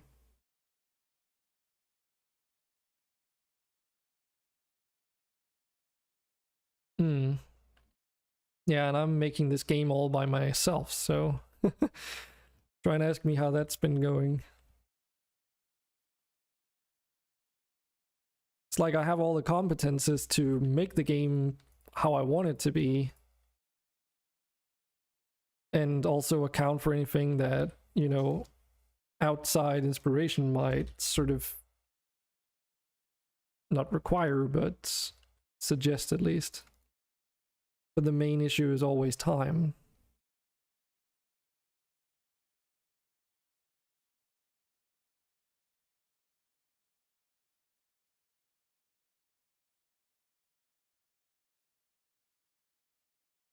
And technically speaking, money, but that's more of an issue that I can't, I'm not legally allowed to run a company monetization wise whilst receiving money from the government.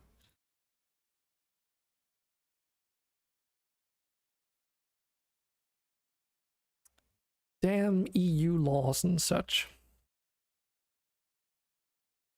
Thank you.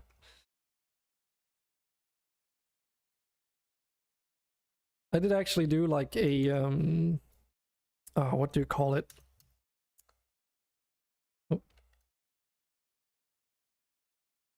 I partook in a program starting last year, actually around the same, like around January as well.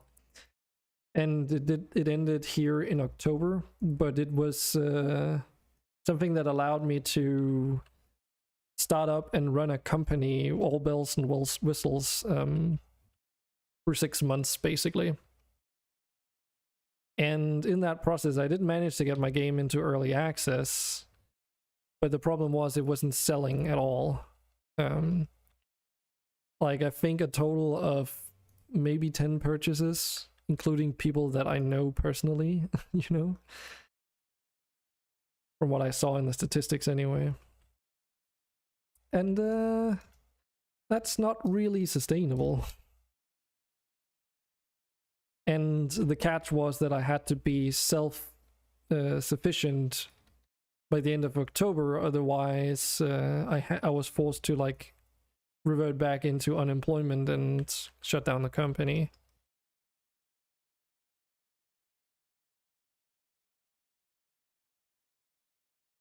So that's unfortunately what I had to do. Yeah. That is also kind of, you know, the positive side that I've been trying to look at. Yeah, we did spend like 10 weeks of just, I guess you could call them classes, but also sparring with our business coach, who's been there to like help out with any other like small things.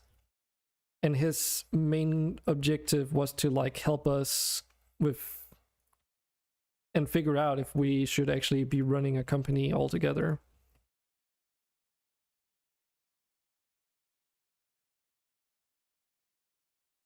The only issue for me is that working alone, I just ended up with so much of a workload when I got to the actual like 6-month period where I got to run the business that I wasn't able to both create attention and awareness enough about the game whilst actually preparing it for launch. So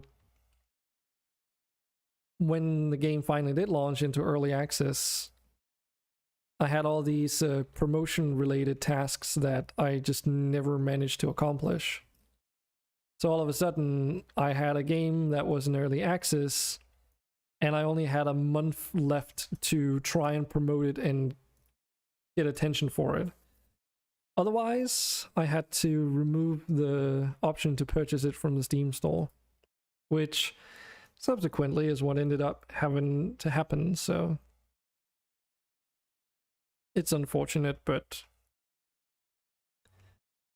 fortunately though, the game is allowed to like be on the Steam store for the time being, but with that caveat of not being allowed to sell it.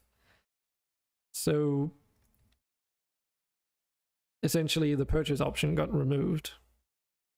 It does mean that anyone who did buy the game, I can still update the game for those so that they can play the full version of the game at least. But unless I get like a job on the sideline that can pay my bills so that I can re-enable my company, I won't be able to actually make money off of it and get it into the hands of more people rather. So that's why like after the end of October and that deadline, I decided that it, you know, might be a good idea to redirect all future efforts into a demo version of the game, which is what I then ended up doing.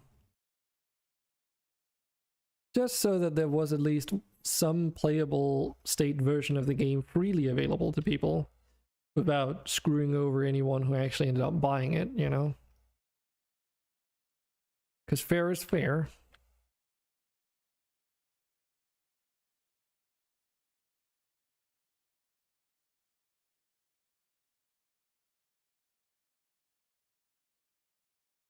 So yeah, the rest of finishing up the terrain level here now is just going to be cleaning up this geometry, really. So you'll have stuff like these subdivided tries that you can just dissolve the inner vertex of to save a little bit on terrain, but it also looks nicer. And other than that, it's mainly just pushing it all the terrain around until it looks okay. And look for any sort of weird topology in the mesh and just manually fixing it. So I'll probably do this for a bit and hang out with you guys in chat, and then because this is not the most interesting, then probably not. I won't manage to finish it today on stream at least, and I don't want to bore you guys, so we'll see how long we'll do this for. The benefit is there's not so much topology to work through on this one. Oh, that I don't remember. I've gotten like a few tips on there, but I haven't even checked if it's enough for a payout. If you're interested though, what I use preferably is stream elements myself. So instead of people tipping using like bits or other currency, if they really want to give me a tip, then they can do it through stream elements. It means that what do you call it? Twitch doesn't get that 30% cut amongst others. And as to compensate, because I'm also not able to become a Twitch affiliate as a result of a few other details, I'm also making and have made like stuff such as sound bites or whatever redeemables available for free, but using loyalty points instead. So as a consequence, stream elements actually also by default will give out loyalty points if someone were to tip, which essentially, basically just gives people a nice little extra thank you for throwing money my way. Exactly, Lemons is.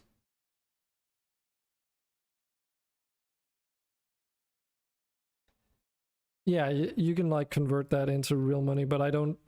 See, DLive is a bit of a funky place because something blockchain. So I'm not entirely sure how that all works.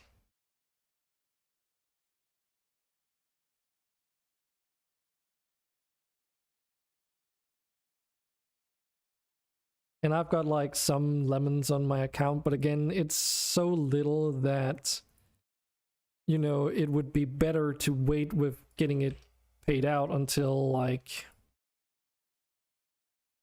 unless it really like blew up and suddenly I had a lot, because you don't really want to do a lot of small transactions with that kind of conversion from whatever currency to real life currency. Kofi? Hey Mike. Speaking of, this is the guy I started doing all the Garry's Mod stuff with. How you doing? I don't know. I mean, I set up a Patreon because as well, like, it was another medium, but sure, I can set up a Kofi thing.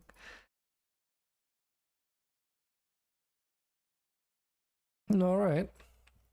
Yeah, I'm using Stream Elements because of it being integrated into the Stream Elements loyalty point system.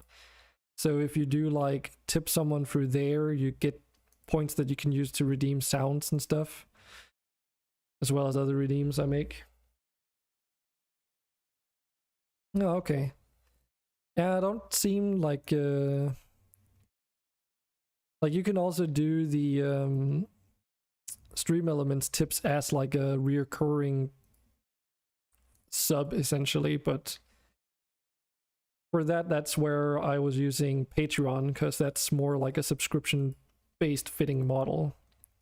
Right now though, I've got it very limited down to just being one payment tier, which is the lowest tier, where you just get like the Discord profile, because Discord group, because I didn't want to like promise something I can't deliver on.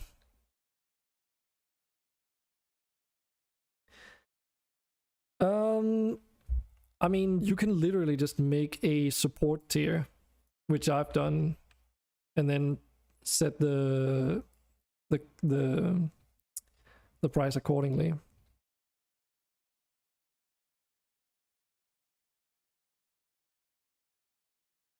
Okay, but does that require, Mike, does that require, those benefits require affiliate though? Because if it requires affiliate, then it's not really useful. Because if I wanted, like, I have the prerequisites to become affiliate, but I don't want to because then I can't do multi-streaming. Well, you can, but technically speaking, you're not allowed to.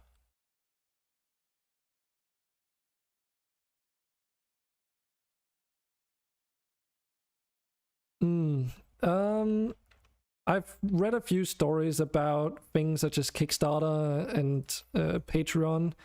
With Patreon, the general takeaway that I got, and this is not directly legal advice or whatever you want to call it, but what I understood is that Patreon, you should probably set it up as, and be very clear that they are supporting you as a person and not a specific project, rather. That they're supporting you and not a product or the creation of a product. Because some people have made like Patreons or moved to Patreon a long while ago where they were originally making a product and they then wanted to make a Patreon to support that instead of like a Kickstarter or whatever. But then that broke their terms of service or something because, yeah. The money was like going to you as an individual, but if you were promoting it as being like the project you were paying for, then it gets into some legal weirdness, as far as I understood.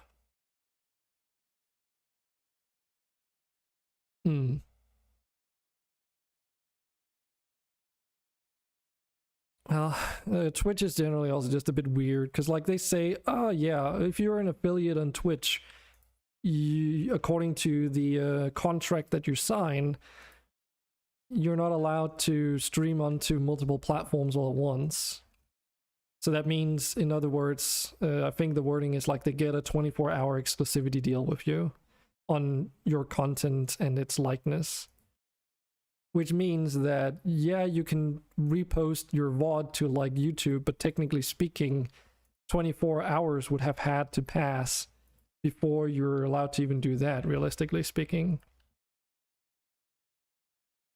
And as a result, if you're streaming to multiple platforms at the same time, then that also breaks that contract that you signed.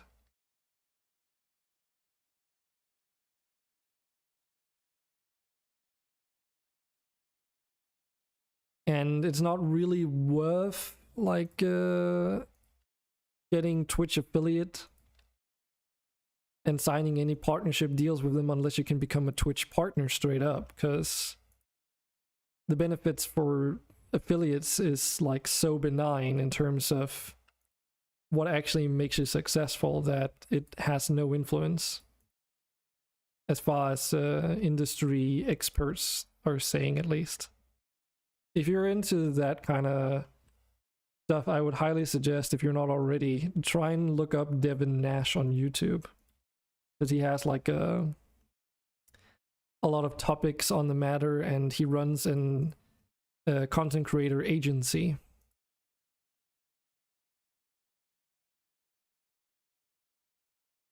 Is it?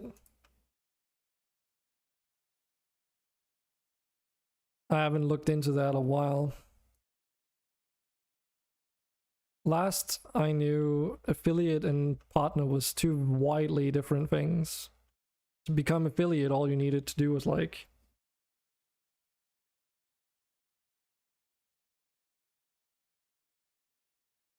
okay, if you consider that a lot of money.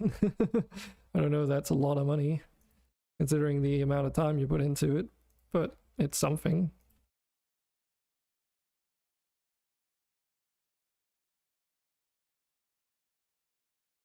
Hmm. Okay. Well, sounds like I'll need to look up at it again. Because part of the reason why you didn't want to get affiliate is because, like, the requirements for it were so low that you wouldn't even be making any money and able to cash out anyway. As a TLDR, anyway. Right, right.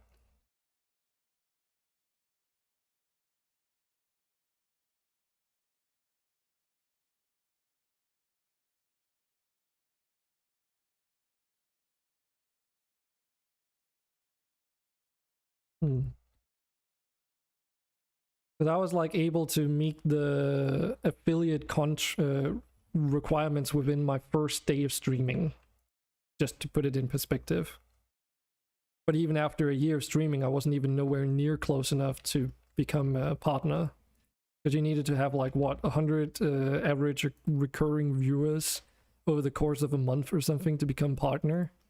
So, like, in comparison, you needed like only a handful to become affiliate.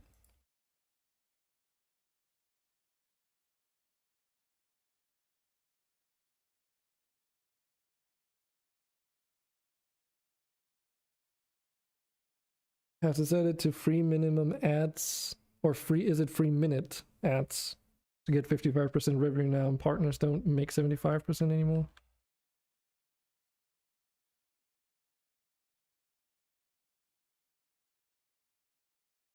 Okay, I'll have to look into it, I guess.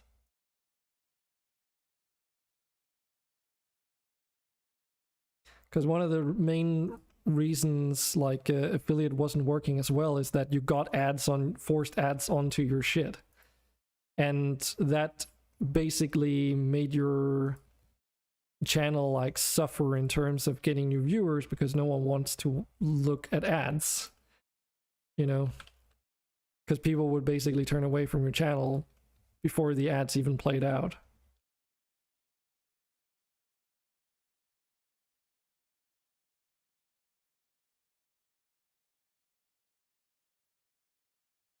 Okay.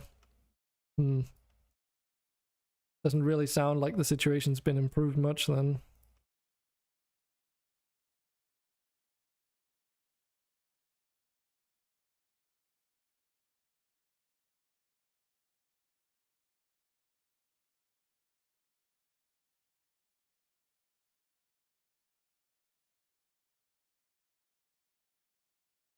Hmm.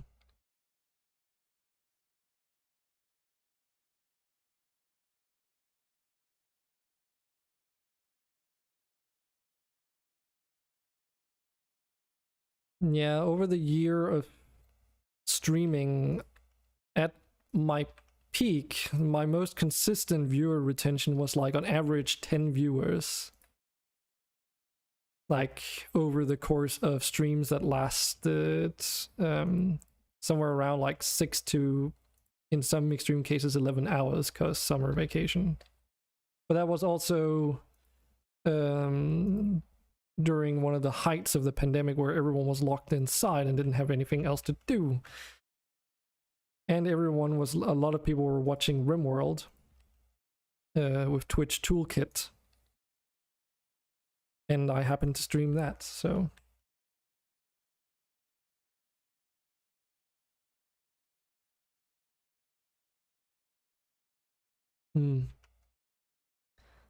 Well, they also have to be competitive with other streaming platforms in the monetization aspect. And again, discoverability on Twitch is still not really that great, if it even exists at all.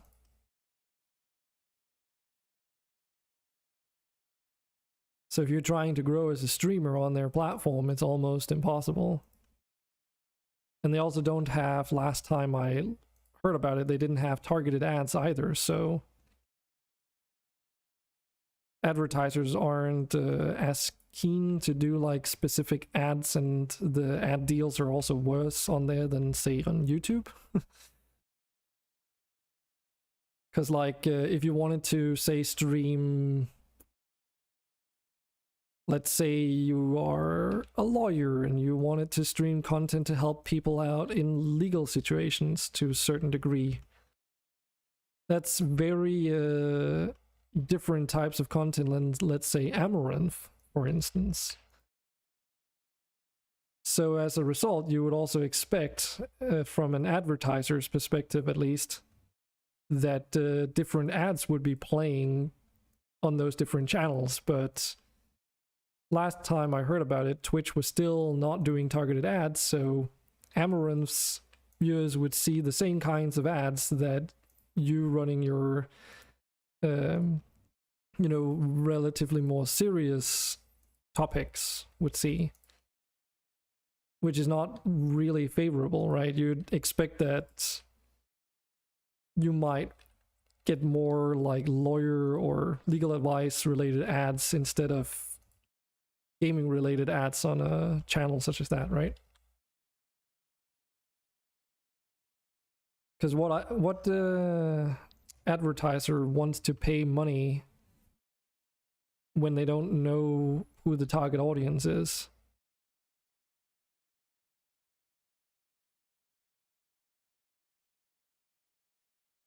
Because if your primary target audience is like 10-year-olds that watches Fortnite, chances are they might not really care all too much about advertisements directed at adults. And as far as it was explained, ads also pay out differently depending on what type of ad it is. So again, like legal related advertisements pay out more too.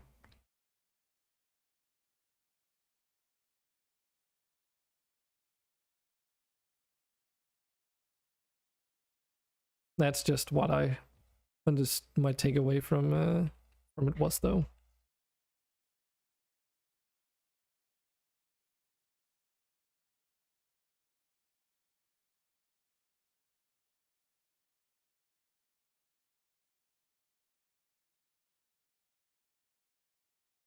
The only sort of success I had with discoverability was whenever I got rated by other streamers that had their own audiences.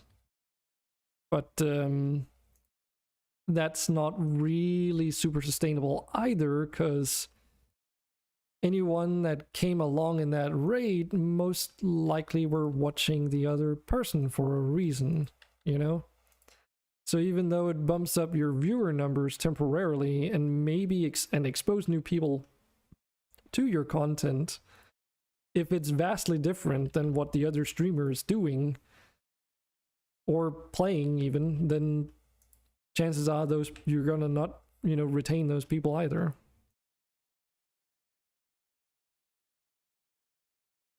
And that's where most of my audience that was, had retention also came from. Because they wanted more Twitch Toolkit, more RimWorld. And I was doing RimWorld in a time frame where the other content creators that rated me were not even active because of time zones. So they could essentially go from one TTK game to another and keep that ball rolling with content,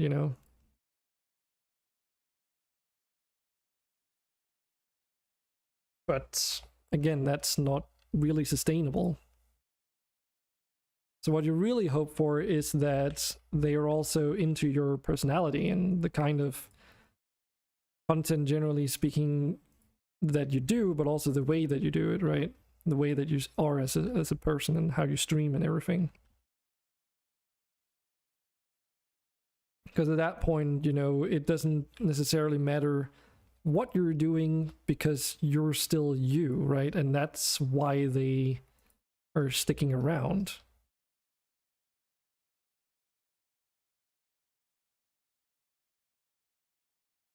But if everyone only wants to watch RimWorld Twitch Toolkit, then you also have to decide, well, am I going to be a RimWorld streamer now?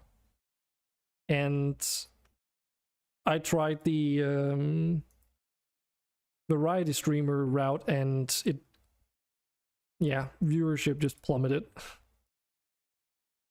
Because what ended up happening was that the RimWorld got a major game update, and that meant for like 2 to 3 months, if not more, Twitch Toolkit wasn't quite ready to be used yet, along with something else called Puppeteer. So all of a sudden, these streams that you were doing, you really couldn't do. So you had to either wait until all the mods got updated and do something else with your time, or just stop alright, you know? Playing RimWorld, that is. And I tried playing like the new update for RimWorld at that time, but it was just not an enjoyable experience at that point, because I play a lot of modded stuff and all the mods needed updating. So not just the, you know, the Twitch integration mod needed updating, but also all the content. And then I took a break from RimWorld for an extended period of time until everything was cleared up, and tried to return to it, but at that point all the viewers were more or less gone.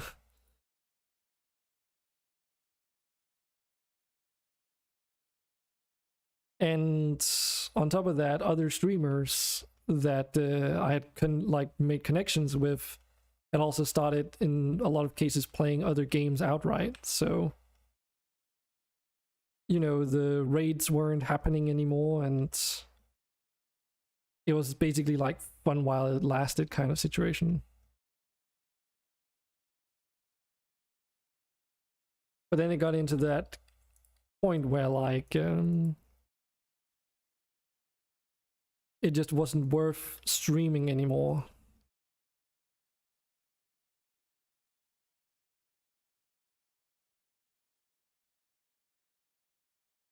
So now I'm trying to do a little bit of a different approach. So I'm trying to do this game development streaming where, you know, I occasionally get, hopefully, the opportunity to talk and hang out with chat a little bit, whilst also basically get work done, so that I don't end up stuck in my own project too. But I've only just started getting back into streaming, so I'm not entirely sure on how I want to deal with it, because I just don't have the mental capacity to also stream for like 5 hours a week if I want to also make my game done. But then it would mean that basically every stream that I do ends up just being game development, not gameplay. And I suspect that might not be the most interesting in the long run. Not for most people anyway.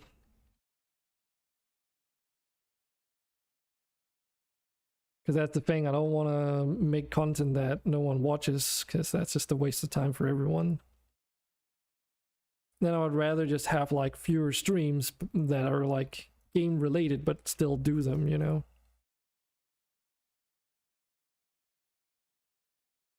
But I don't know if that's really something I want to do yet, because it's a catch-22. I don't have an audience, not much of an audience anyway at this point. But if I want to rebuild that audience, I need to like somehow have that happen, right?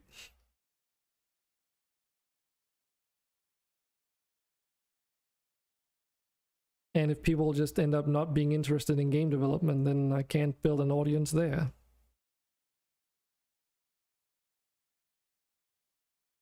And if I don't have room in my schedule for doing other stuff to build that same audience, then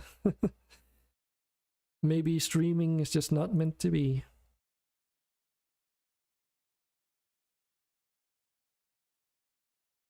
I did kind of want to use this as an opportunity to also just document part of the development process for the game, though.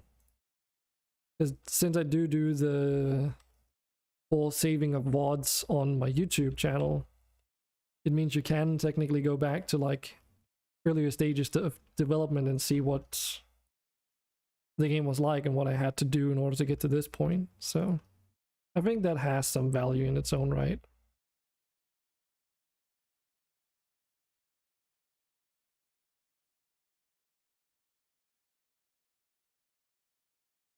All right, how are we doing on time? Yeah, I think this is probably a good time to call it for today. There's still plenty of geometry that has to be looked over. Generally speaking, at this point, I could like speed run this by just doing the macro level fixes, such as these very obvious dark spots here and there, and just call it. But I do want to do it properly the first time around, which in some cases requires like going into these how should we call it, troublesome areas where there's a lot of geometry that gets squished together, and then like fix it up manually. But that's probably where we're gonna call it for today.